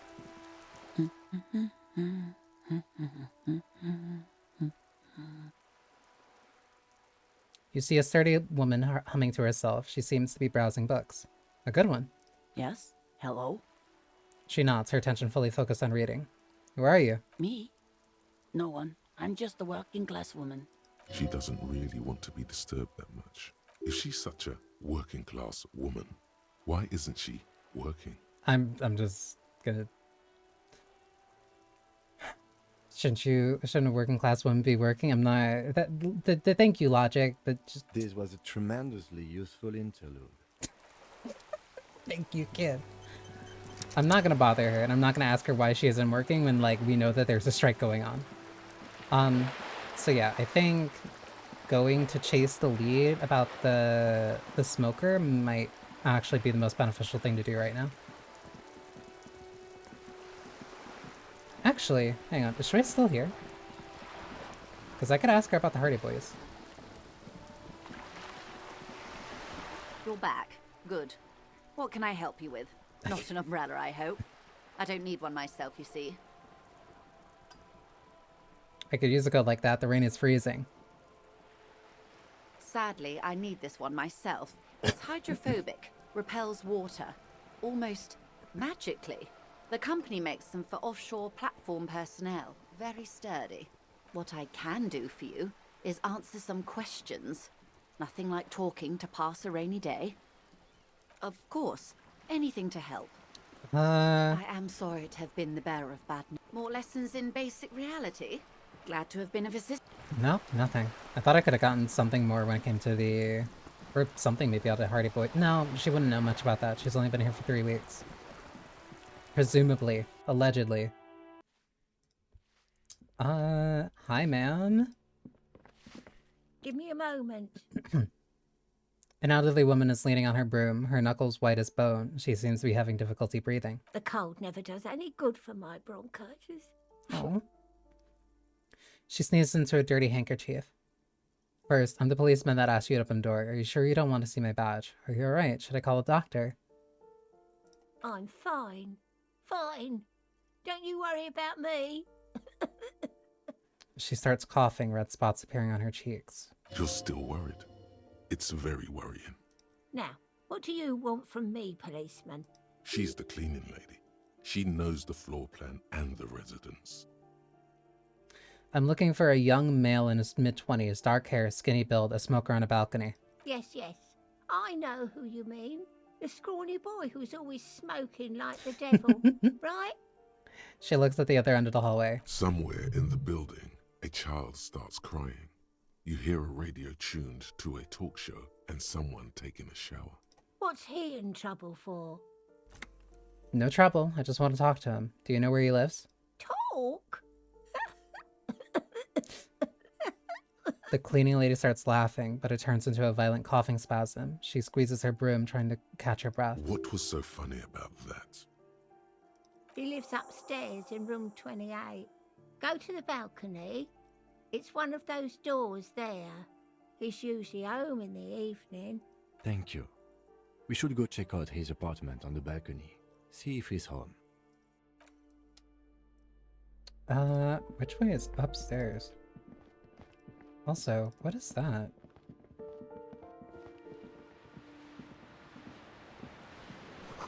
Someone has torn down the wall.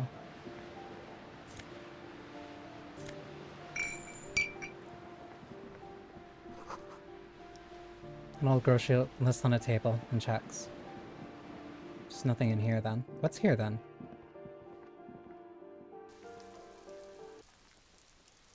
Oh, this leads up to the second floor.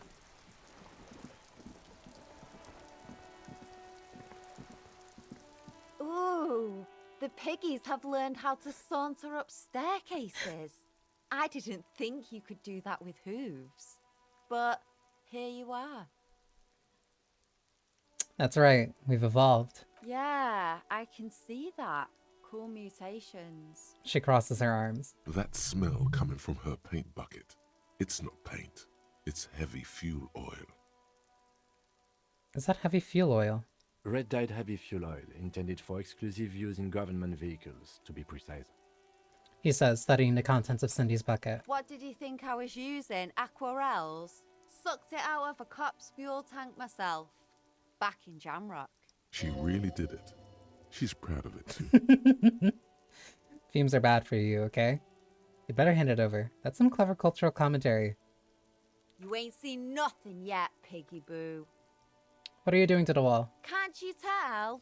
I'm painting a beautiful mural, an aereo graffitio visible from low orbit. I haven't really started it yet. I'm waiting for the right words. So you don't know what to write? Have you ever tried your hand at graffitio? When faced with a blank wall, most people write unimaginative stuff, like pigs go home and Mona was here. We rarely see pigs round here, though. Just union cads. And my name's not Mona, so... She wants it to be something true and total. Why are you so committed to defacing the building? This place is severely lacking in havoc. Not even the occasional trash can fire to break up the tedium. I thought I'd mix it up, you know, summon the forces of crime and social chaos with a wall-sized invitation. I like her. I like her a lot. I have an opinion on this. Want to hear it? Yeah? I love public art. Don't mind us. Keep doing what you're doing. Thanks. I'm sure the inspiration will come to me now that I have an official RCM stamp of approval. She means the opposite. You've lessened her desire to deface the building. Catch you later.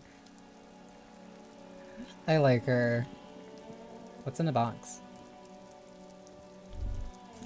It's like, it's not as cool anymore when you want me to deface it. Door's locked. Can't get in.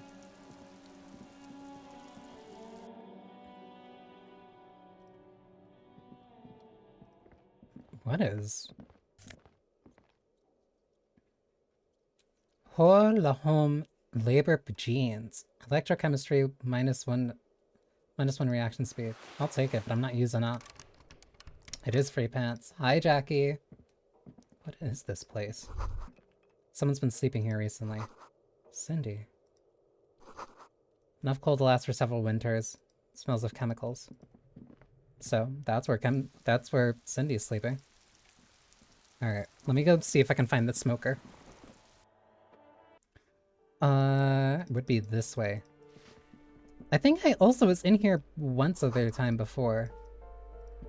You hear someone walking around inside, rearranging the furniture.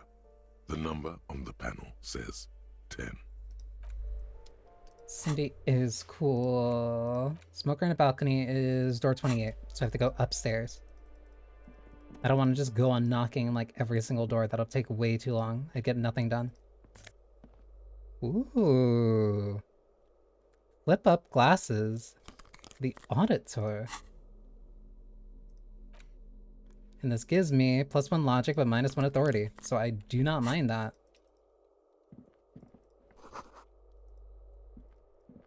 Oh, wait, also...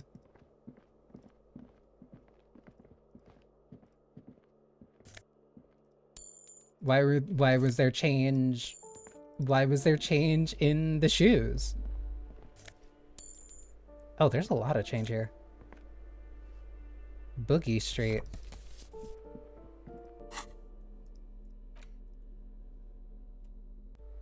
Interesting. That looks like that leads downstairs. Can this go upstairs? Where does this lead? Ah, the balcony. That means that door down there would lead back to a place where I could talk to Kuno-S.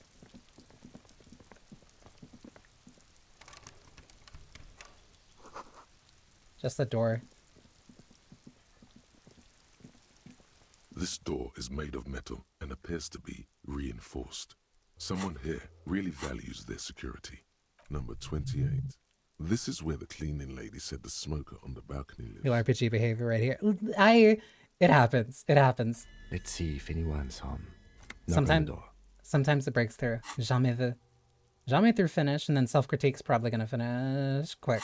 Or soon. No one answers. Looks like the young man we are looking for isn't home. I think our best chance to catch him is in the evening. He looks around, taking in the cold spring air. We should return tonight after we have finished with our day's work. How about 9 p.m.? Sound good? Sounds good. Tonight at 9 p.m., right here, apartment number 28. Good, let's go. Alright. We'll be back here later. Derealization. Jamais vu, the opposite of déjà vu. Not already seen, but never seen. Everything that should be familiar appears strange and new, like some half-forgotten day in your childhood. Only now. That's the feeling you've been having. And for who knows how long. You should go and ask Joyce Messier about this. What world are we in? This is a fundamental question. All intellect learning caps raised by 1.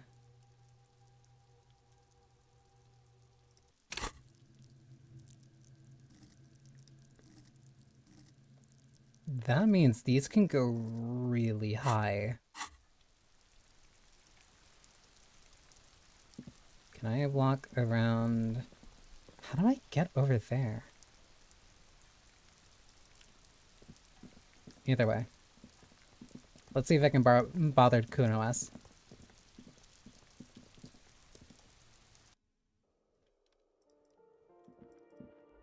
There's actually a couple doors here, too. A loud rumbling snore comes from within. Oh.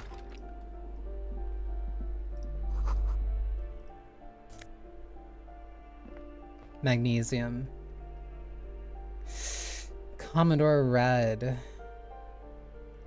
I'll take the magnesium, but I'm not taking the Commodore Red.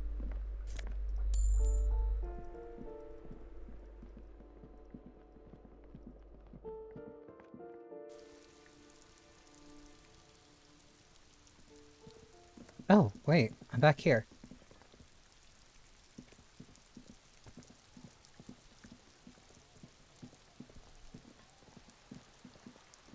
This is a wall on the side of an apartment building. Conceptualization 18. Why am I looking at this wall? You have no clue. It's just a wall. So many walls all over Martinez. Weather-worn, cracked, their paint peeling. This is gonna be a mistake. Are you trying to sneak up on me? Come to slit my throat in my sleep? Hi, Saidaku. Logic error. She is not sleeping right now. Thank you, Logic. Pigs come to take me out, trying to snuff me out. I haven't seen Shivers like at all like during this playthrough, but like I'm not really leaning into it. No, why would you even say that? Are you sleeping right now? Don't get fucking clever with me, pig. You think you're so clever. Trying to sneak up on me? Oh, she does not care.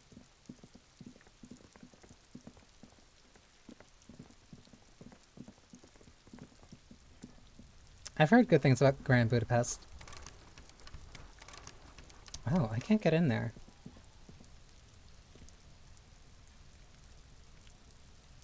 There's... Okay, if I go around... I want to see if I can take another crack at that.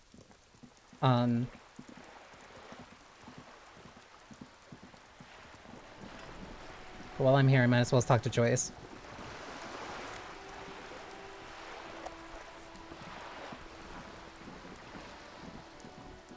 You're back. Good. More lessons in basic reality? Oh my god, My very... favorite part of the day. Very high. Go Jamais ahead, food ask me thought anything. complete. What is all of this? The scent, the sound, the air. What world is this? What world? The only one, I suppose. The world of matter. And its pale antipode.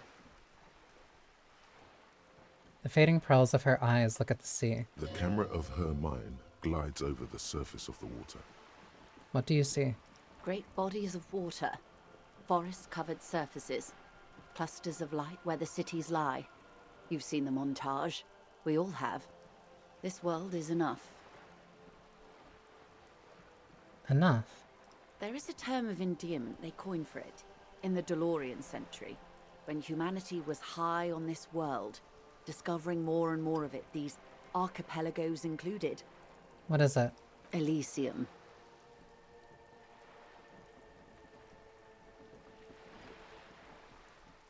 Elysium.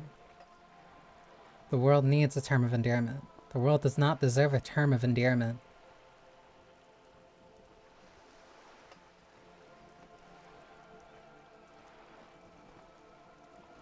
The world needs a term of endearment. It does. There are those who would call it hell. What is hell?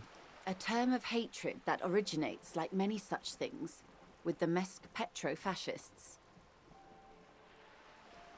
I don't feel like I've gotten the got the whole picture yet. Oh, you want a picture of the world?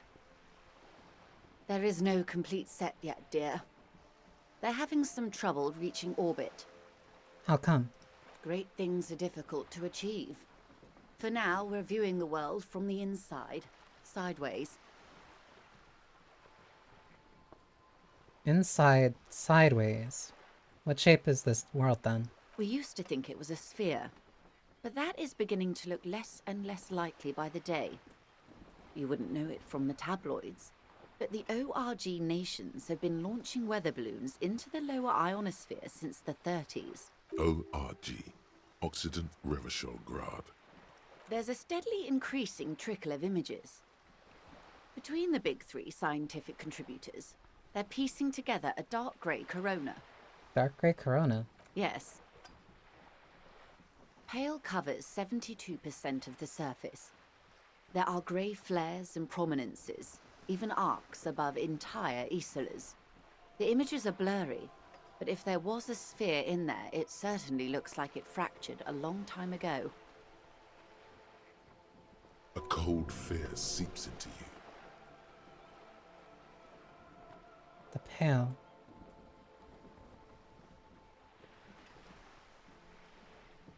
What do you mean, Corona? My god, wait, what the hell are you telling me? She's saying the world is literally broken. You seem to be spooked. Please don't be. Her voice becomes homely, calm. She lets a moment pass. The Pale, and what do you mean, Corona? They say there is a rarefied envelope of matter surrounding the darkened disk of our planet. That is, if we are still living on a planet. Or, to speak more plainly, imagine vast swathes of land disrupted by nothingness. I am sorry, dear. It must sound quite terrifying through the acute encephalopathy. Even scientific positivism isn't entirely convinced about what we're dealing with here. But this is one of the greatest questions of our time. Maybe when they get the complete set together, it will jolt us out of our rut, bring us together, however naive it may sound. A fractured Corona doesn't feel like it's going to bring anyone together. You have misimagined it. I don't have the power to convey to you the effect and geometry of the images that depict our world from below low orbit. It's like the crowning of the world. It's insane. Very disco. You'd love it. Doesn't sound like any kind of disco I'd like to go to. I don't care about disco, I only care about the commune. Well, if you say it's disco. See? Everyone finds something worth holding on to in this world, however wasted its opportunities. Suddenly, you're conscious of yourself standing there, on whatever this all is. Your arms hang down by your sides. The lieutenant observes you both, silently. He adjusts his glasses. You said pale. What is pale? The Pale is not, technically speaking, part of reality.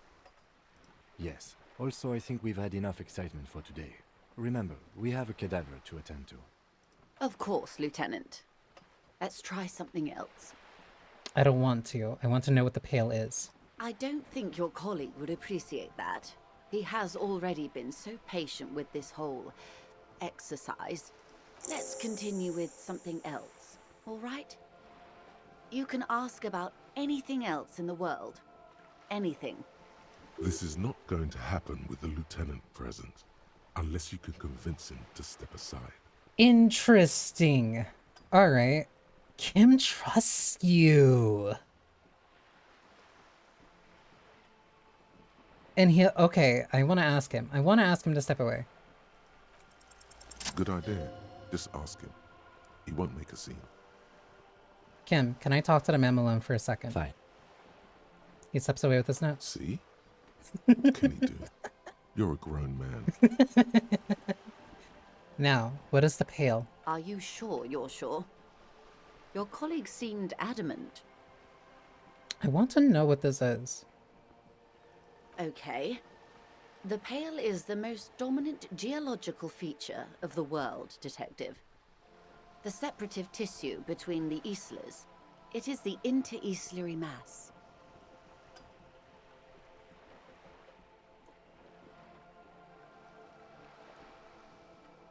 Separative tissue between the islas. Okay, wait, what is an isla? Isla is a Messinian word for a continent of matter, enveloped on all sides by the Pale. Also, isolation, or landmass. We used to believe there was only one. In the last 4 centuries, we have discovered 7. Windy, Seol, Samara, Ilmara, Grad, Katla, and this, Insulinde. And Insulinde is... An oceanic isla. It comprises mostly of water. Muindi is the largest, Katla the coldest, Insulinde the bluest. What can I say? Each is perishing and dear.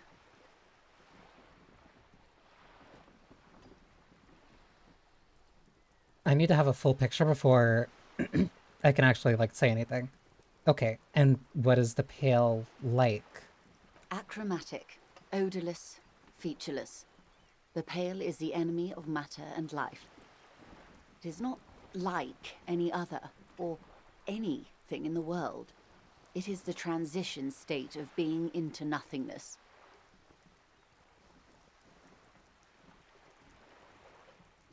She's she's talking about like a literal void.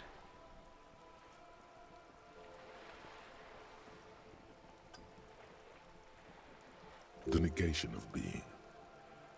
The negation of... That's right. The negation of being. She tightens her hood around her neck. It's cold outside. Is it here? No, detective. We're safe.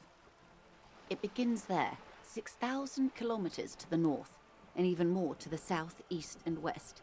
You are in the middle of the Isla. As your gaze instinctively turns north, a small black pit opens up in your stomach. 6,000 kilometers from the end of the world. Yes. That is enough. Many cities are built much closer. And there. An uproar of matter, darling. Rising into the Pale. Rolling. Evaporating even. A great vision. The area of transition between the world and the Pale is called Porch Collapse. Imagine a grey coronal mist. Cold vapor marked by spores of an opportunistic microorganism. A mold that's adapted to grow at the edge of the unrest. It's the most disco thing you will ever see. What are its physical qualities? It's difficult to describe, or even measure. Something whose fundamental property is the suspension of properties. Physical, epistemological, linguistic. It's void. Antimatter. Emptiness itself. The further into Pale you travel, the steeper the degree of suspension. Right down to the mathematical. Numbers stop working. No one has yet passed the number barrier. It may be impossible.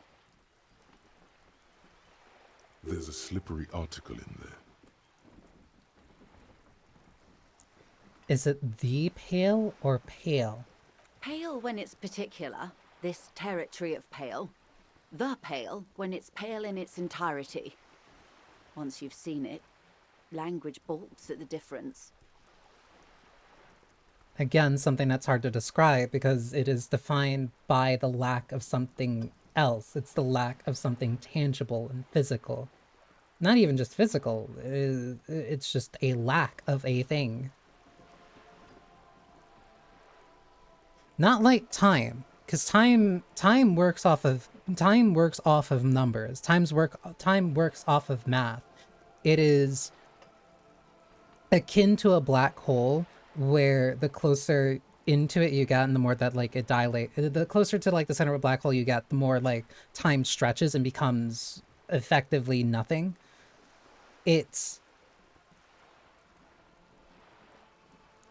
I can't describe it.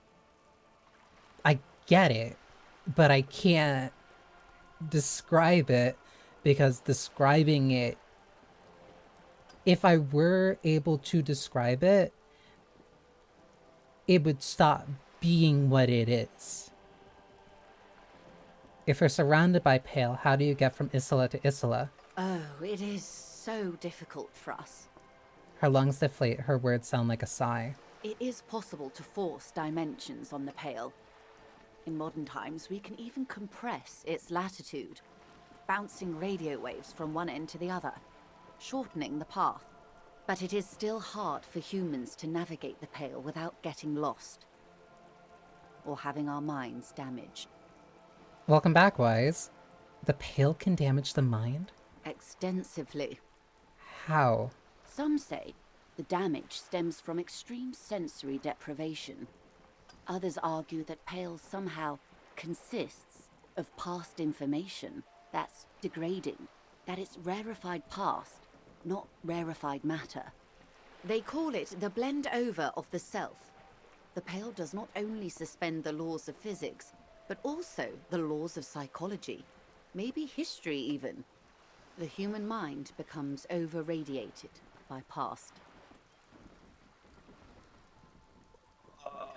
Okay.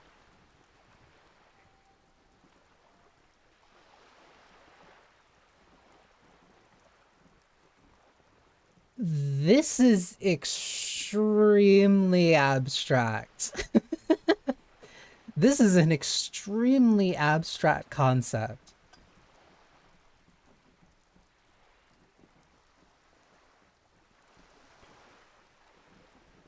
No, because again, the backyard is a physical space in the world of Guilty Gear. You can access the backyard and obtain something from there.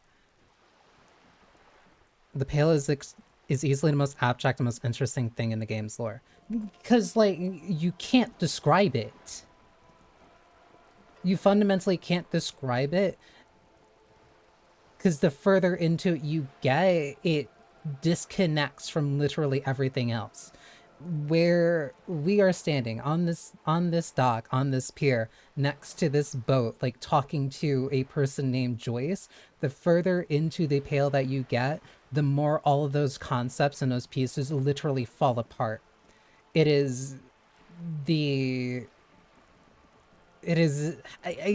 I can't describe it. Antimatter is like the best way that you can like practically describe it, but it is defined by its lack of anything.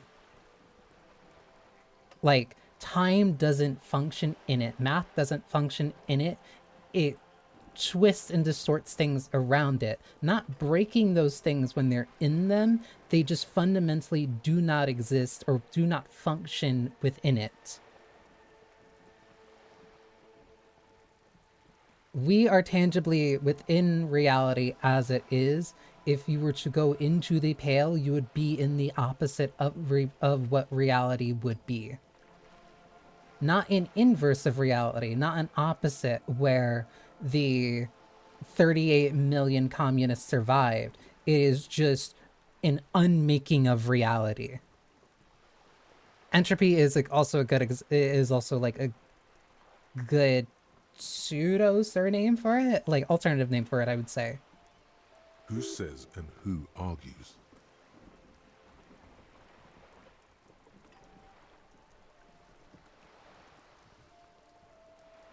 Who says and who argues? The logical positivists say, the dialectical materialists argue.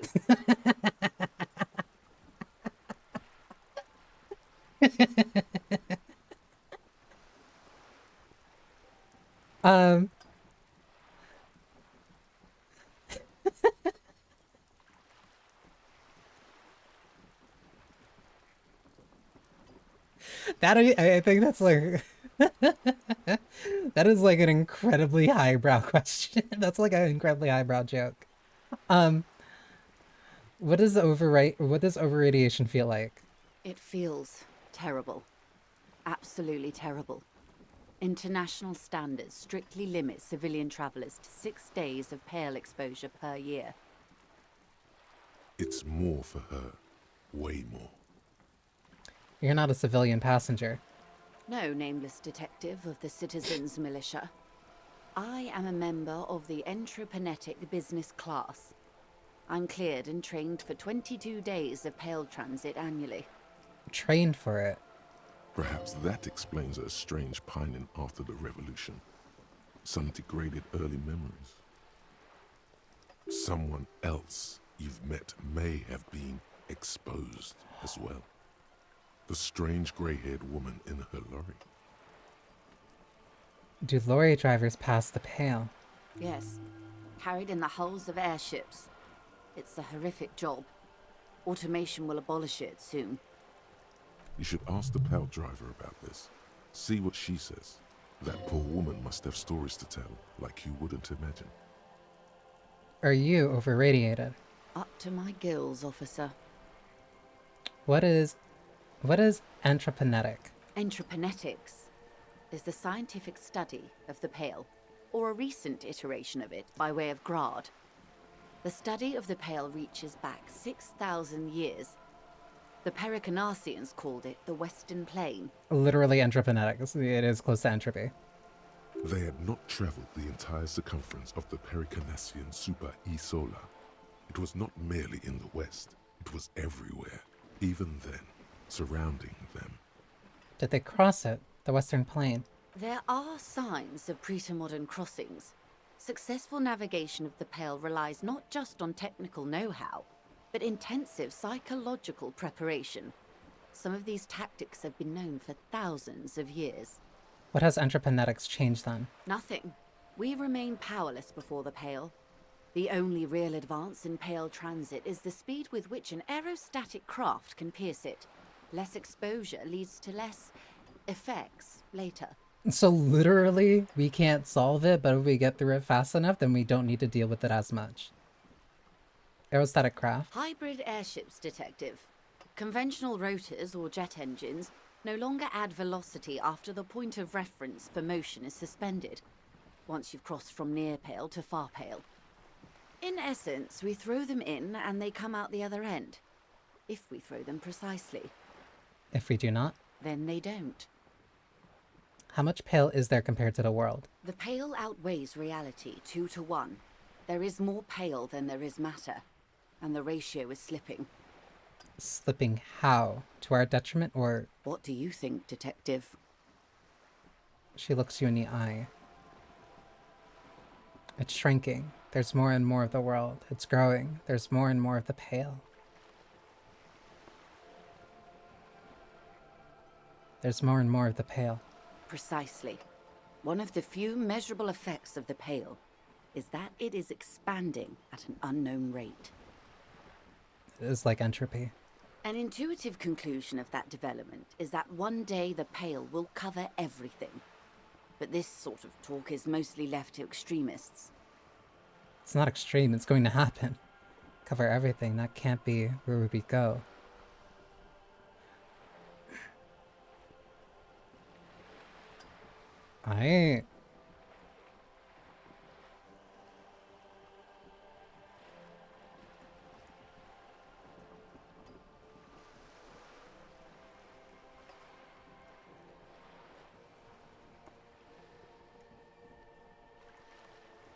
Cover everything, that can't be.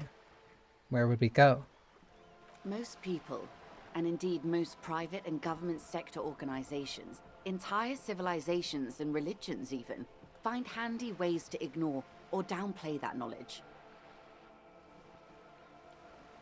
Eventually, yeah. Like, no, this is a creeping entropy that is literally swallowing their sun whole. That is literally swallowing the world whole. I suggest you do the same. Off we go. You see the hanged man's mouth open. Off we go into the wild Pale yonder. One and all. They say Pale is death, but for the universe. It's erasing all of reality slowly, yeah. Why should we just leave, and the world get left behind? Ooh!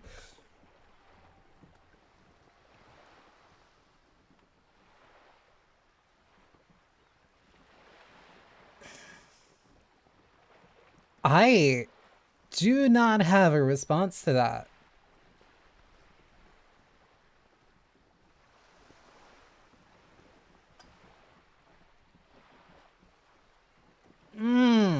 Alright. No, I can see why Kim wouldn't want to talk about this. Yeah, let's return to reality, please. Yes, sweet reality. But before we do, tell me, Detective. She stomps her foot. Is this the first time you're hearing this? Do you really not remember anything? Nothing, just alcohol fumes and blackout. I sometimes sense vague shadows of the past, and it's not good. I'm getting a sense of who I am, but no, I didn't know this.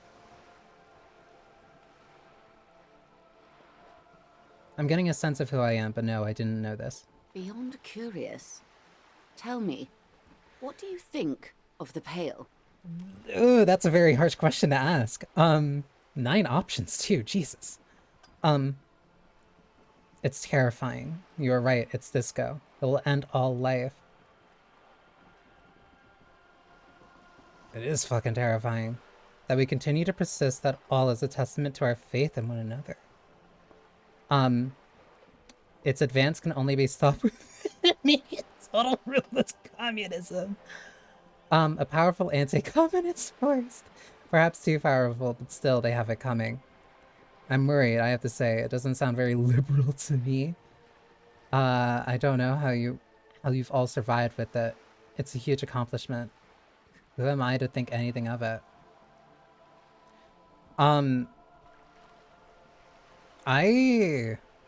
Wow, that's very open-ended. You got so many options here. Like, of course, you got a few of them that are, like, funny, because, like, why not? But, like, there's a very... No, that's a very... This is a really heavy thing to, like, really talk about. I don't know how you've all survived with it. It's a huge accomplishment. That we continue to persist at all is a testament to our faith in one another. Honestly, that's kind of that's the answer that I was thinking of. Her eyes tense, crow's feet radiate from them. She observes you, your bloodshot eyes and swollen face. You really didn't know. This does not spell good for the investigation, Detective. If you don't know even this, then... She stops mid-sentence. I'll handle it. It's under control. This investigation will be my masterpiece. The one they will remember me by, I promise. Yes, I'm in serious trouble here. It'll be a fucking disaster. I know it. All those people will die. Yes, I'm in serious trouble here. Your colleague, Lieutenant Kisaragi, is competent. I checked up on him. And you have me. I will try to assist you in any way I can. Some of that assurance is meant for herself, as much as it's meant for you. She must have a lot on the line here. Even if we have to do it one basic term at a time. Good. You have not passed out from it. Perhaps I worried for nothing. Are we still on the reality lowdown, or should we do actual police work now? You thought I was gonna pass out from the discussion? That was fucking insane, Kim. That was fucking insane, Kim. Yes, well, the rest of us have dealt with it for thousands of years, so...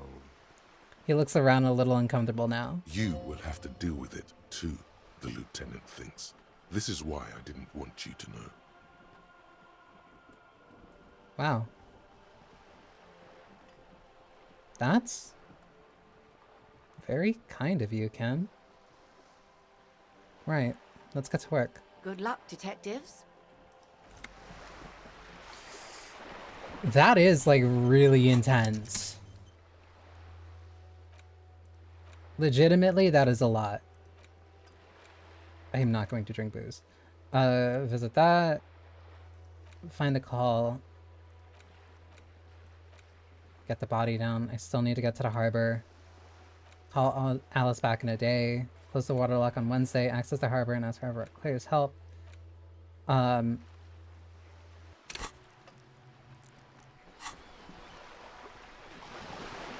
That is...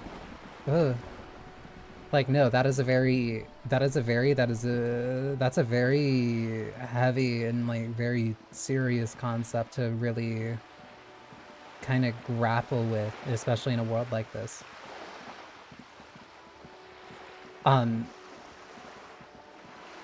Cause, like...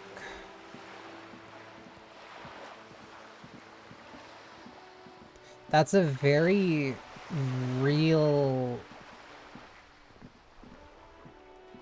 I don't want to say end of the world, like, scenario. Because the book doesn't know so much more and we still don't know everything about the Pale. Because you can't. Like, at a fundamental level, you cannot process completely what that is. It is defined by a lack of anything. It's all gone. Like, reality doesn't work there, logic doesn't work there, math, numbers, anything that we have as like a fundamental anchor into what we consider or can perceive as reality does not function within the Pale. Its existence is defined by its antithesis to what we know as an existence. It's entropy. It is the lack of something. And if it is slowly growing and slowly creeping in from all corners of the world, and our best way of dealing with it is just to literally ignore it, um, then it's like, why not just go full force with like an ideology or something? Like if something is going to, like if it's going to end eventually regardless, then like, what do you do with that time that you have? What do you do with the time that you're there? Like, what do you do with the time where everybody still has? Like, not as in everybody as in like the rest of your life, as in like, what do you do with the rest of humanity? When there is an end and you see it slowly creeping towards you, what do you do? What do you do with that life? Lowman, you caught me at an opportune moment. This awful weather keeps me awake. You can entertain me with your questions. I think I know what's going on with you. And what is that? She sticks a filterless cigarette into a cigarette holder and reaches for the light. You're a Pale driver. You transport goods through the Pale. Great. He asked the Pines rep about the Pale, and now he's talking to everyone about it. The lieutenant concedes with a head shake. Fine then. Just try not to black out again, and don't contemplate. We don't have time for that. Oh, I'm contemplating, King. I'm drawing existential conclusions from this. Yeah, no, just for detective work. That's all I need for now. Everything is related to the Pale. My condition decays. Everything. It's all entropic. I'm not going to say that to Kim.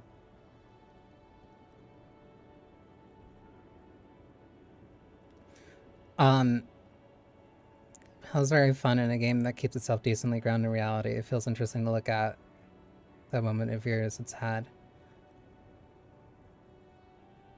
Because that is reality. Entropy is a very real thing. Again, like, eventually the sun's gonna go supernova. But, like, having that very baked into the setting as something that is just kind of there, that these people are all having to contend with and, like, look at physically and deal with physically in order to even transport or like get anywhere, like that's very, it puts it way more at the forefront of their minds than it does in our setting, in our setting, in our reality, the thing that they've literally dealt with for thousands of years. Yeah, our setting. Yeah, no, just for detective work. That's all I needed. That's all I needed it for. Now, I mean,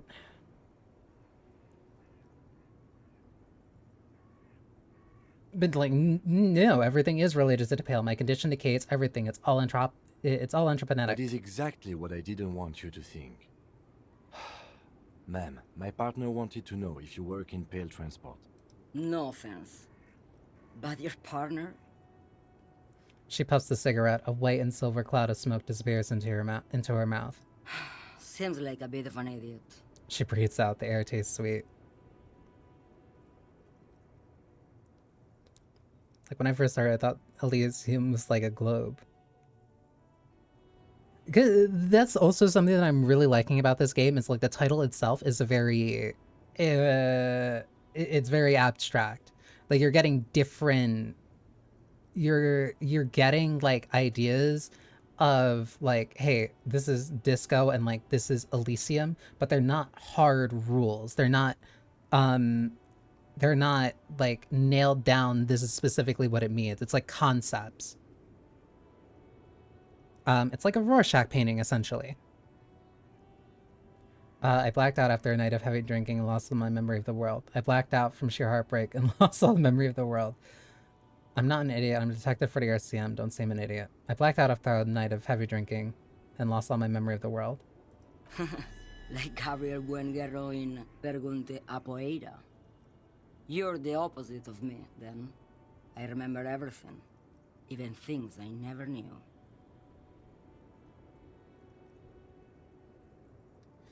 It's less vibes.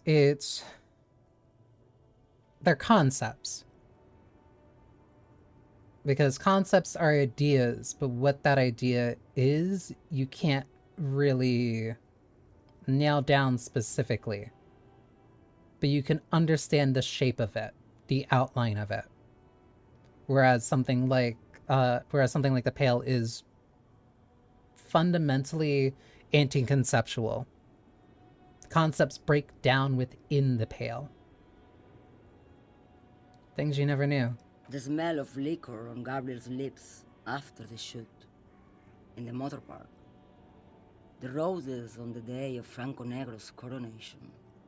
On the grand stairs of Ryle. The smoke from the fowling piece when Dolores Day was shot. Because mind you, again, because mind you, I'm very big into Taoism, and like a huge part of the Taoism is like how much of the Tao is indescribable in what it is, which is what makes it a Tao. And I'm also just I've always been like very interested in very abstract concepts, which is why I'm able to kind of decouple my kind of founding for like certain things into certain ideas. It's not like I don't want it to come off like it's like some type of special superpower that makes me super unique or anything, but it's just like the things that I've been interested in and things that I've been exposed to has made understanding abstract concepts to the point of something as abstract as, I don't want to say entropy, not necessarily entropy, but non-existence, essentially. It's easier for me to tackle. I can't describe it or like completely word it and wrap my words around it, but that's what happens when you get up to certain discussions about things being abstract, because words stop being able to conceptualize what those things are. You physically get to a certain point where you can't really discuss what those things are because you realize how useless using words is for describing those things. The look on her face, like an orgasm. The wound in her chest. My hand in my father's hand. Except I never had a father. And I never shot her innocent as Dolores Day. Of irradiation. Heroic doses, Herifia. Heroic. Isn't that dangerous? Thought insertion? Dithering? The Grad Catalan Magistral? It's more than dangerous. It's sad. But at first I had to make a living.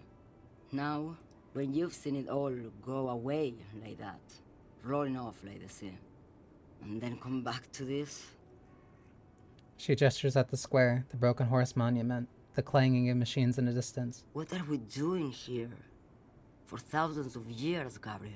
It doesn't have to be like this. We can just give up. We can just become a vapor.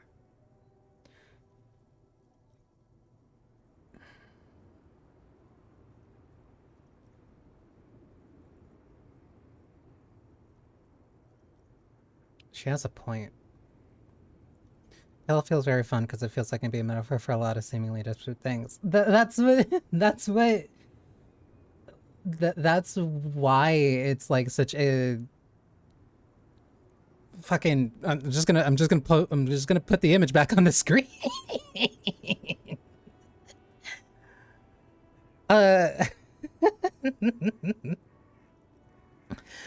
But Ogre can only identify surface-level themes like religion and nationalism and can't comprehend deeper ideas like after the Pale, the world again.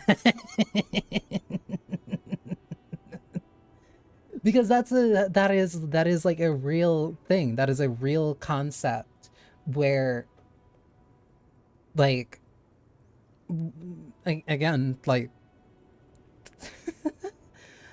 yeah, if the sun goes into supernova, everything that we know, I guess, content warning for existential crisis. But like, yeah, after everything is like destroyed, everything is gone, literally existence is wiped out. Like, why would it not just happen again? Like, why would it not be an Ouroboros? Why would it not essentially Like, hey, if we came from nothing, but then we return to nothing, what is to say that we can't come from nothing once again? Like, it comes back. It, like, for a Big Bang to have existed, or for any type of beginning to have existed, there had to have been nothing before. But if there was a nothing, and if there was a nothing before and something sparked out of it, then what's to say that after everything goes back to nothing, why can't something new begin again? Like, that's to get like very, very real. Genuinely to get very real. Because like I used to have really bad fits of anxiety when I thought about these concepts too much. I got really bad. I would get like really trapped in my own head, and like I would have basically a panic attack. But after after thinking about it for so much, and after how many times like I've just been stuck in that spot in my head, I eventually, I'm not going to say you, I eventually came to the realization of just like, why would it not just start again?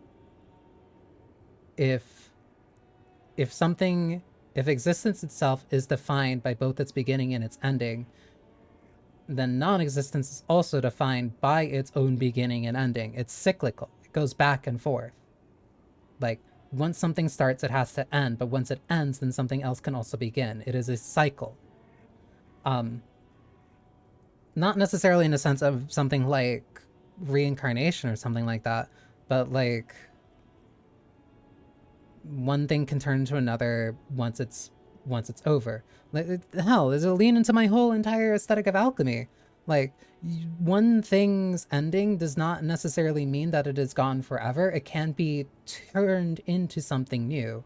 It can begin again as something else entirely. It's probably not going to take the exact same shape as it was before, but why would you think that that would just be it? Why would one thing stay as one thing forever? Why would non-existence stay as non-existence forever? Why would existence stay as existence forever? They are defined by both their endings and their beginnings.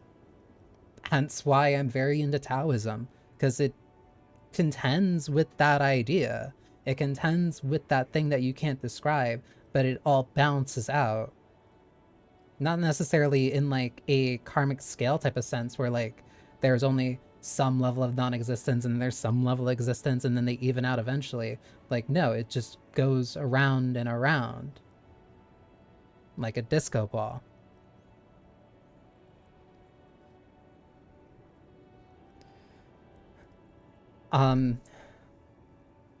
What does it feel like? Nothing. Until it starts. When you are deep enough. Then, for me, it's like autumn. Dark, gray, and orange. The orange of street lights and the color of streets and electric light. It smells like autumn too. It smells terrible.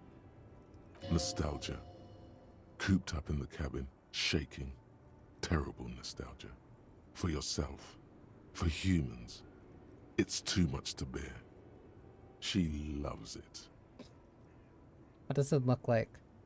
Like looking into the ocean at night. In the dark. And? You cannot see it, but you know it's there. And it's big, bigger than anything. Bigger than all the other things combined. How do you pass through it? In the belly of an airship, behind the stair windows. So you don't look straight into it. It's not advised to look into it. Stare into the abyss and the abyss will stare back. Not in this lorry then. No, the same one, a roller. They all are nowadays. Special wheels for connecting to the floor of the hold. She points to the machines, clumped up like toys. The wheels all small and round.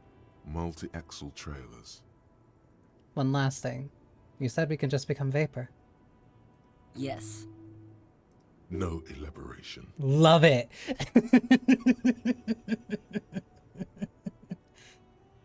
Pale Driver might be my favorite character in the game. Hands down. I would rather have what I have than what you have. I would rather have what you have than what I have. I feel I already have what you have in some way. They say there is a point, one that I have not crossed. In the Pale, super deep. If you stray too far, of course, on the U41A, or in Lomonosov's land, where every step you take is one step further from home, no matter the direction. It's a point you cannot come back from. Your mind becomes so radiant with the past, there is a flip. Instead of writing, it erases memory, nearing some kind of indescribable finale. Ooh.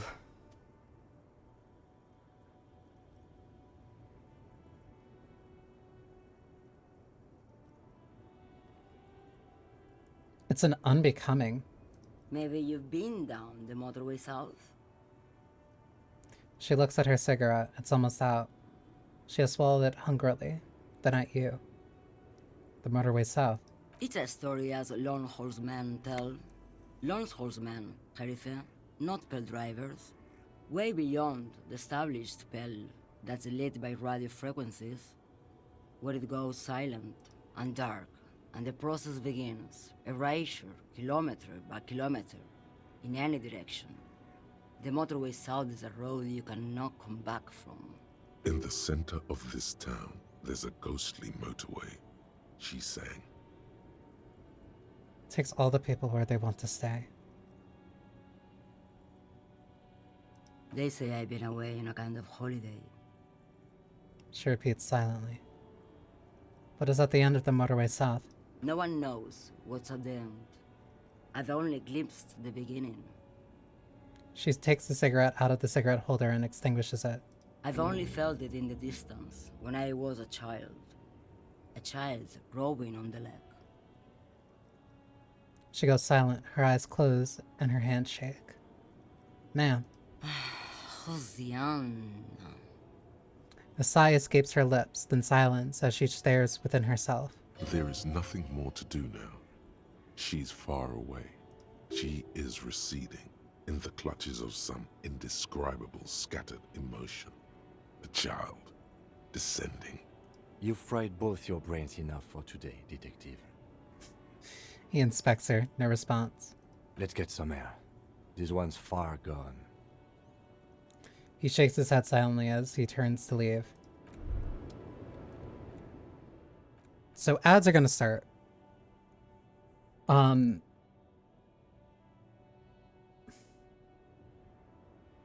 Jesus.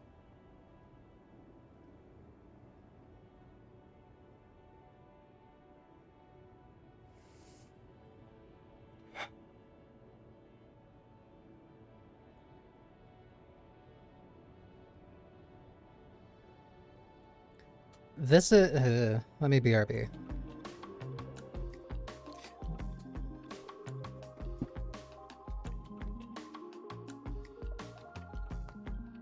That is...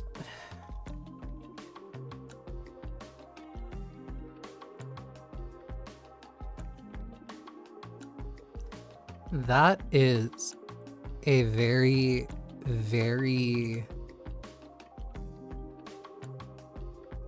hard topic to discuss, and it is a very hard concept to ever really wrap your head around, especially depending on where you live, especially depending on certain cultures, when some cultures really do not like ever even thinking about or bringing up the concept of death or non-existence to begin with.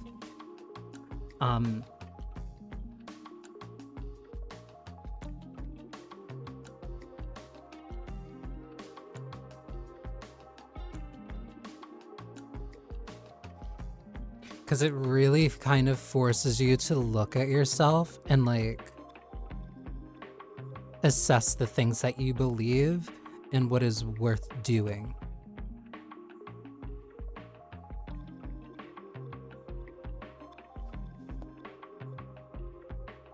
Like that is a very hard conversation for a lot of people to have. Genuinely. It is a very uncomfortable conversation because the start of it is an acceptance of something that a lot of people really, one, don't want to engage with, and two, is the most disempowering thing for you to really think about and accept. It is not an easy topic to talk about, and it is not a very easy concept to wrap your head around, and it is not comforting.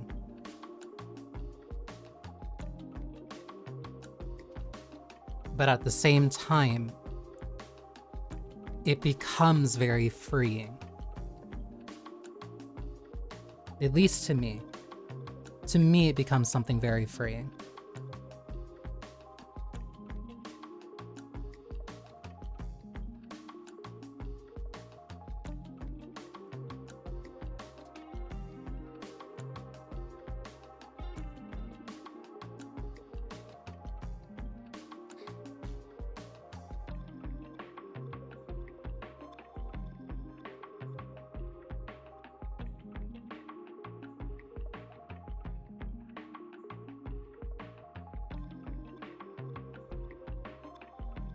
Ugh.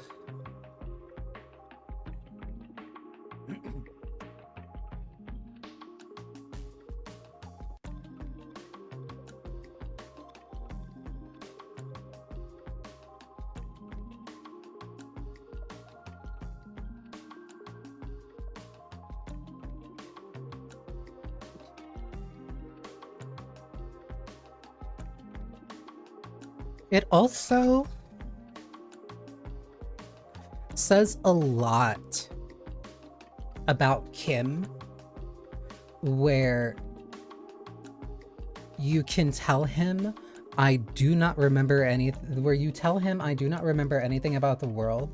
I fundamentally have lost all sense of myself and like what this reality is.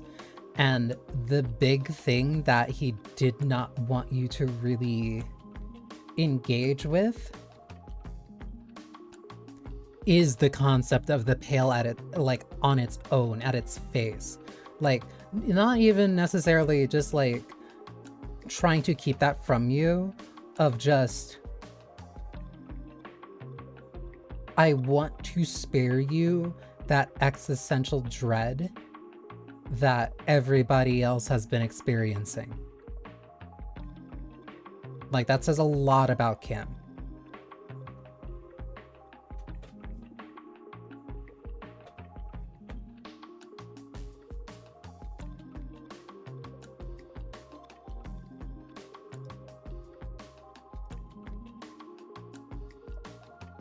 He was essentially trying to protect him. Yeah. Harry's incredibly emotionally fragile. Extremely. I'm curious what you feel like the game is about, like the ideas it wants to get across. I don't... one, those things are impossible to ever, like, get until you like, actually hit credits. Because I don't feel like it's necessarily trying to tell the player something. It's more so just, at least right now, just like providing a space for you to engage with these different ideas. Which sometimes in and of itself is the thing that it wants you to, is what it wants to be about. Like, it's just introducing you to a very complex setting. And it's like, all right, what would you do in this place? What would you do, like, here? How do you define Harry? Like, it is a very... It feels just like a Rorschach test that you can just play.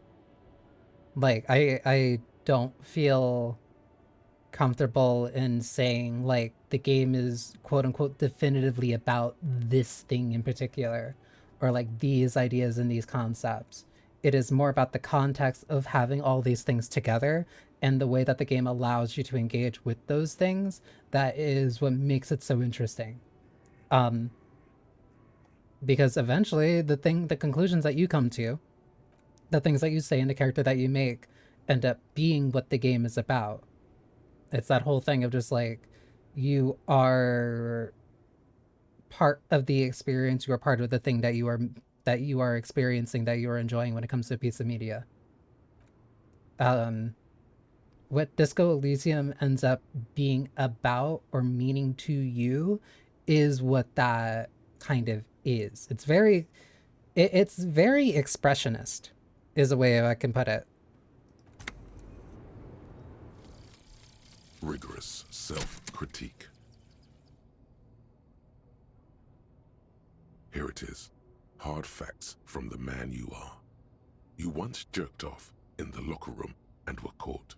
You held a young woman by the arm and kept her in your apartment for 20 minutes against her will. That's right. These are not flights of fancy.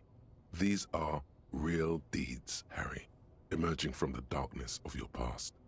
You tried shooting a fleeing suspect in the foot, but hit him in the pelvis, crippling him for life. And, above all, you let life defeat you. All the gifts your parents gave you, all the love and patience of your friends, you drowned in a neurotoxin. You let misery win, and it will keep on winning till you die, or overcome it. Mazovian Socioeconomics. 0.0000% of communism has been built. Evil, child-murdering billionaires still rule the world with a shit-eating grin. All he has managed to do is make himself sad. He is starting to suspect Krasmazov fucked him over, personally, with his socio-economic theory. It has, however, made him into a very smart boy with something like a university degree in truth. Instead of building communism, he now builds a precise model of this grotesque, duplicitous world. That is one hell of two things I have back to back. Oh.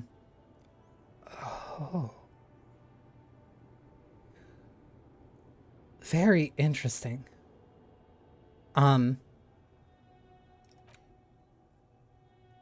Bonuses from thought, learning cap from perception raised by 5, speed gives 1, psych. All endurance white checks unlocked, learning cap for endurance raised by 4. All motoristics learning cap raised by 1. All intellect learning caps raised by 1. Rigorous self-critique, bonuses from the thought. Int, insight, red check failures, heal plus 1 morale. Phys and motor red check failures, heal plus 1 health. Learning cap for pain threshold raised to 6. Left wing dialogue options give plus 4 experience, minus 1 visual calculation. Reaction everywhere. Minus 1 authority, downtrodden, inf communism. Healing checks now heal you is a very interesting perk to have. I want to internalize the motorway south.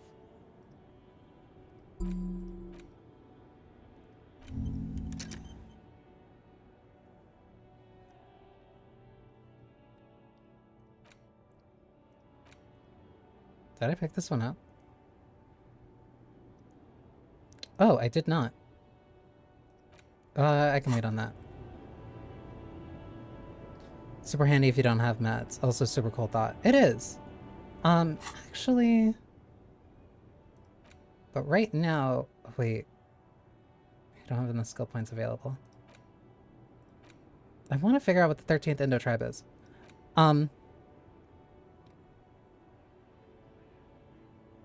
Also, conceptualizing the visual, the motorway south, but minus 1 visual calculus because you're trying to understand an abstract concept is so fucking funny.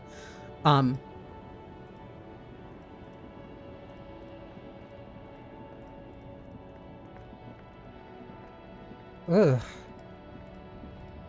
That's a lot. No, that is just a lot to really kind of engage with.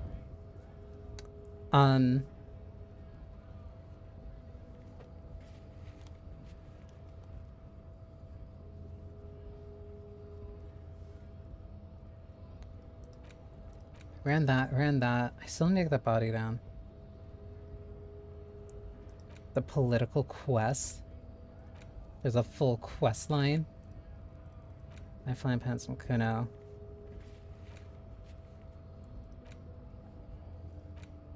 trying to figure out what I do from here. Oh, I wanted to check out the...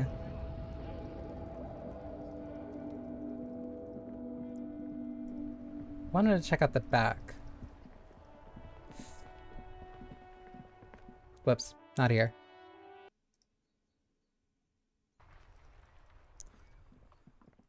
Ugh, that was a lot.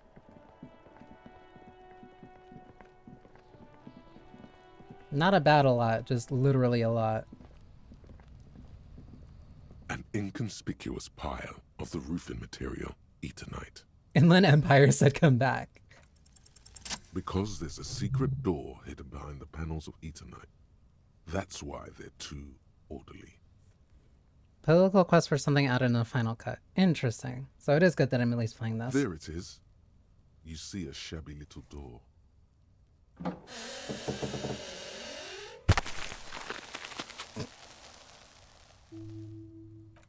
What is this then? A tool shed? He peeks inside. Let's investigate.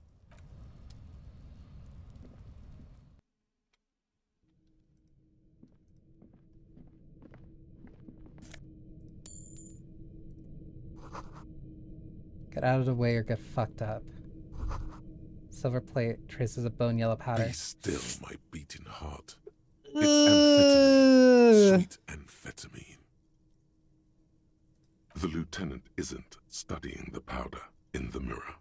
He's studying you.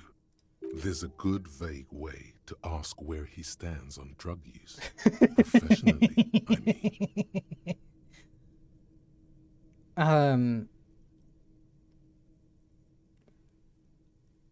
I've heard amphetamines make you a really good detective. Are you a really good detective? Hell no. I wasn't thinking about taking it, I swear. I was thinking about justice. Someone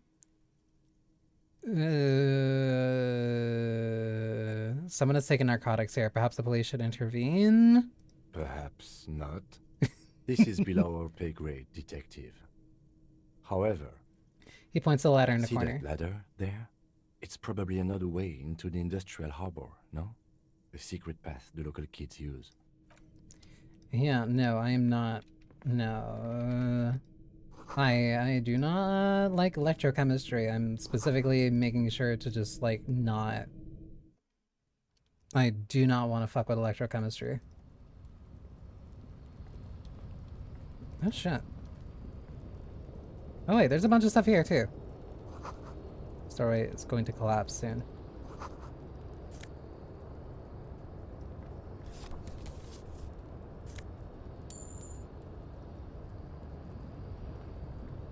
Doing a drug and alcohol playthrough is fun. I can imagine, but I probably...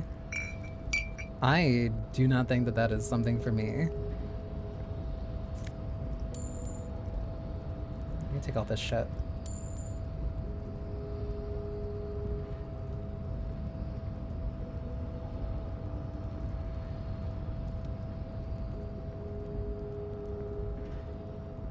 How do I get here? Looks like someone left his tarpaulin cloak hanging on the railing. I am not recommending any drugs. I'm very staunchly anti-drug. Look, Lieutenant pointed to the flapping cloak. Someone left his cloak behind. Yes, it's probably yours. It bears the RCM insignia, and you have a habit of being careless with your equipment. He chooses to drop. You could probably make the jump. You look like you've done some track and field in your day. I do not think I'm gonna make that. The wind is aggressive up here. The lieutenant looks at the enormous crane towering in the distance over the container yard. The look in his eyes is a mix of the engineer-like interest and the wonder of a 6-year-old seeing a horse for the first time. Kim's very interested in machinery. That machine is a Kvalsund 1020 HK. Motherfucker. Now that's a huge crane. Kvalsund 1020 HK. Is it? Kvalsund makes a lot of heavy equipment, but this is phenomenal, even for them. He really is a techie. But I digress. We were focusing on your cloak here. He winds up with a sad piece of fabric looking at the wind. What exactly are we doing up here? I was under the assumption we could ask the leader of this union to help us get this body down. This is why we're here, right? He doesn't wait for you to Or answer. it could be that we are just exploring. Looks around when rustling his He's hair. thinking you've forgotten where you are again. Do you really think this cloak is mine? Should I go for it? Jump. The cloak? I do think it's yours, yes. As to whether you should go for it? He looks over the edge at the cold pavement below. Well, it doesn't seem too dangerous. 2 meter stops. Whenever you're ready to do it, I'll be right behind you. The cloak looks like a bag of goodies floating in the wind. Who knows what its pockets may hide?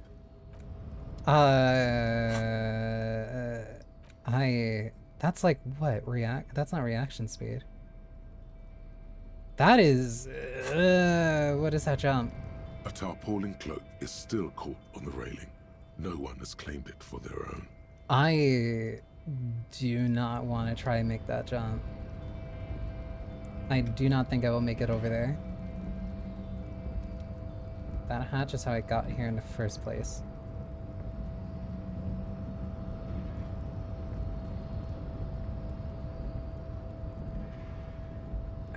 No, I'm not doing that jump. Because I will not make that.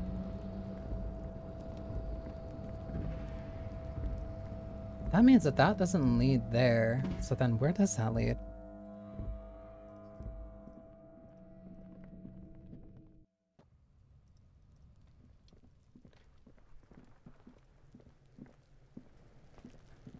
How do we get this fucking body down? The man before you is naked, but the hangman's not. This is a steel reinforced Airlifting. I thought it was used on lorries for the local harbor uses 6 rotors to shuffle containers around. By they, do you mean the Hardy Boys? Right now, everything seems to fit their confession. The cadaver.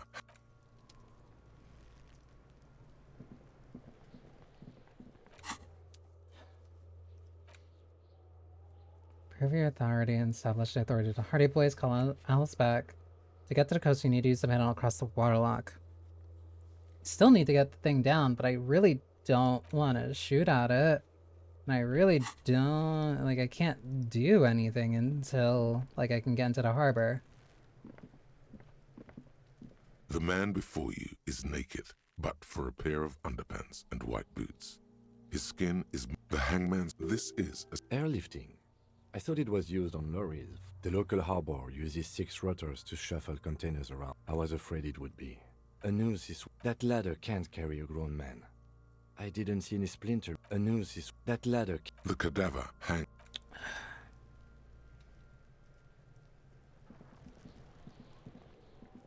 I'm not gonna be able to fight Measurehead. But I do wonder if I can have, like, a... I wonder how I can talk to him. Because I have to get past him. Or at least, I need to do something. The ladder also wouldn't help. Like, the belt is... Getting the belt is, like, the hard part there.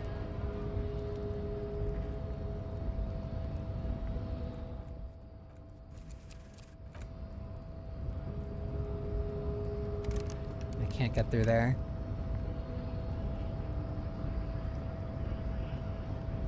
Click on all orbs gives you XP now.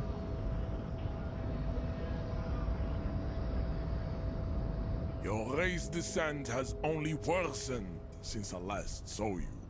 You have really let yourself go. You serve the Union, don't you? Aren't they white?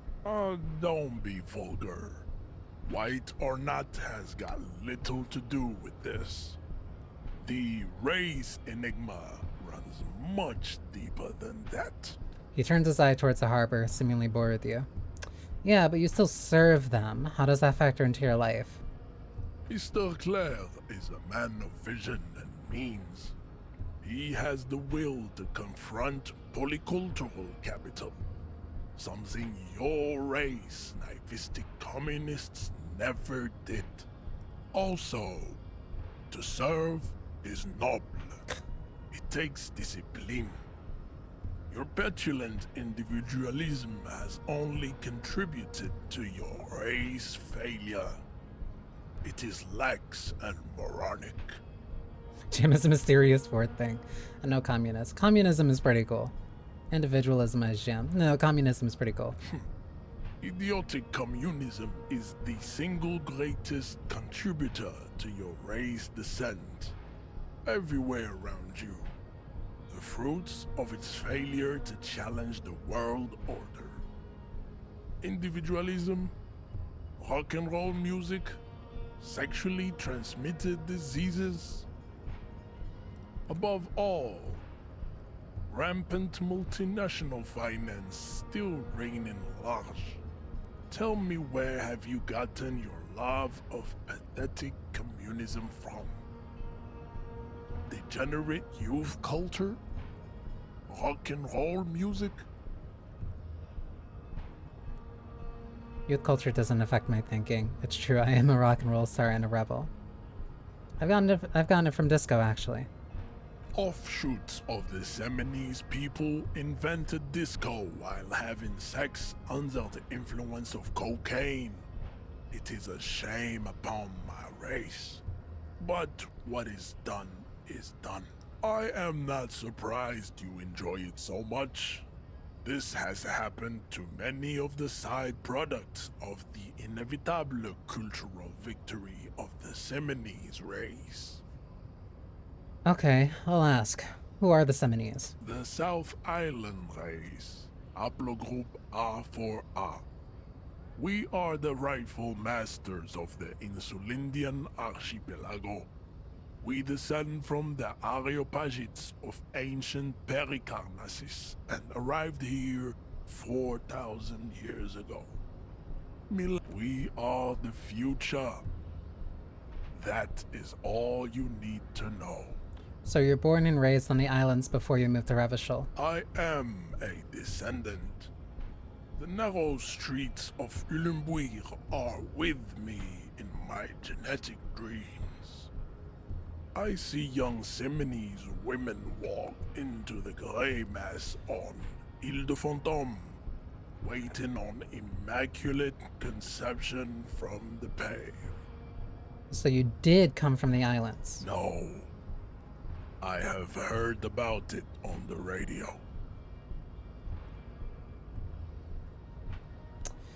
So you're not really Seminoles, you're just from Revachol. I'm from Couronne. And no, it is not just in Revachol. The city is central to the Seminoles strategy. Spreading through its trade networks, our culture will dominate the world. He is a LARPer. You have heard enough about our phylogenetic secrets for today. You have extinction to come to terms with, and never getting that dead body down from the tree. You know anything about this mug? He does not so much as glance at the object. This your kind of thing? Stop showing me your pathetic cup. I have no interest in it. He had nothing to do with it. Why are you not with the Hardy Boys? I am not the first line of defense. I am the last. In addition, these so-called Hardy Boys are an effeminate clique of bodybuilders. Their company is spiritually degrading. An effeminate clique? You pick up on something artificial in his tone, like he's putting on an act. This is unlike him. He is usually more himself.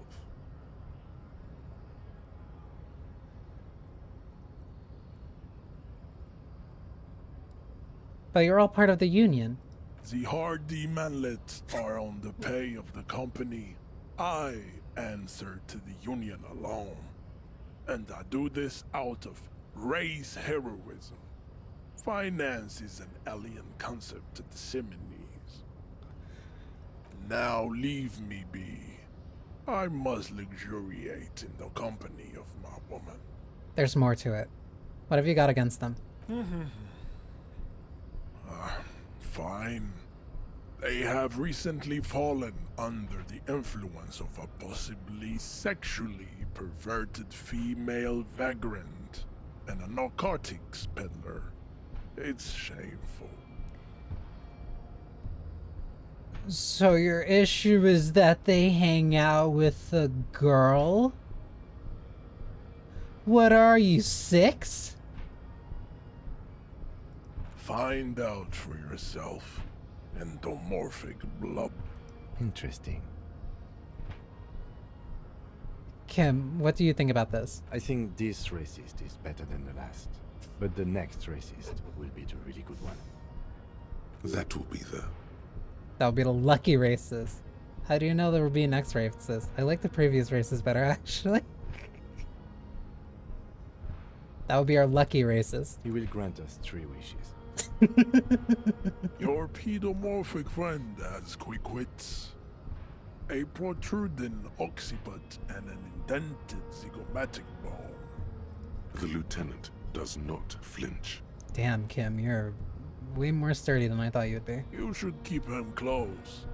The congenital defect of farsightedness does not render him a complete invalid. He still has the use of his mind. Yeah, no, talking to him sucks. That is very interesting, though. Where he says the Hardy Boys are working for the company, whereas I'm not going to punch him, I'm going to die.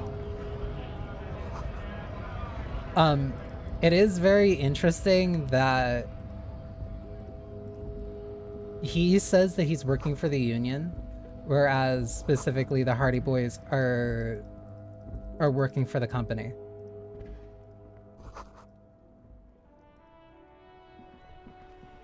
So I wonder if I can have I wonder what type of conversation. I wonder if I can bring that up to them.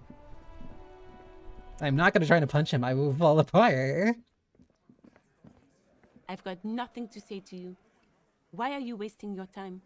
Are you the Hardy girl? I am not. She says dryly. You could be Liz. You could be anything. You could even be a model. Very supportive, Glenn. All right. Even a mod? Glenn, I went to law school. I am an attorney. He's right. With a face like that, she could be on the cover of Le Debutante International. I don't trust electrochemistry.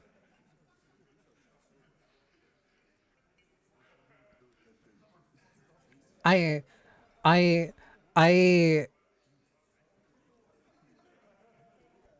want to say, yeah, she is pretty. Like, she's a very beautiful woman, but I do not trust that coming from electrochemistry.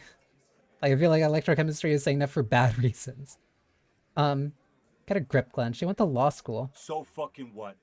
Lots of models are actually really smart people, fuckwad.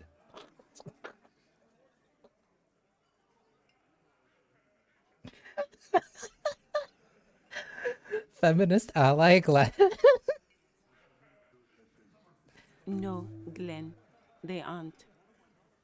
Her tone is cold and uninvited. This didn't change her opinion of you. And uninvolved. It's not her.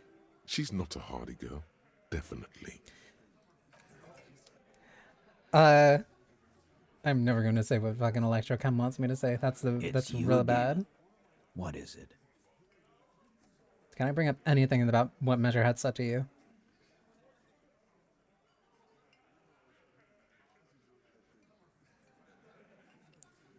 Nothing. Again. Good one, Titus. About fuck. No, it's about establishing authority.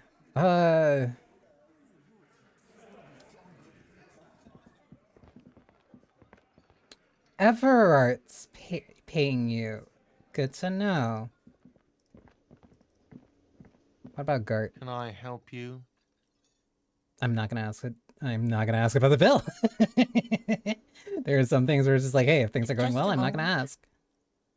The old woman turns back to the cafeteria manager. And there's no public phones nearby? The closest phone booth is down the coast. Sorry for the inconvenience, ma'am.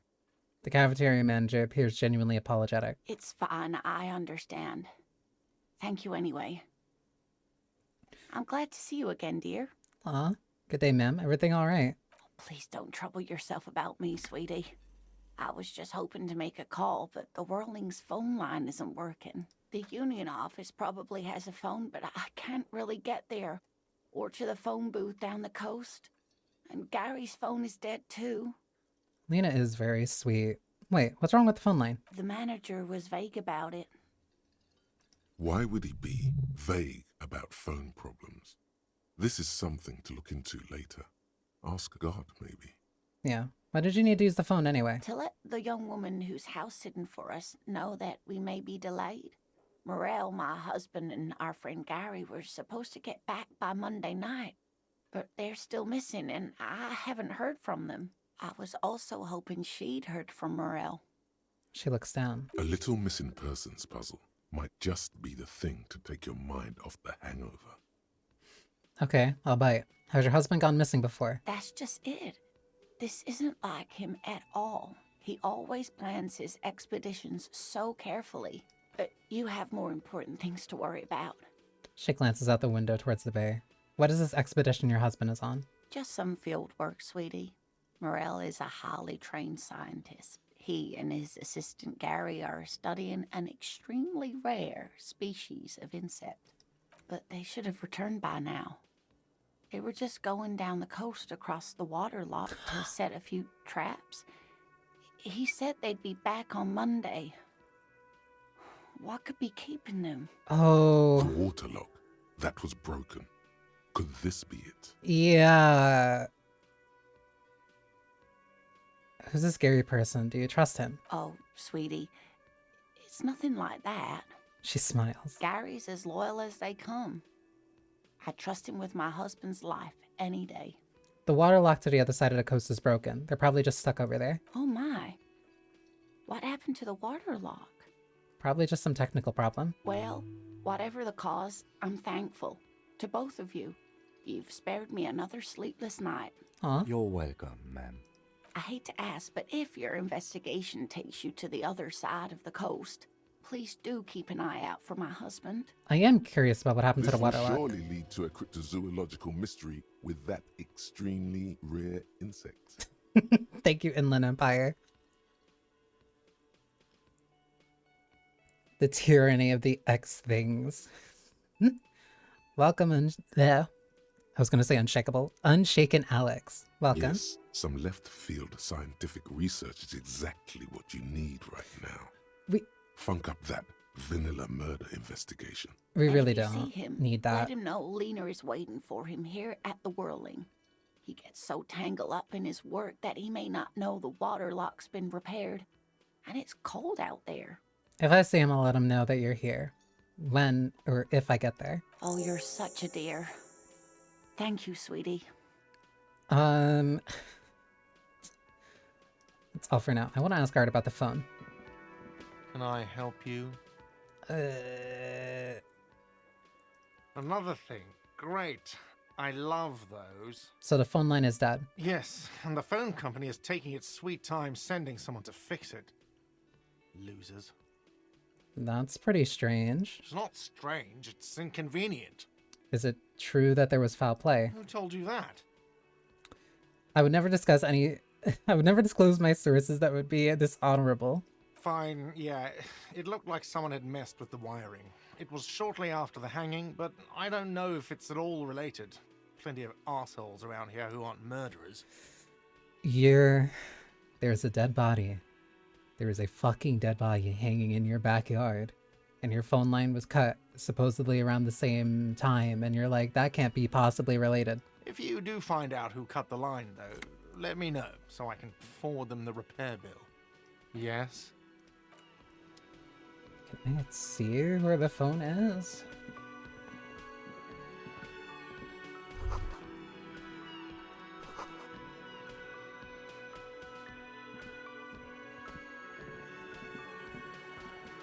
Yeah, for Lena. I think Wise brought that up earlier. The phone is across the water lock. There's no way I'm getting there. You see a heavy steel door with a prominent dimple lock. It's painted blue. You immediately feel drawn to the color. Blue is for mystery. Blue is for mystery. The cobalt blue surface feels rough to touch. The stainless steel door is flush with its frame on every side. Old cobalt paint, rough on the fingers. 40, 50 years since this was painted, maybe. Try to push the door. The door does not budge. I wonder where this door leads. You do? It's a door in the back of the kitchen. Why do you care where it leads? I'm drawn to its cobalt blue. It's part of the whirling in rags. There's something about this place that makes me want to know. Out of duty, we may find something pertinent to the investigation. I am drawn to its cobalt blue. It is quite pretty.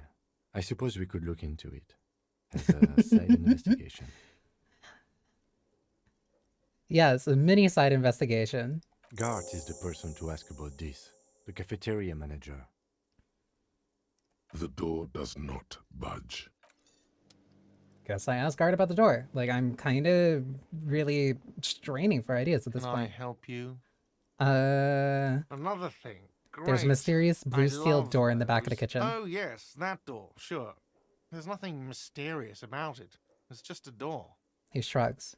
Do you know what's behind it? Do you have... No, I don't have a key. I don't know how to get there. And I don't care either. It's not like I've been wondering about it for 10 years. It's just a frit warehouse, probably. Or some boring storage space with a bunch of old junk and dust. Junk and dust. He runs his finger across the counter. You've had this door that leads to a warehouse for the past 10 years and you haven't been doing fucking shit with it? That is also 3 T's. I didn't notice that. Jesus. He's attempting to maintain an air of indifference. It's absolutely not convincing. I think you'd like to know what's back there. Fine, okay, a little. But my job doesn't leave me time for wondering about one locked door in one of the cafeterias I manage. So I haven't opened it. I have cleaned the whole place 100 times over, though, after the animals. And I haven't found a key, so good luck with that. Yes? I do not want to ask him about the bill so long as he does not... As long as he is not bringing it up, I'm not gonna care.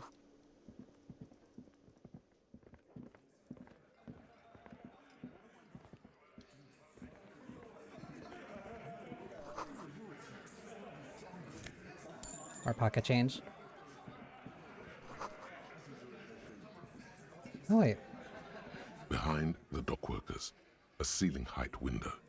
The hawthorn branches scrape the glass like bony fingers. What do you mean it's not time yet?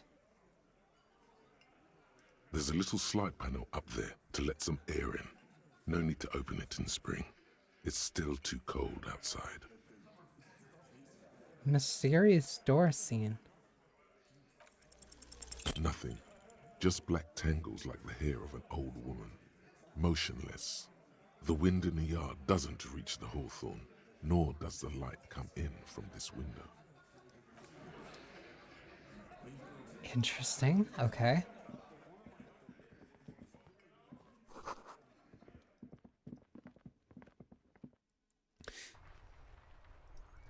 Why would that door... Also, I never interacted with this gate, actually. You see a set of tire tracks in the brown slush that covers the plaza mosaic. What kind of vehicle drove through there? Hard to say. What am I look? Cop habit. You look at everything. This isn't case-related, you think. Oh, my visual calculus is -1 because of a thought.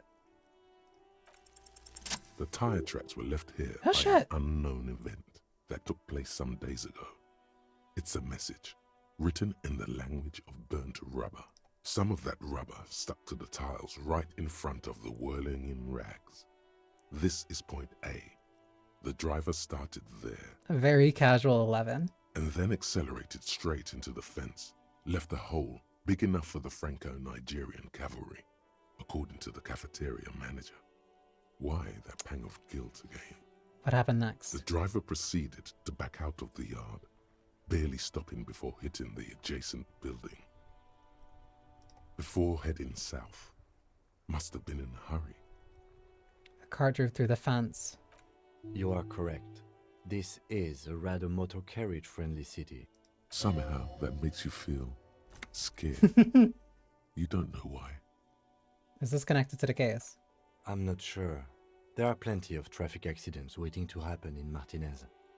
With a jam right here on the roundabout. I would keep them separate. You could follow the track south. There seems to be a canal there. See where they went, if you find the time.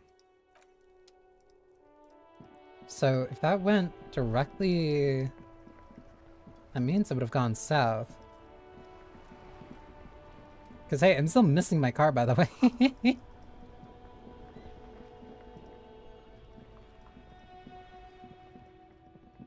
Would have gone this way. At least I think.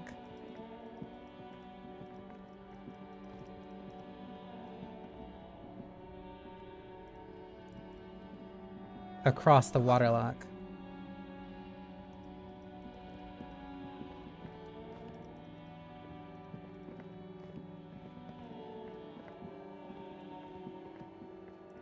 Not across, just at it.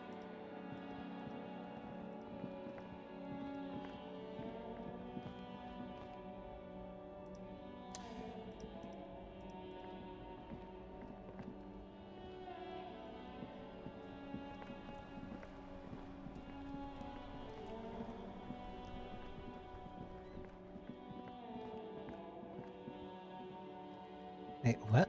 What sign? This sign. A crumpled billboard reading, Samaran butter soaks in the canal. Two ugly lines mar the bright countenance of the blonde boy. Smash. Slam. The sign billboard has fallen on the waterlock, keeping it open, and thus out of order. Ah. Judging by the size of the impact Holy and shit! the parallel lines of burnt rubber, the cause was probably a motor vehicle.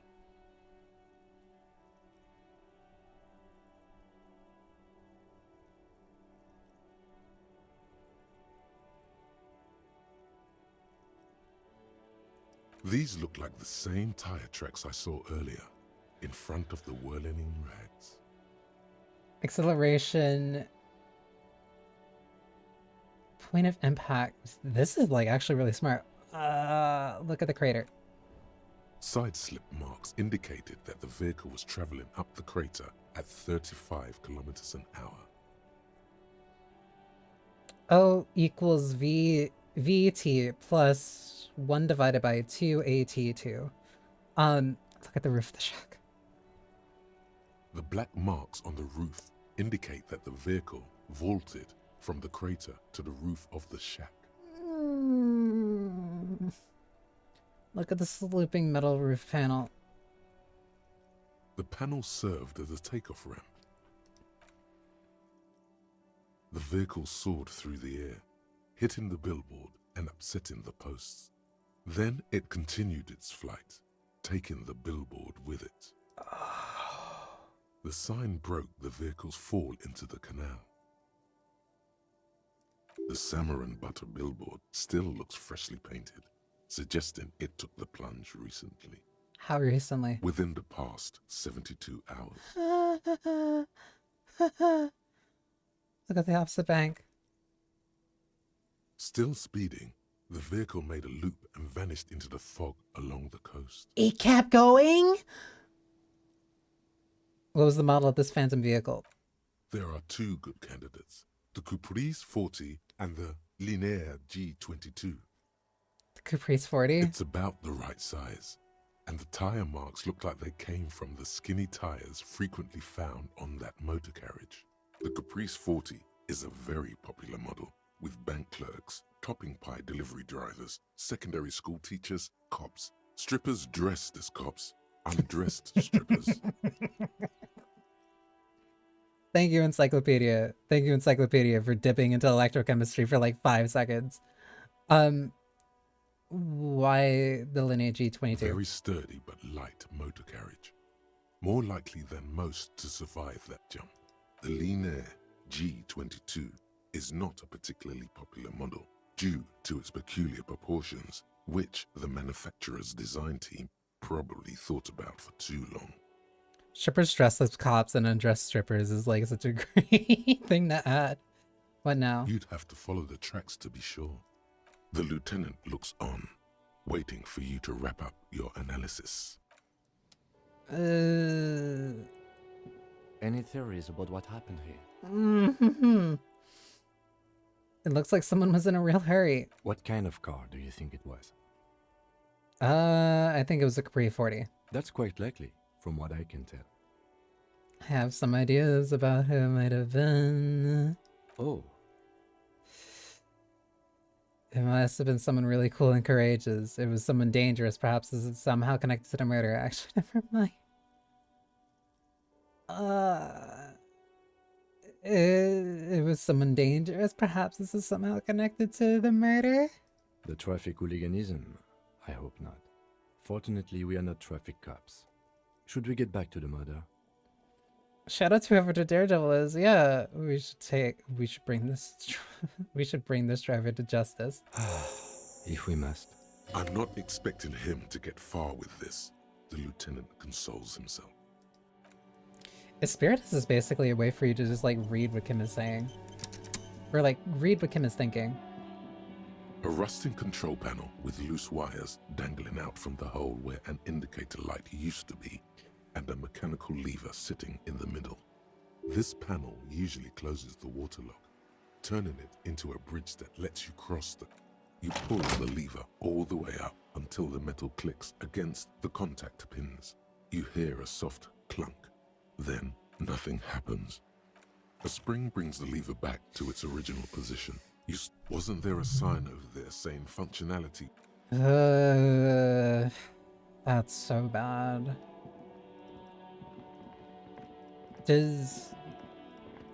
I see the tire tracks on the building now. Does this guy know anything about the car? It's not often that I see officers from the RCM in my pawn shop.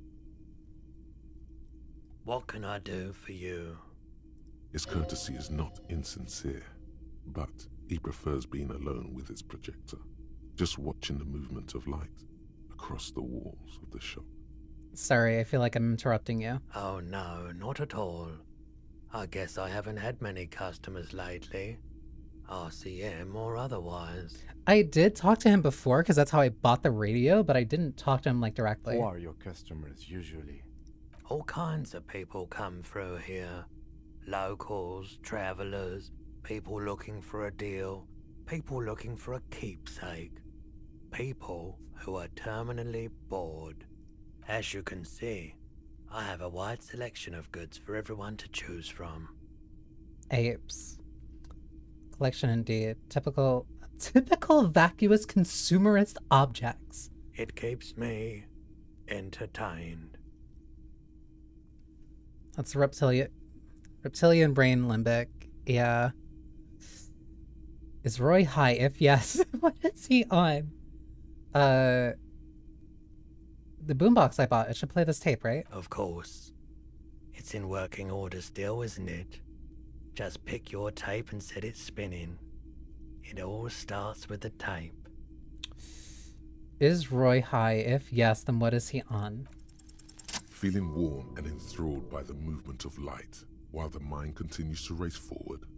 Lucky bastard. He's probably on Pyrrolidon. It's tough to come by on the street. I hit it exactly. Roll it on. What is that? A drug developed by the military to treat and prevent radiation sickness. It has psychedelic side effects, and it makes your eyes turn yellow. Holy shit. Is it just me or is it really warm in here? I try to keep the shop at a comfortable temperature. There's a note of indignation in his voice. Interesting. Those triangle patches on his vest, you have a feeling they mean something, like they're similar to the halogen rectangle on your jacket. Say, what's with the triangles on your vest? It's pretty obvious that you're under the influence, eh? No judgment, just curious. I probably did lots of probably hold it in before I lost my memory. What's with the triangles on your vest? I was with the Emergency Relief Brigade. You know, after the People's Pile disaster. He coughs as if to mark his words. Had to take Pyrrolidon for radiation sickness.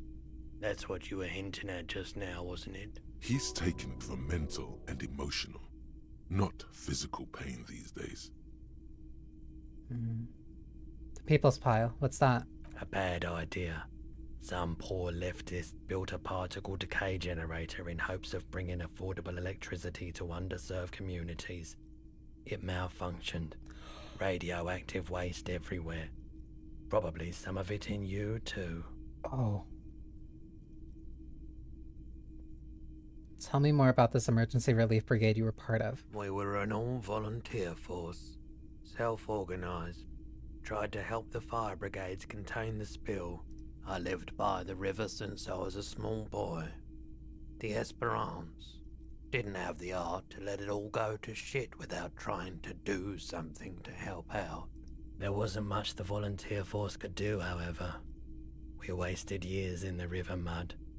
Years getting sick. He looks at the spiraling light and stops. It must have been tough, radioactive cleanup. There's a reason why everyone's tried to forget any of it ever happened, and why no one has tried to repair or replace the pile. So much disappointment, and early deaths. Cancer mostly. And we knew all that was coming even as we were cleaning up as best we could. Whose fault was it that the generator failed? No one's. Everyone's. He sighs and shakes his head. So much bitterness. A bunch of poor people built themselves a primitive nuclear reactor, hoping for the best. What do you think is going to happen? How did you end up running a pawn shop? The cleanup happened 15 years ago. I was young then. Later, my second aunt died. Left me this shack and all the assorted junk in it. So I came to Martinez. People told me don't go there. It's a shithole. I said, people, we just had a nuclear pile meltdown. I'm gonna get as far away from Forburg as I can. Still in the same city, but... He shrugs. Thank you for telling me. I like the theory more than the story. Outward movement, not vortices. Yeah, you gotta get in on those vortices, my man. No, I'm not asking for him to share. Do you know anything about the traffic menace on the loose? Traffic? I'm sorry, officer, but I don't drive. That is not the issue here, but didn't you hear when the traffic menace drove over your roof? Now that I think about it, I do remember hearing a thunderous noise the other night. Some kind of powerful electric vortex hitting the shop, and then moving on.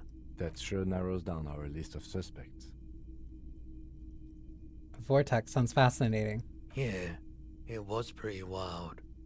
I didn't really know what to make of it, but I know it meant something. Traffic.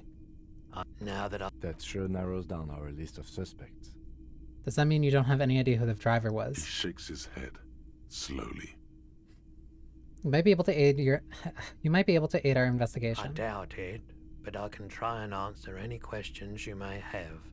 Know anything about the recent hanging? I do my best to keep my distance from all manner of butchery. Bad for business. Bad for everyone. He doesn't know anything. Think you could help me get a corpse out of a tree? The corpse behind the hostel, I assume. I don't have a truck with a mounted platform or anything of that sort myself. Ask around the harbour. There might be some workers there who'd be willing to help. Actually, that's all I've got. The pawnbroker's gaze is already fixed on the dancing colours. I've other business to take care of. That's a straight light. Hey, don't...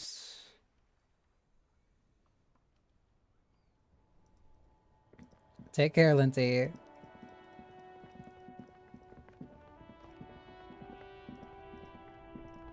What do you know? Everything's still cool here, officer. Nothing I can really get out of you. I either talk to the old men or I talk to the racist. And the old men make me upset, but not more than the racist The does. beaten wooden planks of the bench do not look overly comforting. We can sit on benches after we've solved the murder. Let's go.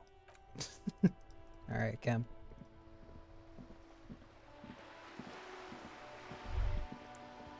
Son, you've really let yourself go. It's a disgrace. But Coach Physical Instrument is going to get you back in prime condition, even if it takes 1,000,000 push-ups. Coach Physical Instrument? Does that mean you'll call me a maggot and a Nancy boy to motivate me? Does a master swordsman insult his own blade? No. I'm going to turn you into an athletic benchmark, you big pussy. I'm really, really not interested.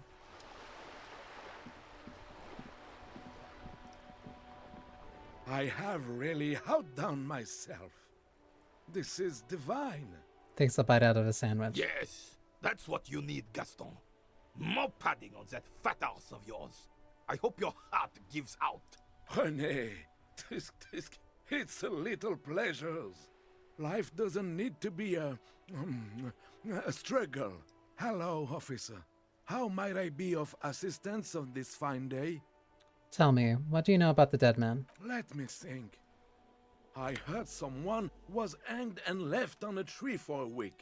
But that's all I know, really. I do not care for any of the physical traits. I am not going to invest anywhere. I'm not going to invest in them. I say, even though I still punched a kid, but that is beside the point.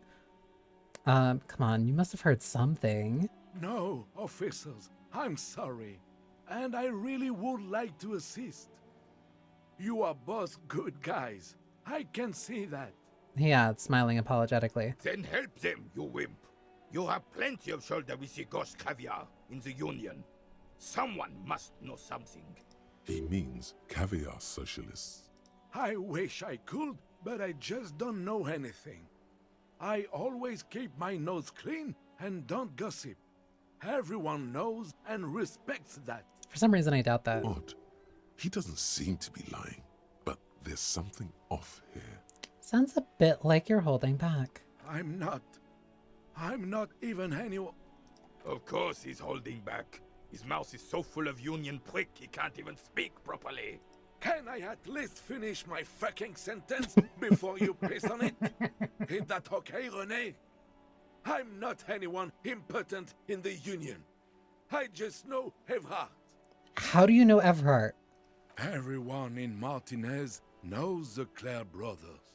I taught these boys human studies and history in the gymnasium.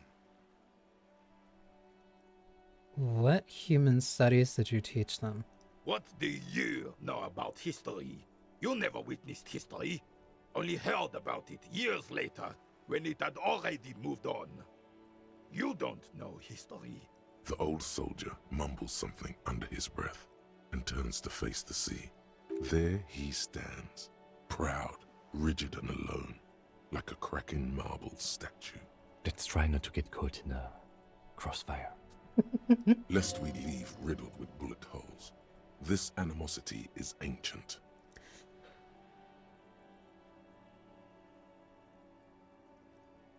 Can you help me get inside the harbor? No, I'm sorry, officer. I don't even have a key card. Evrard usually sends someone to get me when he wants to talk. Are you a union member? Oh, in many ways, yes. Like an honorary member. I attend meetings and parties, help with little things. Evrard, Edgar, and the older debardeurs all know me. Okay, ads has started. I'm gonna take this as a quick sec. I can't believe I just somehow avoided talking to this guy for so long.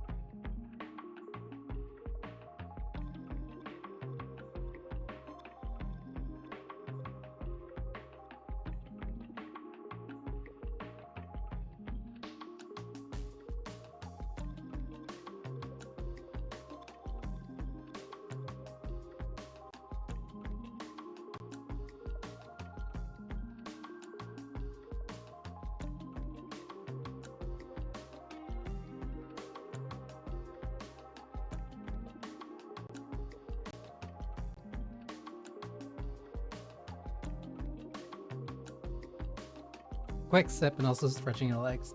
I did not notice that I'm almost at 7 hours.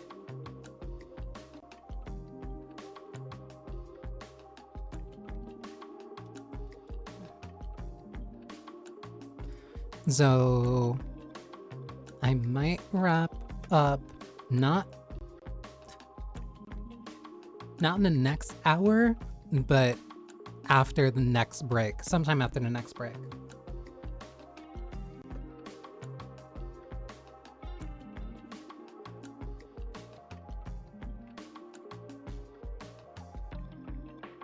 Just because I really should get something to eat.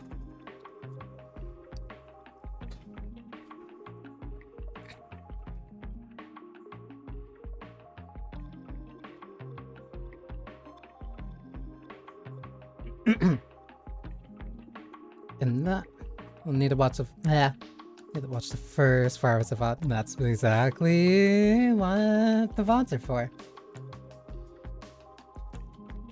It is an incredibly good game. Here.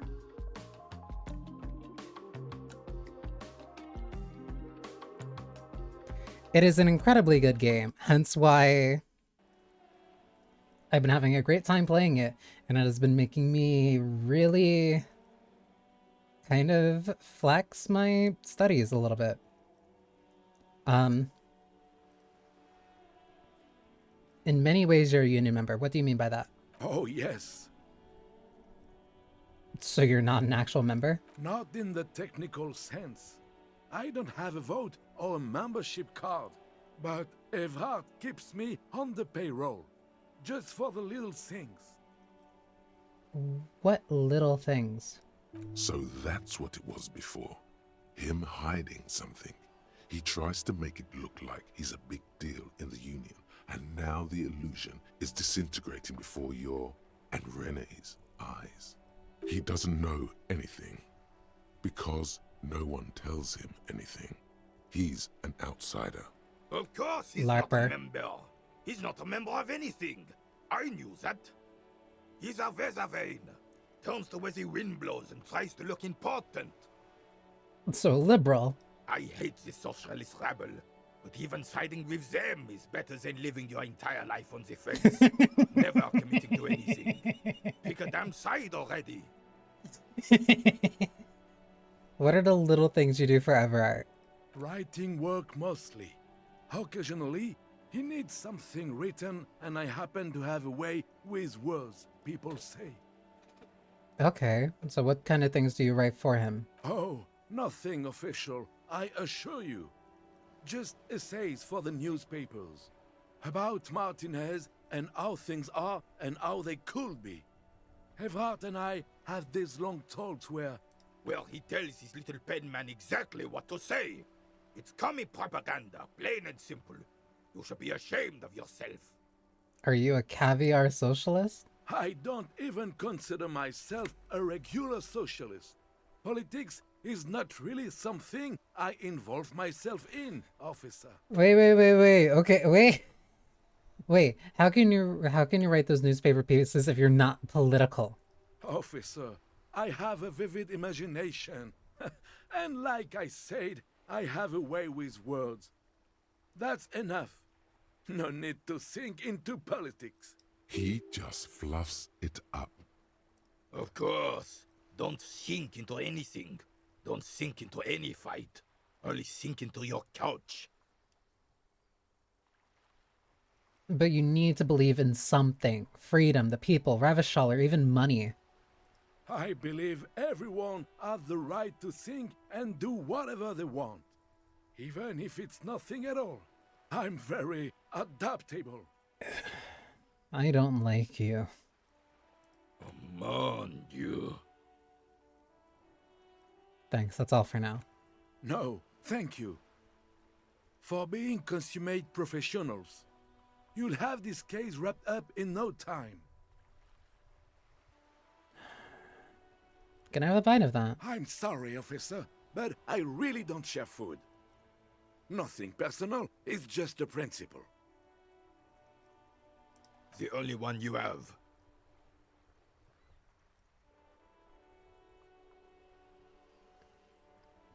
Please, man, can I just have a bite? Believe me, officer, I wish I could help you, but I need this sandwich to keep my blood sugar stable. In He's- my age, you need to pay attention to these things. He's squirming, avoiding your gaze. Please, friend, let's just share it. Fuck off! It's mine! He jerks away, immediately startled by his own reaction. Sorry, officer. I'm sorry. I didn't mean it in a bad way. But the sandwich is mine. I'm not gonna share it. When the dissidents come to rape our country, he hides. But try to get a bite of his dear sandwich and he gets claws? We are a special kind of vermin, Gaston. I want to test the rhetoric. All right, this is how we're gonna do it.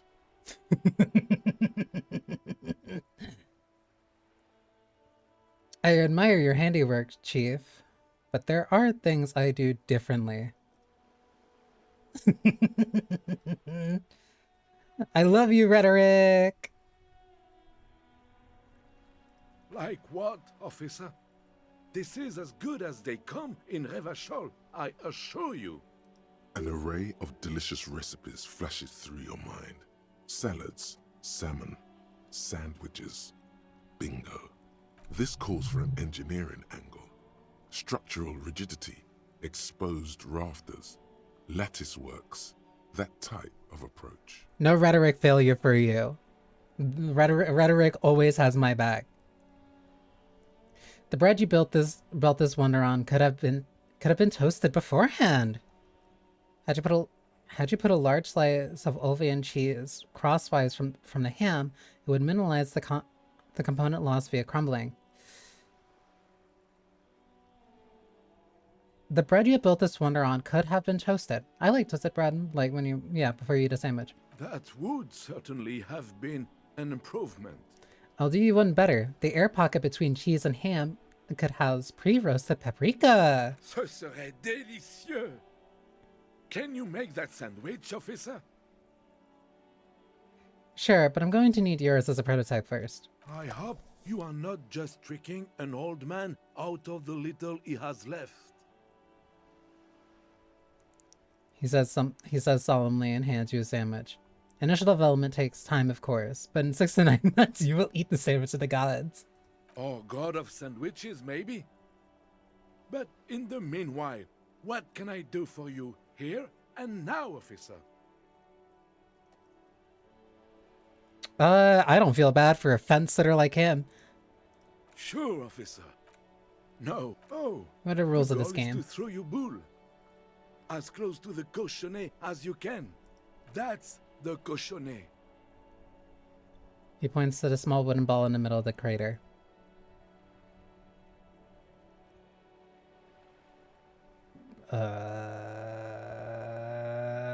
Interesting. I think that's all I need to know about Pentanique. Well, interesting. Tell me more about it. Well, first, you draw a circle about a half a meter in diameter. We made ours out of rope.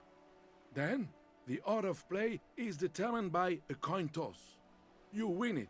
You get to throw the cochonnet. Then, the players aim to throw their bulls as close to the cochonnet as possible. They must stay in the circle and keep both feet planted. So what, cornhole?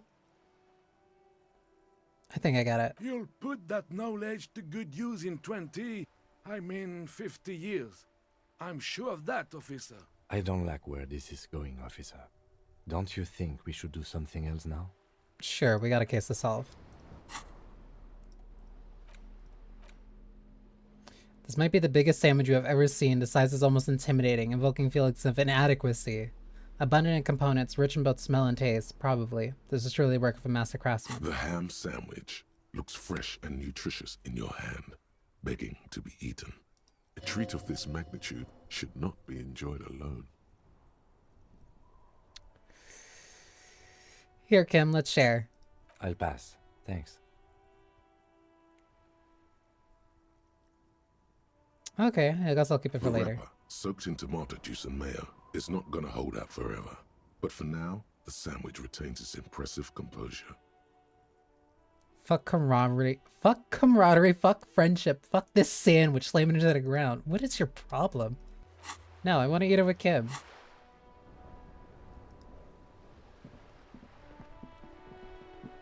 I'm not gonna force him if he doesn't want to eat right now.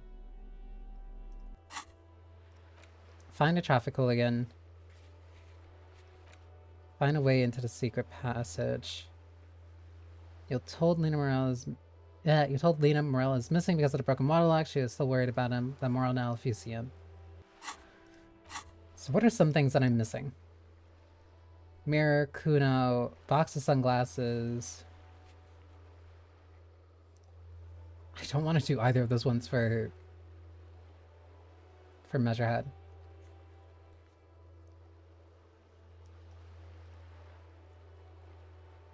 I don't want to do either of those. How the fuck do I get past this guy?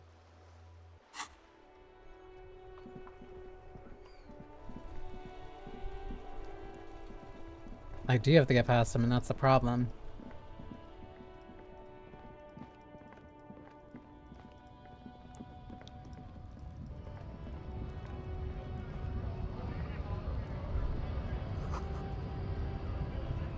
Greater Revachol Industry Harbor.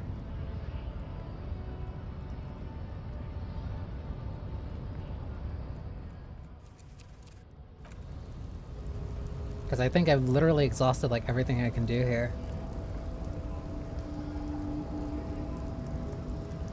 Hang on.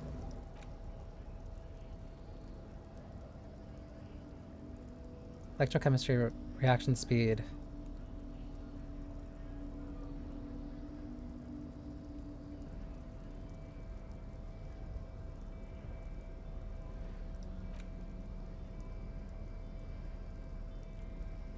Just give me the pry bar.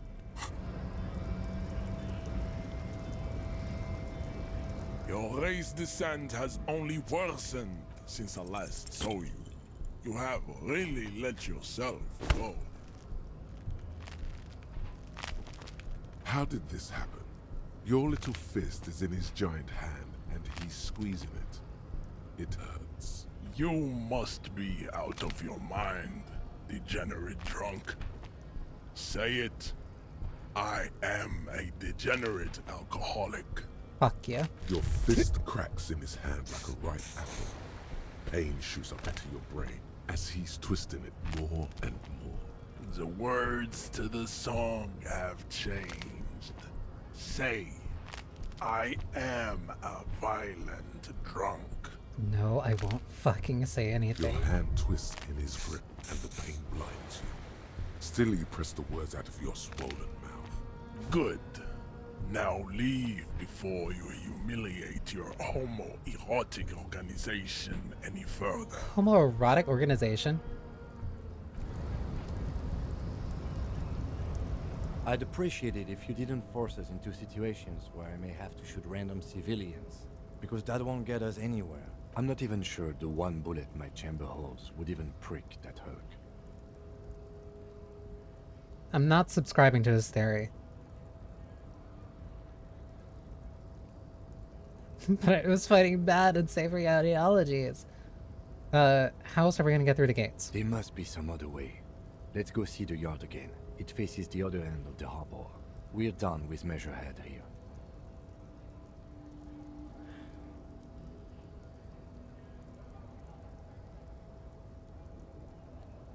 And you're just going to let him manipulate you like that?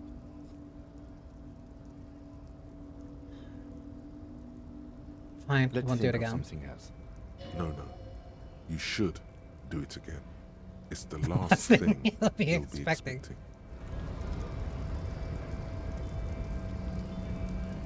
The only other way I can really think of is like the jump. I'm not subscribing to his...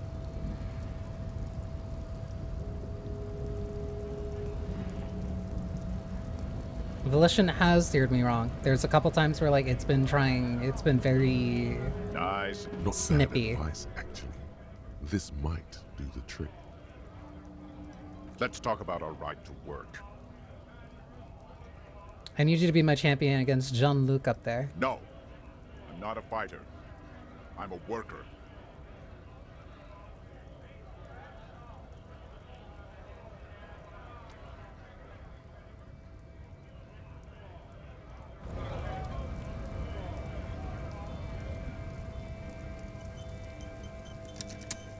Let me go through the back then.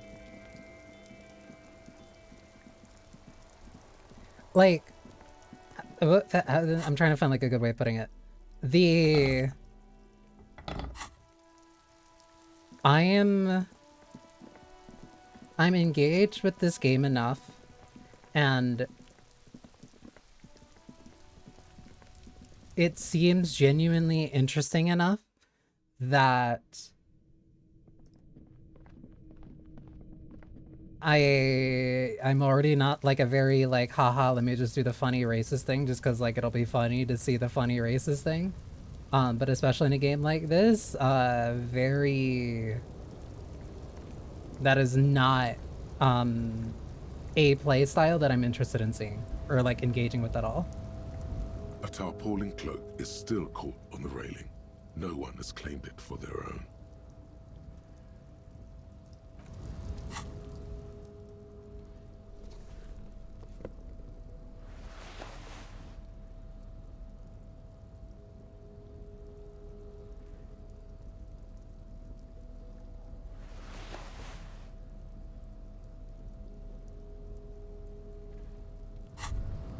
The pockets of these new jeans are perfect for sticking your hand into.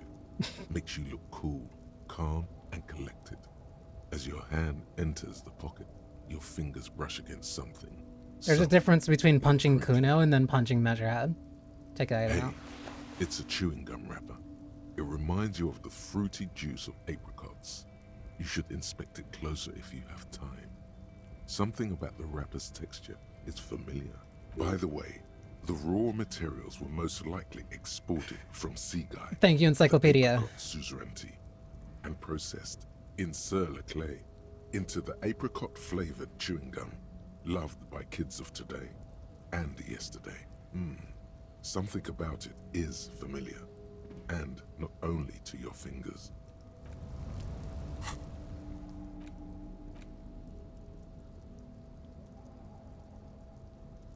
Crinkled chewing gum wrapper. The worn label reads, Tutti Frutti. It smells faintly of apricots, with a barely noticeable twinge of cinnamon. You feel compelled to point out that there's nothing fruity about cinnamon. It's a spice derived from tree bark. Okay, why do we even care about this? Good question. There is no answer or secret phrase written on the inside of the wrapper. Yet you're drawn to it. Drawn by regret. Stop before you hurt yourself with a Tutti Frutti wrapper. Throw it away, please. What? You carefully fold the wrapper into a square before putting it back into your pocket, lovingly even, despite the strange feeling of regret. Okay. Cinnamon isn't a fruit, but like... weird, whatever. Can I make the jump for this? A tarpaulin cloak is still 17. caught on the railing. Nope. No one has claimed it for their own.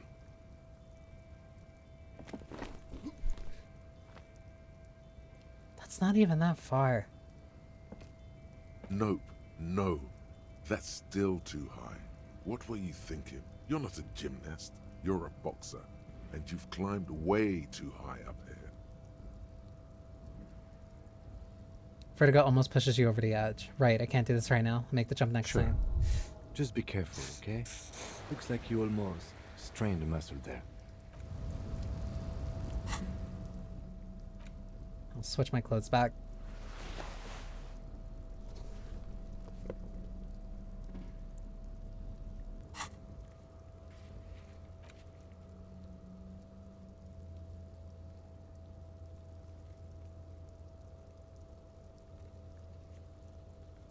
All the rest of these checks are either heroic or impossible or formidable. There's one at the knick-knack stand that I can do.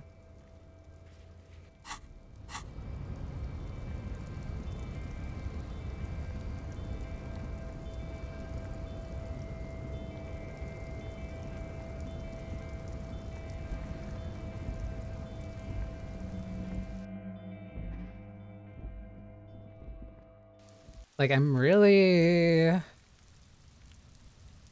running out of things I can kind of do.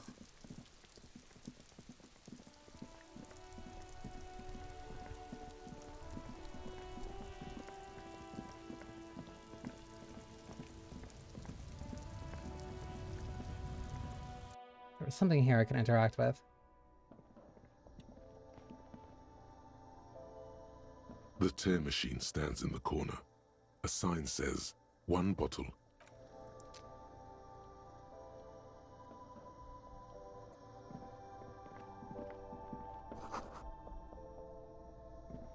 Or is this the wrong place I'm thinking Is of? this about the questions again? Because I don't really know anything. Oh, does Fred have a warehouse in the back of the Whirling Rags? A warehouse? I don't know. Maybe. I don't really care what Frit does. Come on, give me something to work with here. She looks up from under her brow. Fine. Frit doesn't have a warehouse. Just a little back room here. Okay? She turns back the magazine without waiting for you to respond. Can you tell me anything about the dead body? I don't really know anything. I mean, I know it's there, but I haven't seen it, so... Did you know the man who died? Not really. Does that mean you knew him a little? No. I didn't know him at all. What do you think happened? I don't know. No need to worry. It's just standard procedure for us to ask around. If you hear anything, let us know, okay? Okay. Uh-huh. I don't have fucking anything.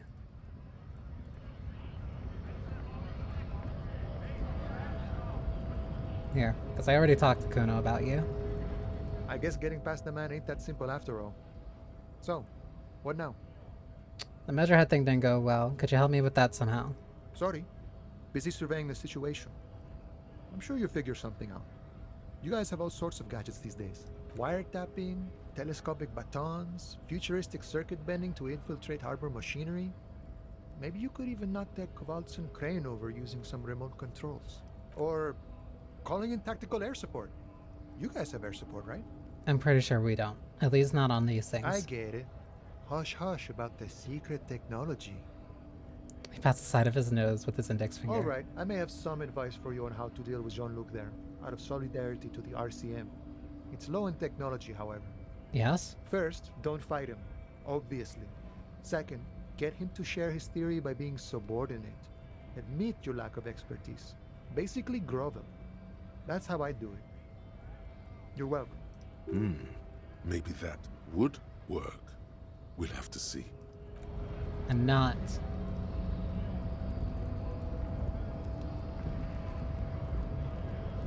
There has to be some type of solution through this.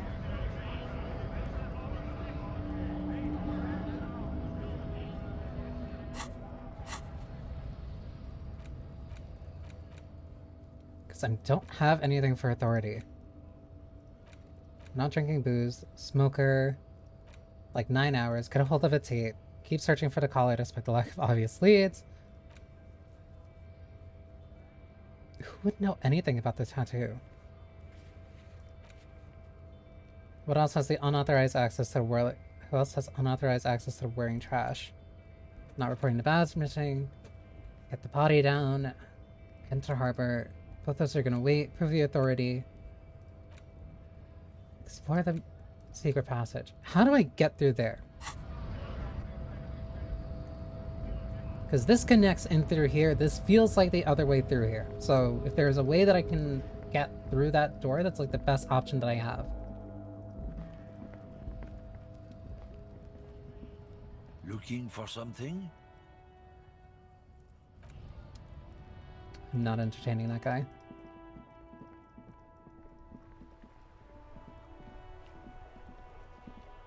I don't think I exhausted all the options in here. Inside, you see a set of steering levers, a radio microphone, a pull-out toolbox, and the soft glow of the fuel preheater And your fingers over the The steering white glass. suede feels luxurious under the touch, and the metal clutch handle so very familiar in your palm. Tap on the fuel As you preheater. tap on the gauge, the indicator pin jerks as if startled. It's in the large orange sector. Currently only have 3 indicating options and the I engine is warm. can't. No. That's enough fun with the foldable headlights. I know they are mesmerizing. They're also fragile. I'm not going to turn it on for you again.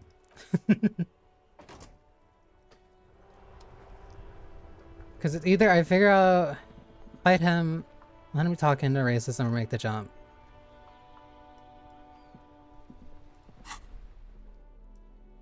That... I don't like that.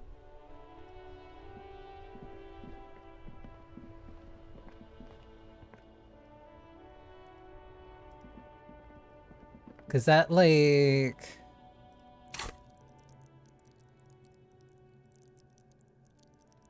Cause these are two very physically focused, and then the one that's like actually for like a trait that I'm like good at, it makes me into something I don't want to be.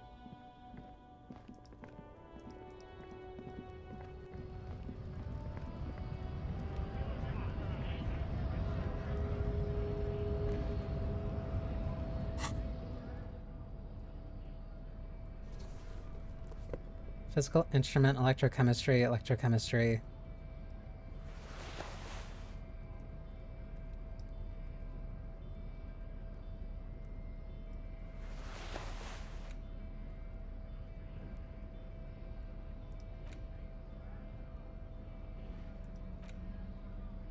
I still haven't been able to bring that up.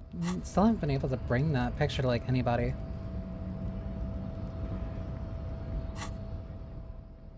Empathy -2 authority.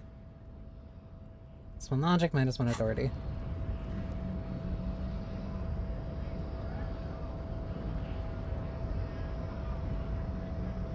Your race descent has only worsened since I last saw you.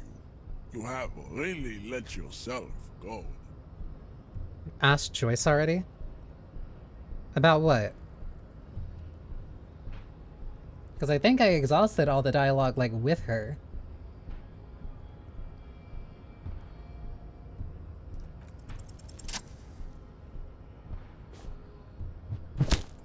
Oh! Just like that, instinct took over. I did ask Joyce about it. Straight into his throat, into the cartilage. You could swear you felt the soft palate break. The man is reeling, gasping for air. Time stands still around you. In the distance, the sounds of the harbor are falling silent. All you hear is a small gurgling sound as a trickle of blood appears on the man's lip.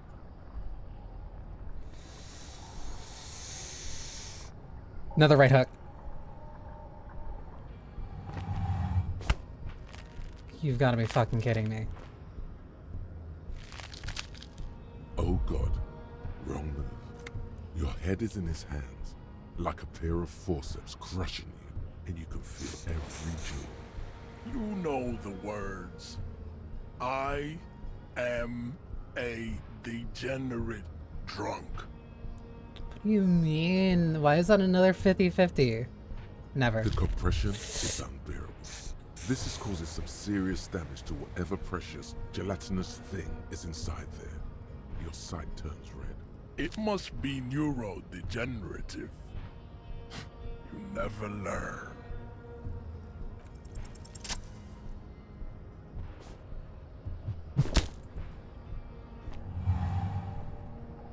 Just like that, the man is... All you hear is a small gurgling sound.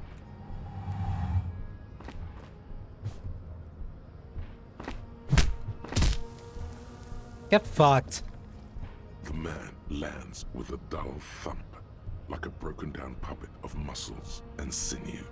For a moment, he still tries to keep his head up, dazed eyes looking at you with unimaginable surprise. To your left is the button. I'm pressing the As button. you slam your fist on the button, the man collapses entirely, his head rolling to the side. Looks like you're the new measurehead now. Fuck no. Her voice is surprisingly calm. No one is the new measurehead. Let's go before he gets up.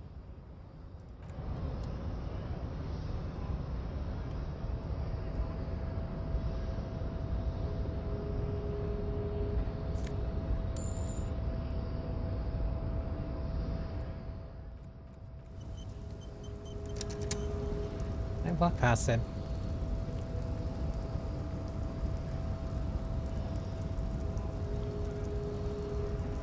The man is still knocked out. He breathes slowly and steadily. Lucky I can't stomp you out.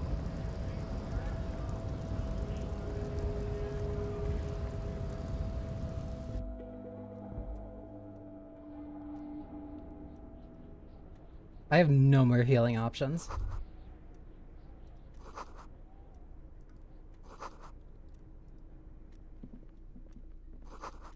What is this? Laughing. Someone left a coffee machine on. Dark liquid in a pot. Looks almost sentient. Phone. That leads me out that way.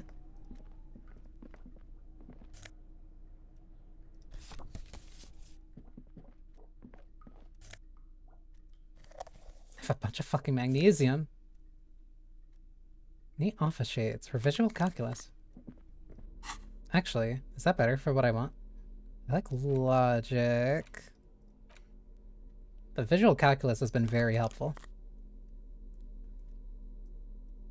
Conceptualization.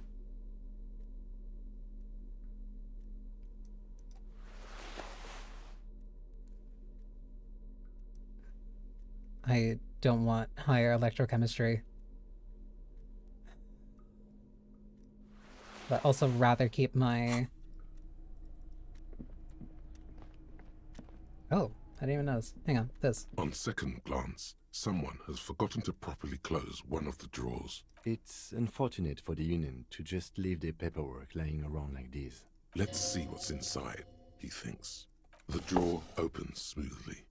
Inside is a well-organized selection of brown folders. Hundreds of documents containing logistical data. Two kinds of transactions stand out. Materials coming into Revachol from the outside world, from Muindi, Grad, and even Ilmara, and the same materials being handed over to companies inside Revachol. Kuron, Coal City, La Delta, and Jamrock are listed among the many districts where the imports are being sold. Anything interesting? It's hard to make sense of this thicket of company names, dates, quantities, and percentages. You try to focus, but the lines are getting blurry. Force yourself to go through the folders. Whatever's hidden here is hidden well. Concentration isn't enough. Only a trained accountant with a background in logistics would be able to really make sense of it. However, there is a little handwritten note stuck on the side of the drawer. Look at the It note. appears to be a to-do list written in large, uneven capital letters. Remember, Leo, Everart's shoes, special whirling borscht, water Everart's plants, sweep office floor, more banners. All items on the list have been crossed out, and the note itself is crumpled. Look, Kim, a to-do list with a list of errands for Everard. Everard Clare, probably. The head of the Debarders Union. One of his aides must have left it. Nothing incriminating here. The special borscht seems a bit odd in the list. Take another look at the Remember, note. Leo, Everart's shoes, special whirling borscht, water Everart's plants, sweep office floor, more banners. All items on the list. The drawer slides shut smoothly. That's coded. That's not... It's not word for An word. imposing combination of a punch clock and a payphone is looking down at you from the wall. A note on the side says, "Tokens unavailable due to strike. Use change." The machine swallows your coin and seems to be waiting for your next move. Muscle memory dial a random number. Your fingers run over the dial pad. 005. That's the dialing code for Revachol. 4952, and a moment of hesitation before entering the final numbers. 993. Calling. Calling. Still calling. Then... Video Revachol, 24-hour video rental. We rent 8 and 10mm film for home use. This is Lummy. How may I help you? What is this place? Video Revachol is a 24-hour video rental. We rent 8 and 10mm film for home use. This is Lummy. Do you know me? No. No, I meant what is this place to me? Sir, I don't know. It's a video rental. Maybe you rent videos here. Why did I call you? Maybe you called to extend your rental period? Do you need to extend your rental period? Maybe, but I don't even know my name. If you need any further assistance, you can visit us on the corner of Voyager and Main. I can't help you over the phone. Are we done? He thinks you're pulling a prank on him. The call is terminated by the other party. You're left with the discomforting sound of the disconnect tone. Okay. Alright, I don't know what the fucking point of that was, but alright. Give me my jacket. The tarpaulin cloak is still hanging on the railing. The white rectangle of the Revachol Citizens Militia is clearly visible on its back. As your I'm not gonna keep calling. I wasted way too much time dealing with Measurehead. The cloak wants to deliver a message of comfort through your fingertips. I will shield you from the elements and give my life for yours. That's what the cloak is relaying. Wait, what is the stats on this? The Spiritistic Corpus. Oh, this is just better than what I have.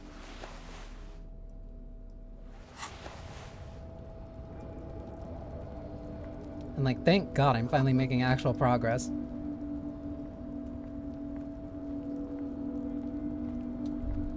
Woo.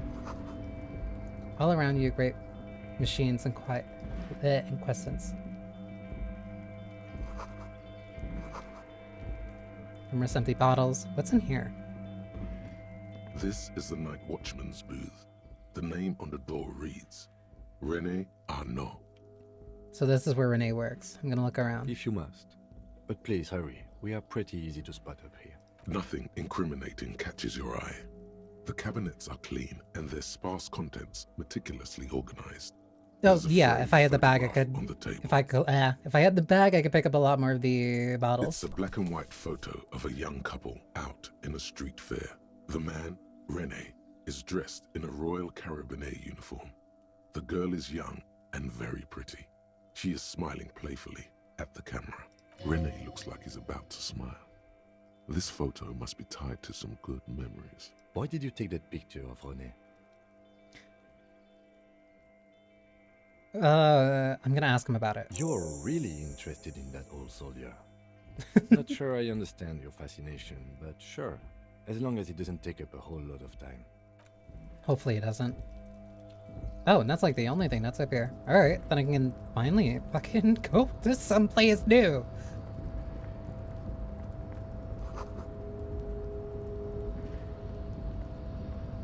Like, I like that there are a lot of things that you can do, and I like that you can mess around with a lot of things in here, but at the same time, like, I'm finally making real fucking progress outside of the first screen for like 2 years. 2 buttons marked Marche and Arrête are faded with use. It seems to control the large crane above. A container is attached to its hook block. Marche. On. Arrête. Off. Marche. With a loud grind, the crane shifts overhead, moving a massive metal container through the air.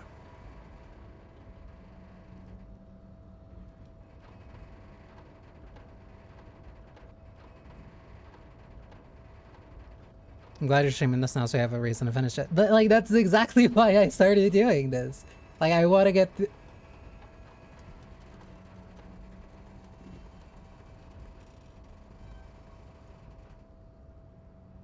And, with a surprisingly quiet thunk, the crane places the container down. I thought the container was going to fall over. This crane was built with a purpose, which has now been fulfilled. To move this container. What's inside the container? All you know is, it's special. I can't see how that was worth the wreckers, except for seeing the crane in action, which I admit was satisfying. The crane does not return to its original position. It does not move at all. Because, like, I wanted to play through this, and, like, I've only ever played... Like, I've tried 2 other times before, and I just never got through... Like, I never saw anything, like, after dealing with Measurehead, because I never, like, got to that point. I finished day 1, but, like, I didn't continue past that. And, like, I do like that there are a lot of things that you can do, but I do know that time is a real factor in this.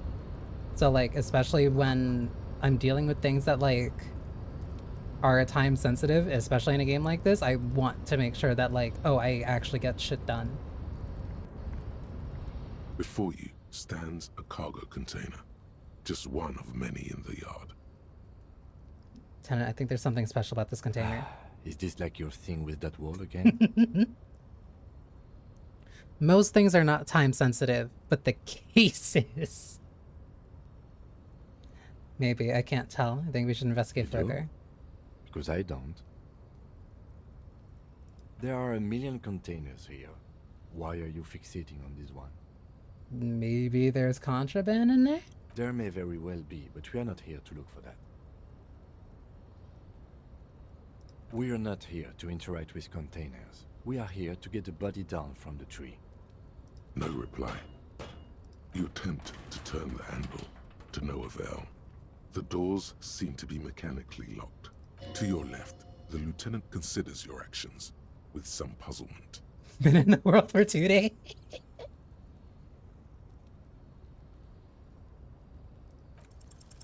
Why are you even trying to open a door with rhetoric? Yeah.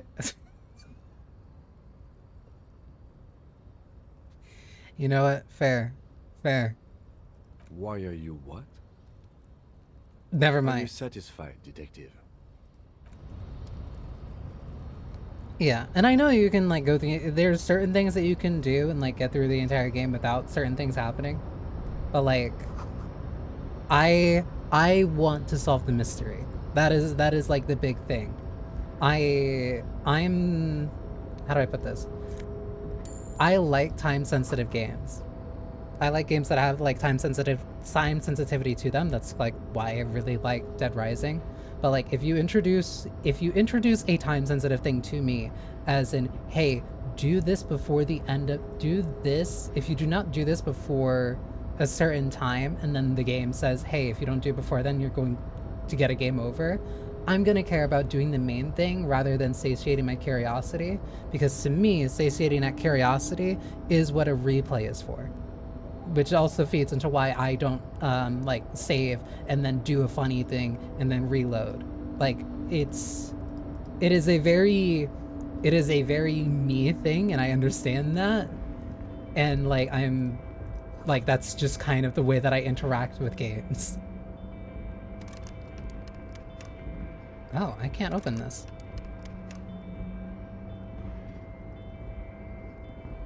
Like, I take the fact that... I can open it with a tool. I take the fact that I can fail the case, or that I cannot solve the case, as, like, an incentive to, like, actually pursue the case as much as I can. Because I don't... Half-Light.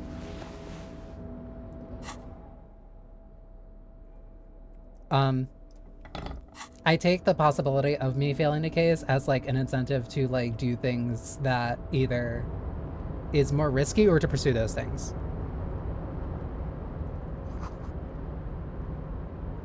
Can I talk to you? Container, container, I'll turn you nice and red. Container, container, put the logos on.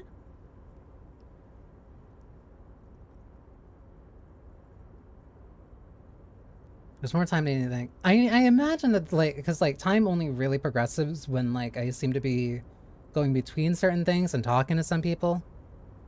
I don't think the game is super time sensitive, but I do not know what things will be time sensitive, and I don't want to spend time doing things that aren't, how do I say, I'll say engaging. I don't want to do things that are necessarily like unengaging to me if it means that it does give me more time to do things, even if they are not important, that are more engaging to me. Like, to me, there's an opportunity cost of like, okay, yeah, I could probably just like keep messing with the phone and see like how far that goes, but I don't know if there is something else later on that I would rather have spent that time that I spent at the phone. Like, it's that. It's not me trying to optimize the amount of time that I have in the game. It is me recognizing and trying to figure out, okay, what is the leeway that I have? What are the things that I can kind of like mess around and spend some time with and do certain things with? And doing that at my own leisure.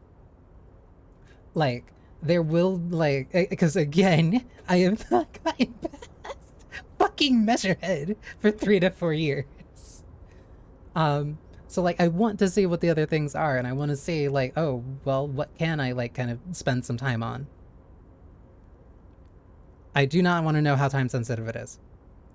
I want to play by my own assessment and what I feel is important at certain times. Inland Empire, when I was talking to Joyce, said you have 5 days, so I will take those 5 days at that face value, which meant that the sooner I could get into the harbor instead of having to wait for like 3 days, presumably, the better.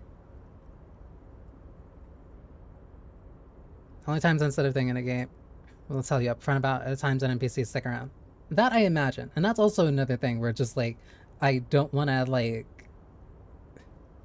because there are gonna be certain times where it's just like, oh, you missed this person by like 5 minutes or something, and like okay, then like I will not feel as bad because it's like, okay, I have like another day to come back and do this thing. Like I like spending the time like on the like doing that stuff with the phone and calling that person from dispatch. Like there are small things that I will spend time doing and like have fun with, but I'm not gonna literally stop at every single thing that I can interact with, because that's just not the type of person that I am. The lyrics to this container song are being made up as he goes along. The accent is so thick, it's impossible not to notice he's Ubi, from the vanishing peninsula of Ubisund on Muindi.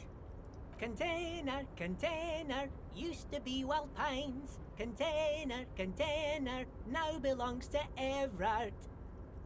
Because like also I really like the conversations in this game because they are so engaging, and I'd rather spend that time talking to people who like, I'd rather just spend that time talking with people than messing around with different things. But that's a me thing, and I know different people play games in different ways, and like that's perfectly fine, but that's just the way that I engage with these things. I don't want to interrupt him in his choice activity, but I do kind of want to talk to him. Everard, Everard, Everard, he looks after everyone. Huh? Well, hey there. How can I help you, mister? That's a very funny song you got there. The look in his deep blue eyes is as sincere as you've ever seen. Kind of makes you feel like an arson for no apparent reason. I see you are not a union man, mister. Did you get lost? You're not one of them scabs, are you?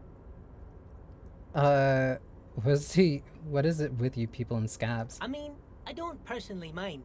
Folks is just folks, you know, and folks gotta eat.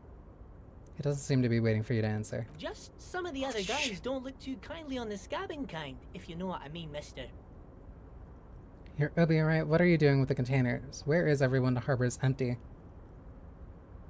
Do you work here? Are you the Leo who wrote the note to... Are you the Leo who wrote the note to make more banners? What is the container over there? Point to the container suspended from the crane arm. I'm looking for the leader of the Dock Workers Union. Oh, you want Mr. Everard then? He's an awfully nice fellow, he is. Him and his brother are both nice fellows. They've lived their entire lives in this here neighborhood. He coughs, then continues immediately. Guys like Mr. Everard and Mr. Edgar, his brother, are real good guys. Made Martinez what it is today. Mr. Everard and Mr. Edgar and I went to the same school we did when we were boys. Easy now, Leo. I just want to know where I can find the man. Oh, Mr. Everard is where he always is. In his office, of course. He points at the 2 joint containers to your right. He is in the container? Alright, then what's in a container over there? Point to the container suspended from the crane arm. Oh, that one. That should be empty as far as I know. Lots of containers here have nothing in them. They're just waiting to be loaded up. Told you. Thank you, Kim. Bye-bye now. So he's in here.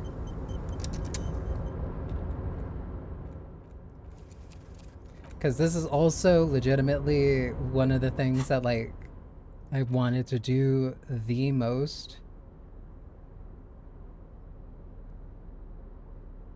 Visual calculus. I'd rather have slightly higher logic. And I also have a skill point. Like, I wanted to get to Everard Clare for so fucking long.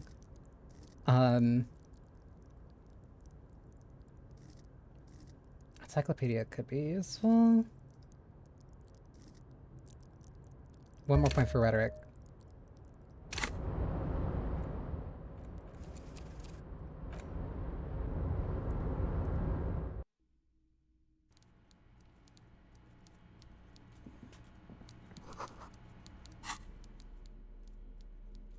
Electrochemistry. I really don't want to deal with electrochemistry.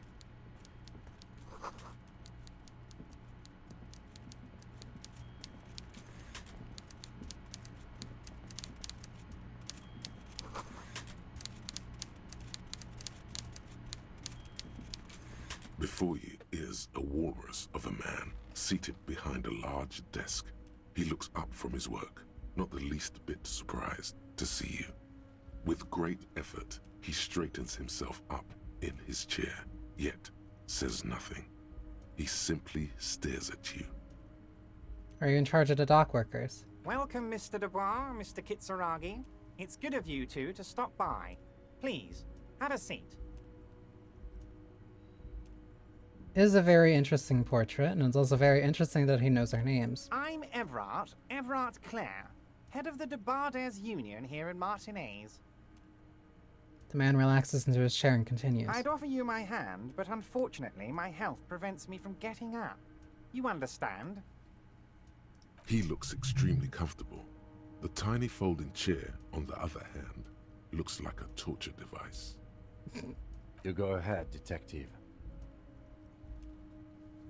The lieutenant nods at you, then the chair. Whatever he has in store for you, it can't be good, he thinks. I'll do my best. Forget about that. What's with this Dubois stuff? You're getting some seriously bad vibes from that name. I'd rather stand. Please, Mr. Dubois, let us converse in a civilized manner, as equals. Take a seat. I insist.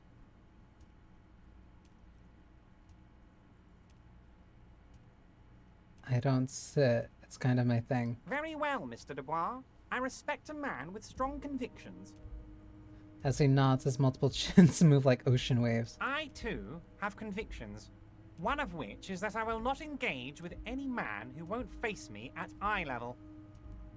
Should you find yourself more amenable in the future, I'd gladly resume our conversation. But until then, I'm afraid I must ask you to leave. He turns back to his You're typewriter. no Titan affiliation, buddy. He's got you in a fork. Sit down or leave. Fuck, and that barely failed. Alright. Excellent, Mr. Dubois. I can see that you're a reasonable man, and reasonable men can be of great use to one another. He gives you a sly wink. The creak in the chair remains serious. So tell me, how can the head of the Debarders Union help a representative of the Revachol Citizens Militia today? The chair you're sitting on has got to be the most uncomfortable chair in the world. It's violating your backside.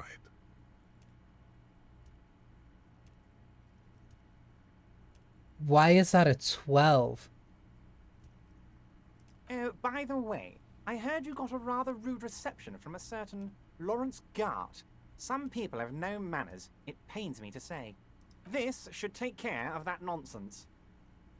He points to the giant novelty check on his desk. It's absolutely comically huge. It should be sufficient to cover your expenses for a few days and patch over your differences with a cafeteria manager. Go ahead, take it. He points at it again. I'm not doing that. Wow, that's 25 real. That's good money. You need it. Yes, but you owe him for it. Rhetoric caught that. Yeah, no, I'm not doing that. Wait, you know Gart? Yes, I know Lawrence. He's a real character. No union man in him. A real piece of work, that boy is. With a grin, he points to the checker game. It's like you're on a game show. At least don't thank him for it.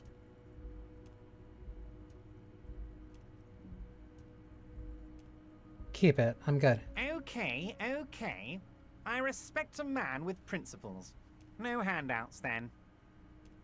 He crosses his arms on his ample midsection and sinks further into his chair. He said I respect a man with principle twice now. Now, I'd like to set your mind at ease about one other matter. Your lost gun. Let me assure you, Union people are on it as we speak. I've got my best hounds looking for that lost gun. I didn't... How did you know? His slug-like lips move, but all you hear is an echo. Lost gun, lost gun, lost gun. The world is swallowed by a black hole of fear. Only 2 words escape its gravitational pull. Lost and gun. But I succeeded.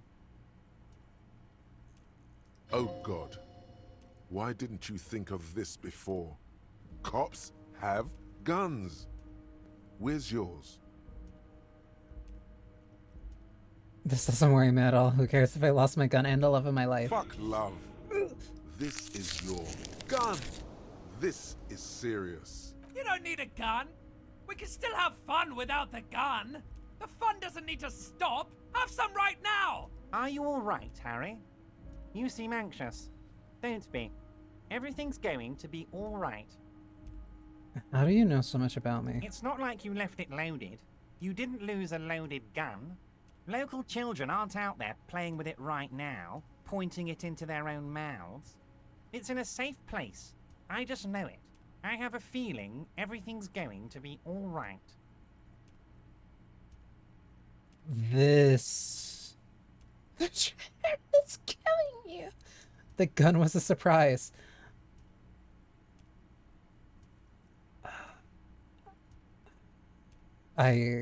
Kim? Officer, we will deal with this later. We don't need Mr. Clare's help with this. I wouldn't be so sure about that. He says as though to himself. Who does this guy think you are? Ronnie the Rookie? You ain't worried about no lost gun, or unpaid bill, or forgotten name. You're the bad cop. You're probably more... -3 modifiers, it's still a critical success. Let's fucking go. This is why I play gacha. I'm a luck shitter. What's that? That's my point of pride here. Sink deep into the folding chair and smile and cross your hands behind your back. I'm not doing that. Wait, that's it. That's my point of pride here. Fuck yes. You're part of the old guard, the ancient guard, the most corrupt, unholy cops in the land. Chill out like the black dragon you are. The fat man does the same, sinking deeper into his chair than one would think is physically possible. He seems to be enjoying your little display. Good. Now lean in with some corruption. Listen, Everett. Pal, we both know what makes the wheels of the world turn. That we do, Harry. Let them say what they will about you and me. We're both born fighters. This fighter could have used a more comfortable chair. Nice bit with the chair, by the way. Chuckle. A good way to keep your guests on edge. Why, thank you. It's always nice when a fellow professional appreciates your work. That's it. Now kick back and add a final flourish for dignity. Thanks for your hospitality. Feel free to visit me down at the station anytime. This is a worm's lair. This is a worm's lair, and we both know why I'm here. To help grow your horde. I'm not saying I'm corrupt, I'm rational. Thanks for your hospitality. Feel free to visit me down at the station anytime. You strike me as a reasonable man, Harry. I like that in a lawman. Let's cut to the chase, shall we? What can Everett Clare do for you? I think we'd like to ask you a few questions. Don't you think so, Detective? The lieutenant looks quite fed up with the situation. Whatever you do, don't ask him about the gun first. You don't want him thinking you're scared.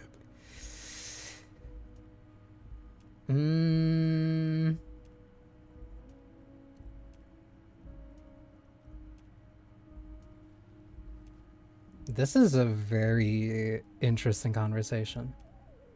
You called me Mr. Dubois. Why? Of course. Let us dispatch with the formalities. You call me Everett, I call you Harry. That's what the hanged corpse called you. Harry.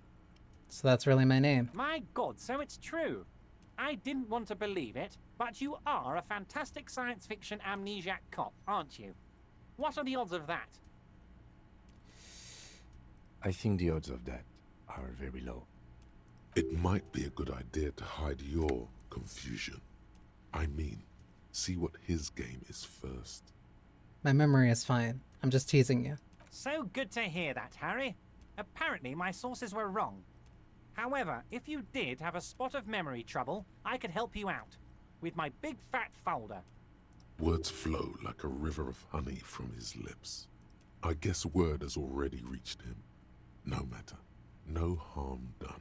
Are you trying to tell me you've gotten hold of some of our documents? The lieutenant inspects Everett over his spectacles. Mr. Kitsuragi, would you mind? Me and Harry are talking about his lost identity right now. His eyes never leave yours. Don't just jump to the folder. That's not smart. Shows you're on the edge. Do some probing first.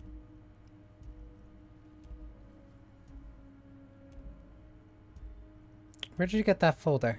Ah, this? My friends in your organization gave it to me, Harry.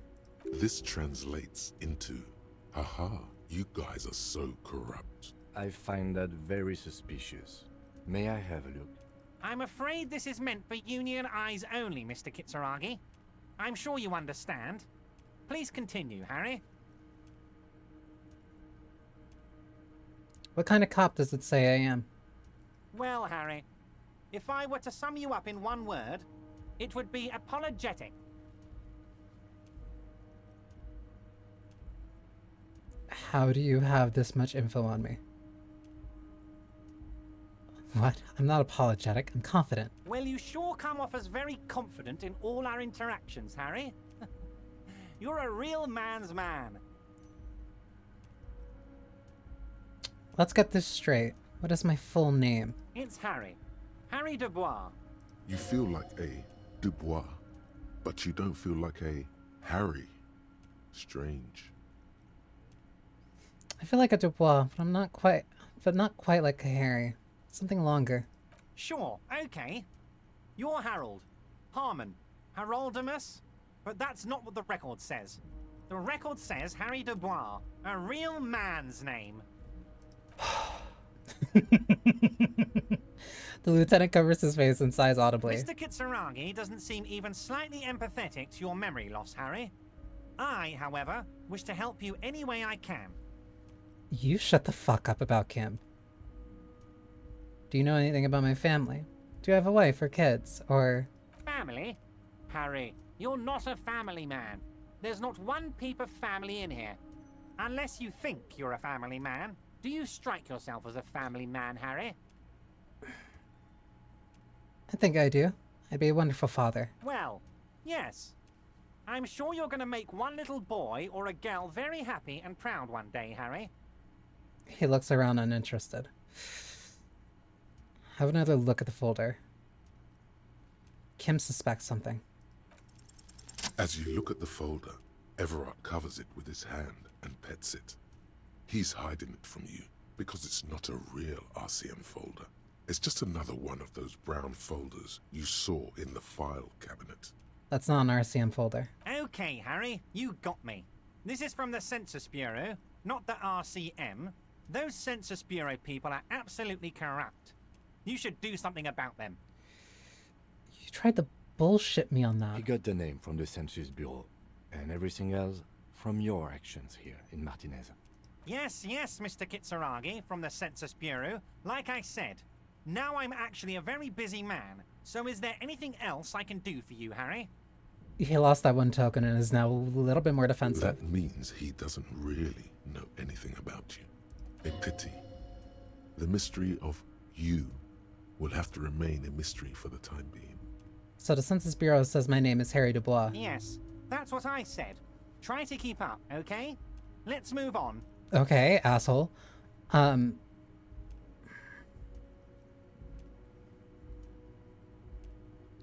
What's in a container that's outside your office? My dear Harry, there are literally millions of containers in this harbor.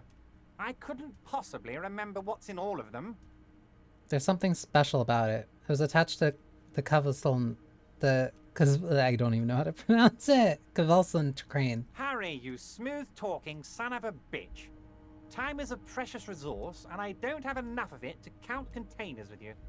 Smooth talking. Maybe that's the way to go about opening the container. You should at least try convincing it. Aren't you going to ask me how I got in? Am I going to ask? Hell, Harry. You spin-kicked my strongest man in the face. I saw it from my window. Would you ask a man like that how he got into your container yard?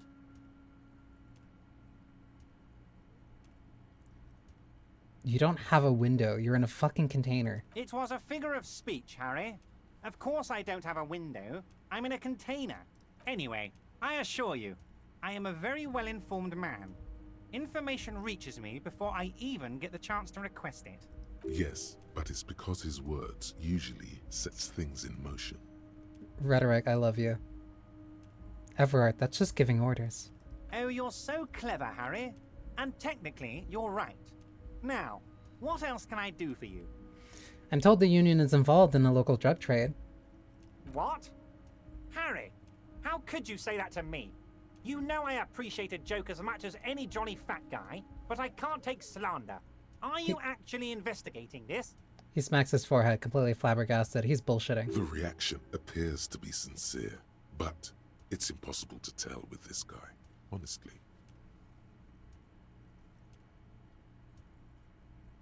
No comment. Harry, you wound me, Harry, in the heart. But I trust you to put this to bed. Do what you must, and let's change the subject, shall we? He's hiding his real reaction beneath courtesy. Thank you for your understanding. We will continue to do what we must. You too, Lieutenant. You know, I like you, but you never were my favorite. I'm a Harry guy. I'm Team Harry. Why are you constantly doing this to Kim? None taken. Did we have anything else to do here, Harry?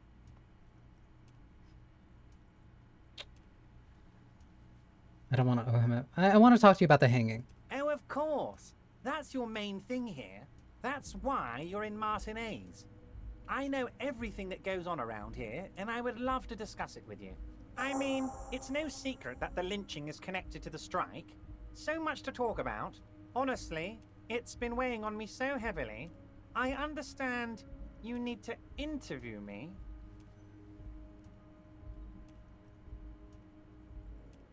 Because he knows he can't turn Kim. Kim's volition is too high for him. Yeah, he's trying to pit me against Kim. Or at least try to say like, hey, I'm more on your side than Kim is. I sense there's a but. But there's a thing that's been keeping me up at night. I want to talk about the hanging. I mean, if we could just calmly talk, exchange information, we could blow this thing wide open. Yes, that sounds good. Let's do that. But I can't think straight with this thing weighing on me. You're police officers, aren't you? I have a crazy idea. You guys are basically door-opening machines. Incredibly talented at opening doors. He's really trying to schmooze. I've opened a few doors in my life. You've heard wrong, Everett. We're not. Kim, is that true? Are we door-opening machines? I'm not sure I understand. If you're asking us to break down someone's door, it's not going to happen. Come now. I just need you to go open a little door for me and leave it unlocked. A simple thing. Absolutely nothing shady about it. An excellent opportunity presents itself, sire. You could win the trust of the arch-liar, pretend to play into his hand. Then, should you wish, bend his efforts towards your own.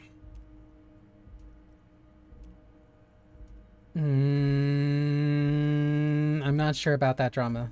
Why don't you just open it yourself? Harry, I'm a very busy man, and more importantly, I don't have that extraordinary physique you do. You look like you could run around all day. He slams his fists together. You want to send someone a message that the police are working for you. I repeat, I'm a very, very busy man, Mr. Kitsuragi, and therefore I must occasionally enlist outside help. So what will it be, Harry? Whose door is it? Oh, no one's. It's just a weasel. A weasel lives there. Nothing for you to worry about. What do you mean by a weasel? A loud blabbering weasel. When weasels feel no one is watching, they start acting foolishly. He removes his glasses and rubs his nose. Just go there, unlock the door, and leave it open. It's been such a burden on me, Harry. I just want this to be over so I can discuss business with you. He puts his glasses back on. I bet you don't even know anything about the hanging. Harry, my dear friend, I am what people call a local bigwig. I know everything that goes on in Martinez. I can't accept this task. Refuse the task for now. Of course, Harry, I understand. But if that's the case, I don't think we'll ever find your gun. Even worse, we won't be able to speak like equals about the murder. Are you fucking kidding me? Take care, Jackie. Also, ads are gonna start in like 30 seconds. I kept snoozing them like each time I was going through this. Perhaps this was just bad timing for you. Know that you can always come back to me. I really hope you do. For your sake, my sake, and for your gun's sake too. Yes, we both understand what you meant. This may be the only way, he thinks. I won't hold it against you. In fact, we probably should reconsider later.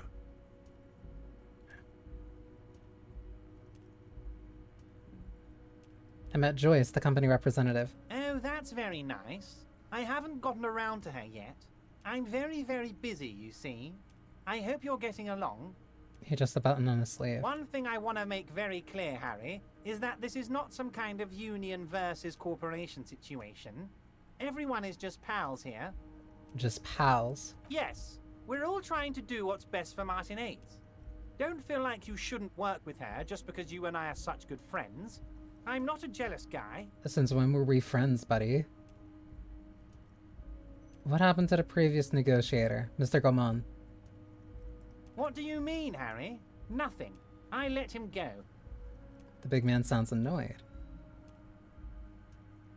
Alright. Hang on. BRB, because this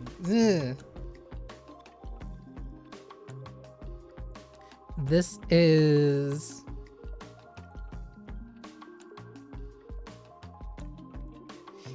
He is...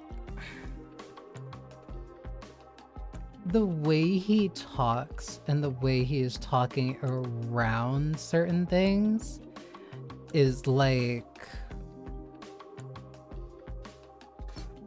It's slimy.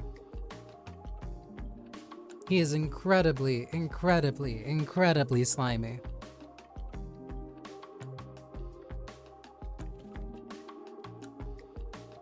His rhetoric is real high. Because he is... Like, of course, he's not forthcoming. There's no reason for him to be. But, like...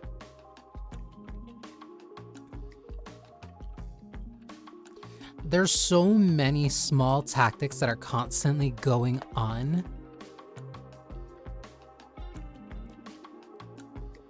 And it's like...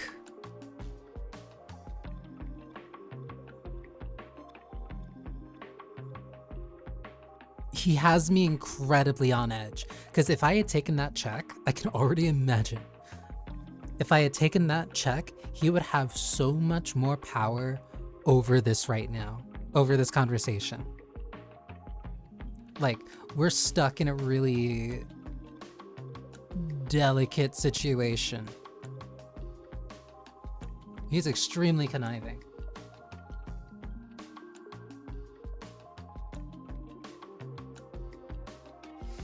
And the fact that he knows that my gun was missing before I did?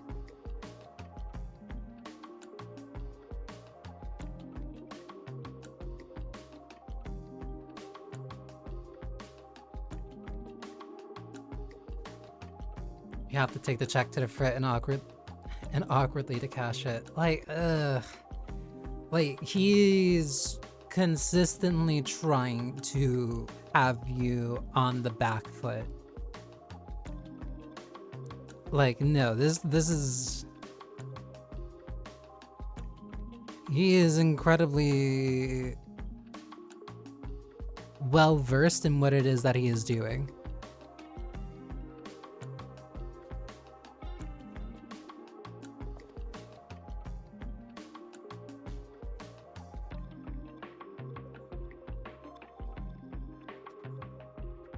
And that's why I'm like really on edge when it comes to talking to him. And like, cause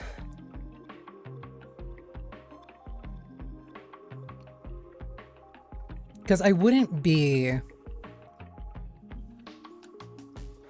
I don't want to give him anything. Like,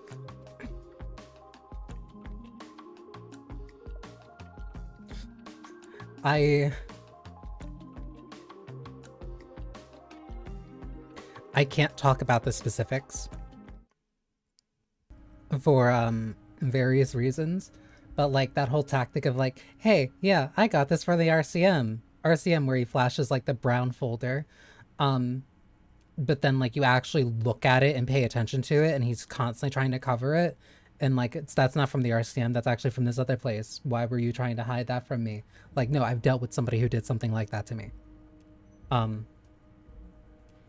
who was trying to convince me that something important was from a different place that would have gotten me in trouble for looking at it, when it was something that by all legal accounts I had I had the complete right to look at. That's a very specific type of person.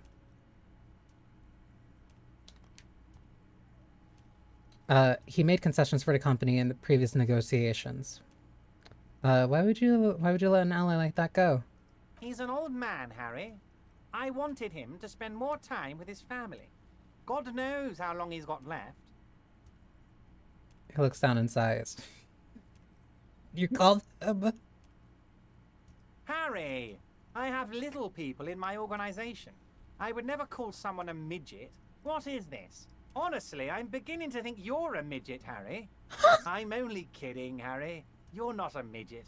No one is. We're pals. Abruptly, he smiles and changes his tone. You're fucking weird, man. Joyce said the previous union leader vanished under suspicious circumstances. Vanished? Harry, the woman left her casserole in the oven and couldn't make it here in time for the voting. That is such bullshit on its fucking face. Oh, did I leave my casserole on? Better go home and check. The election can wait. When she got back, the whole thing was over. The man frowns disapprovingly. Wait, there was no mention of a casserole from Joyce. Funny, Joyce didn't mention any casserole. Harry, Harry, Harry. Do not fixate on this little matter. Maybe it was a rabbit stew, or a hairdryer, or an iron. The point is, her heart wasn't in it. Mine was. So you're saying that you burnt her fucking house down? That much is true. His heart truly is in it. Though you wouldn't think so by looking at him. If it's spilled blood you're looking for, then there certainly isn't any in his expression or demeanor now. Why haven't you let her in to see you? If she actually wants to see me, she will find a way. Any good negotiator would. And I just don't have anything to discuss with a bad negotiator. He doesn't want to see her. It's as simple as that. Okay, let's talk about something else. Of course, Harry. Let me just assure you one more time. It's perfectly okay to share anything we discuss here with this Joyce. This is a completely transparent organization. I have no interest in what she is doing, but I myself have nothing to hide. Your business is your business, and I respect your privacy. Just remember, none of this is secret. You respect my privacy, but you've been keeping eyes on me literally the entire time that we've been here. Tell her about all of it. My brother's picture, my singing swordfish clock. Tell her how overweight I am and how I'm helping you find your lost gun. Tell her about everything. Everett doesn't mind. It is rather interesting to tell people things about each other, isn't it? It was nice telling him about her right now. Could you help me get a dead body down from a tree? You might have noticed there's one hanging on a tree behind the hostel cafeteria. Oh my. Don't take this question personally, but why would I get involved in this matter? Mr. Clare, The man was hanged with a cargo belt, a steel-reinforced cargo belt. It's safe to assume the Union had something to do with the murder.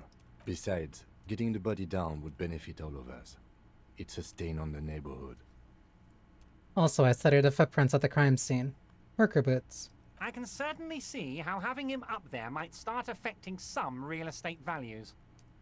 Is that the only thing you care about?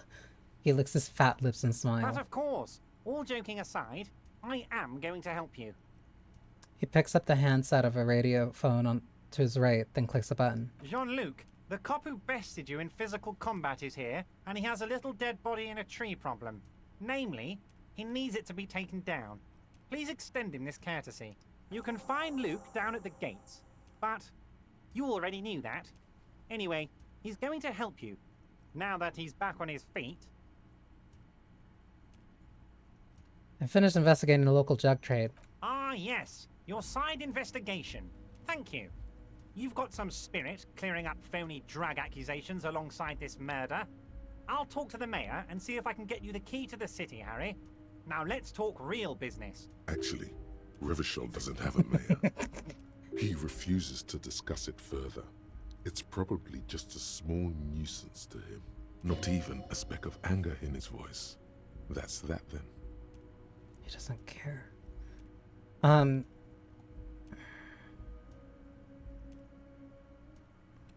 Let's talk about my lost gun. Yes, your lost gun. My best men are on it. They're turning every stone, searching every playground, asking kids, grandmas, everyone. Your gun will be found, Harry. Let me assure you of that. It's just a matter of time and effort. The only way to find it seems to be working with him. He might even be holding your gun hostage. It likely is. I will not be blackmailed with this gun business. I don't care about my gun. Keep it. Does this mean if I do things for you, I will get my gun back? Hold on, can he actually hold my gun hostage? Who knows? Only one thing is certain. If you work with him, you're going to get it back. And working with him might be the only way to do it. Does this mean if I do things for you, I'll get my gun back? Damn it, Harry. That's exactly what it means. I'm only kidding, of course. Of course. I understand. We help you, you help us. Everett, I'm going to leave now, but we might talk again later. Wait. You need this to get in and out through the gate. He leans, reaches into the drawer and pulls out a plastic card. I was wondering how I was supposed to get out. Great. I don't want to get stuck in here. Here, you're one of us now. A real red and white Union man. Take care, Harry.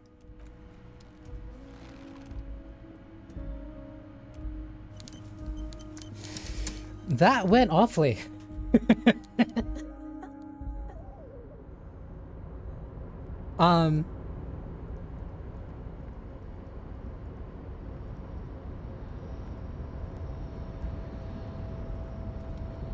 He was incredibly tight-lipped. Oh my god. He was giving me the runaround the entire time. You're back before the cargo container. Its draw has not lessened since you were last here. If anything, it seems to have grown slightly. And, as it's always been, it's impossible to open a container with the rhetoric. Maybe you're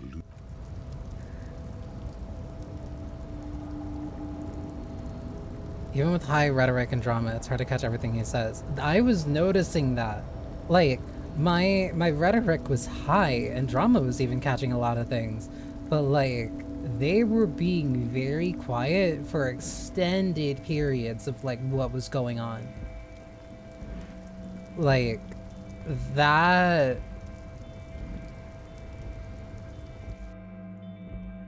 That was very concerning. Like, that is a... That is a scary and dangerous man. The payphone hangs mutely on the wall. There isn't much more to do here.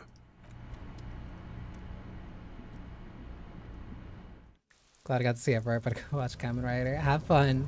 I'm probably gonna wrap up in a bit too anyway. Hey buddy. You gonna help me get that body down? Do not presume this has drastically altered our race dynamic.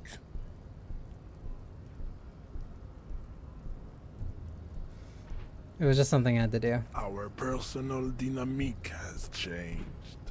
A little. Everett told you to help get the body down from the tree. So it was.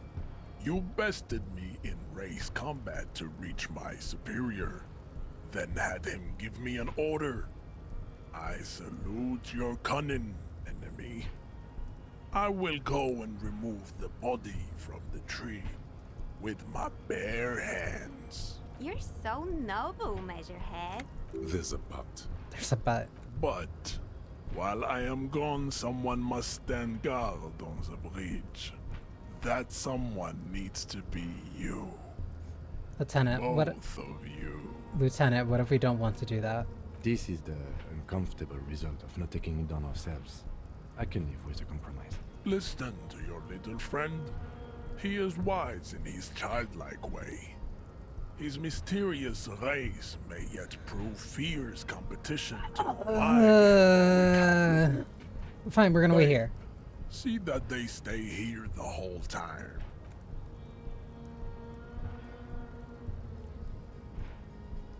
Fine, we'll wait.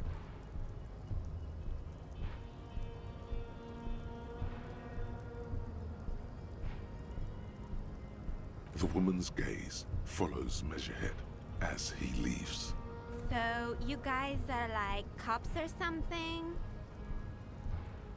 Where are you with Measurehead? Look at him. His craniometric perfection. Are you cops or what? Apparently so. Cool. I like men with guns and power. I'm Katya, by the way. The woman twirls her hair. You hear that? That sound. He's breaking something. Yeah, Jean-Luc must be really tearing it up over there. I wish I could see it. I wish I could also see it. Look at you! RCM rent-a-cops! Guarding that bridge like Everett's lapdogs! Is this where it's at now? The RCM is for sale! That's not good. And who are you? What is your business here? Why are your clothes 4 sizes too small for you? Kim. I'll work with whoever I want. Yes, I'm an unbelievably corrupt cop. I'm corrupt every opportunity I get. That's none of your business. There goes the tree. A shrill laughter interrupts you, echoing across Martinez. It's Kuno. Then the man turns to look behind him at the behemoth appearing around the corner, approaching him, walking past him.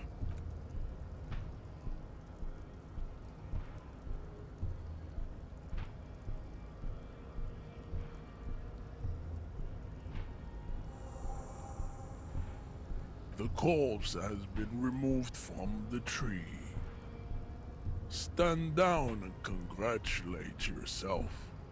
You have sided with Ray's victory today. There's been no side choosing. We did what we had to do to keep order. And what you had to do was to become a Union man for all to see. Get me the fuck out of here. Okay.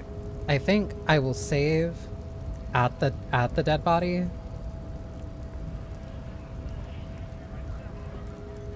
So that way I can start the next time I play this, like right at it, so I can start actually getting shit done, I guess.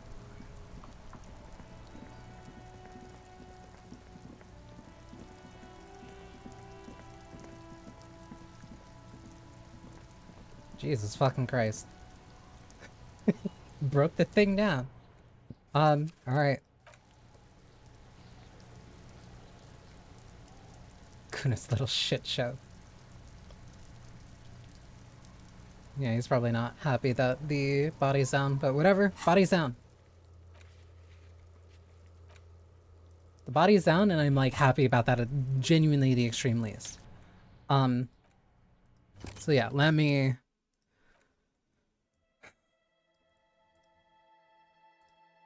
That is a lot.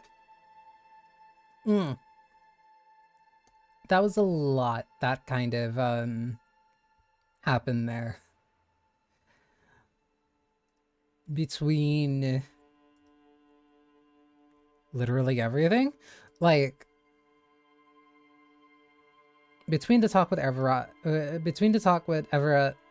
between the entire explanation of the Pale, and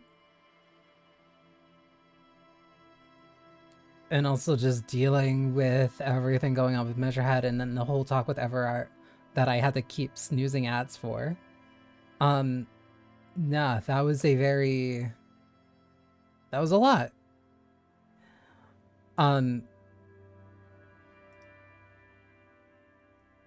But yeah, no, I am genuinely really glad that I was finally able to make fucking progress after like 3 years of having this game.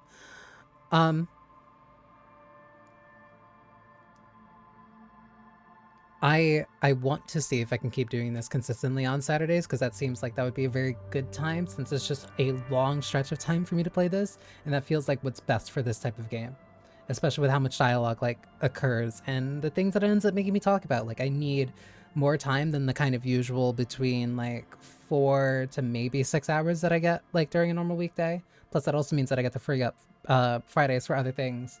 And not have to worry about how to fit that in the schedule. But yeah, that was a lot.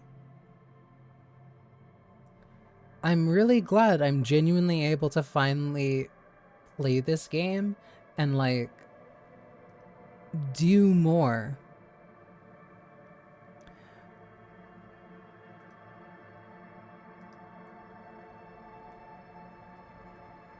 I really feel like I've been sleeping on this for an incredibly long time, and I'm really glad that I'm able to change that now. But okay, let me catch up. I can raid into catch up. Who's currently playing Monhunt Stories 3. So yeah, that'd be a nice like cool down, especially considering I've been doing this for almost 8 hours now. So yeah. Thank you for spending time with me. I hope you enjoyed yourselves. I need to figure out my schedule for the next week. And hopefully I can play this again. Hopefully I can play this again next week and figure out other things from that point forward. I'm gonna be thinking about the Pale for a while. But no. Thank you for spending time with me. I hope you enjoyed yourselves. I hope you have a wonderful rest of your morning, noon, or night, no matter when you're watching this. Unfortunately, the atelier is closed. You do not need to go home, but you can't stay here. But I can leave you in the hands of a very soft and gentle teddy bear. So yeah, take care, and see you Monday for likely more Deadlock. Janet!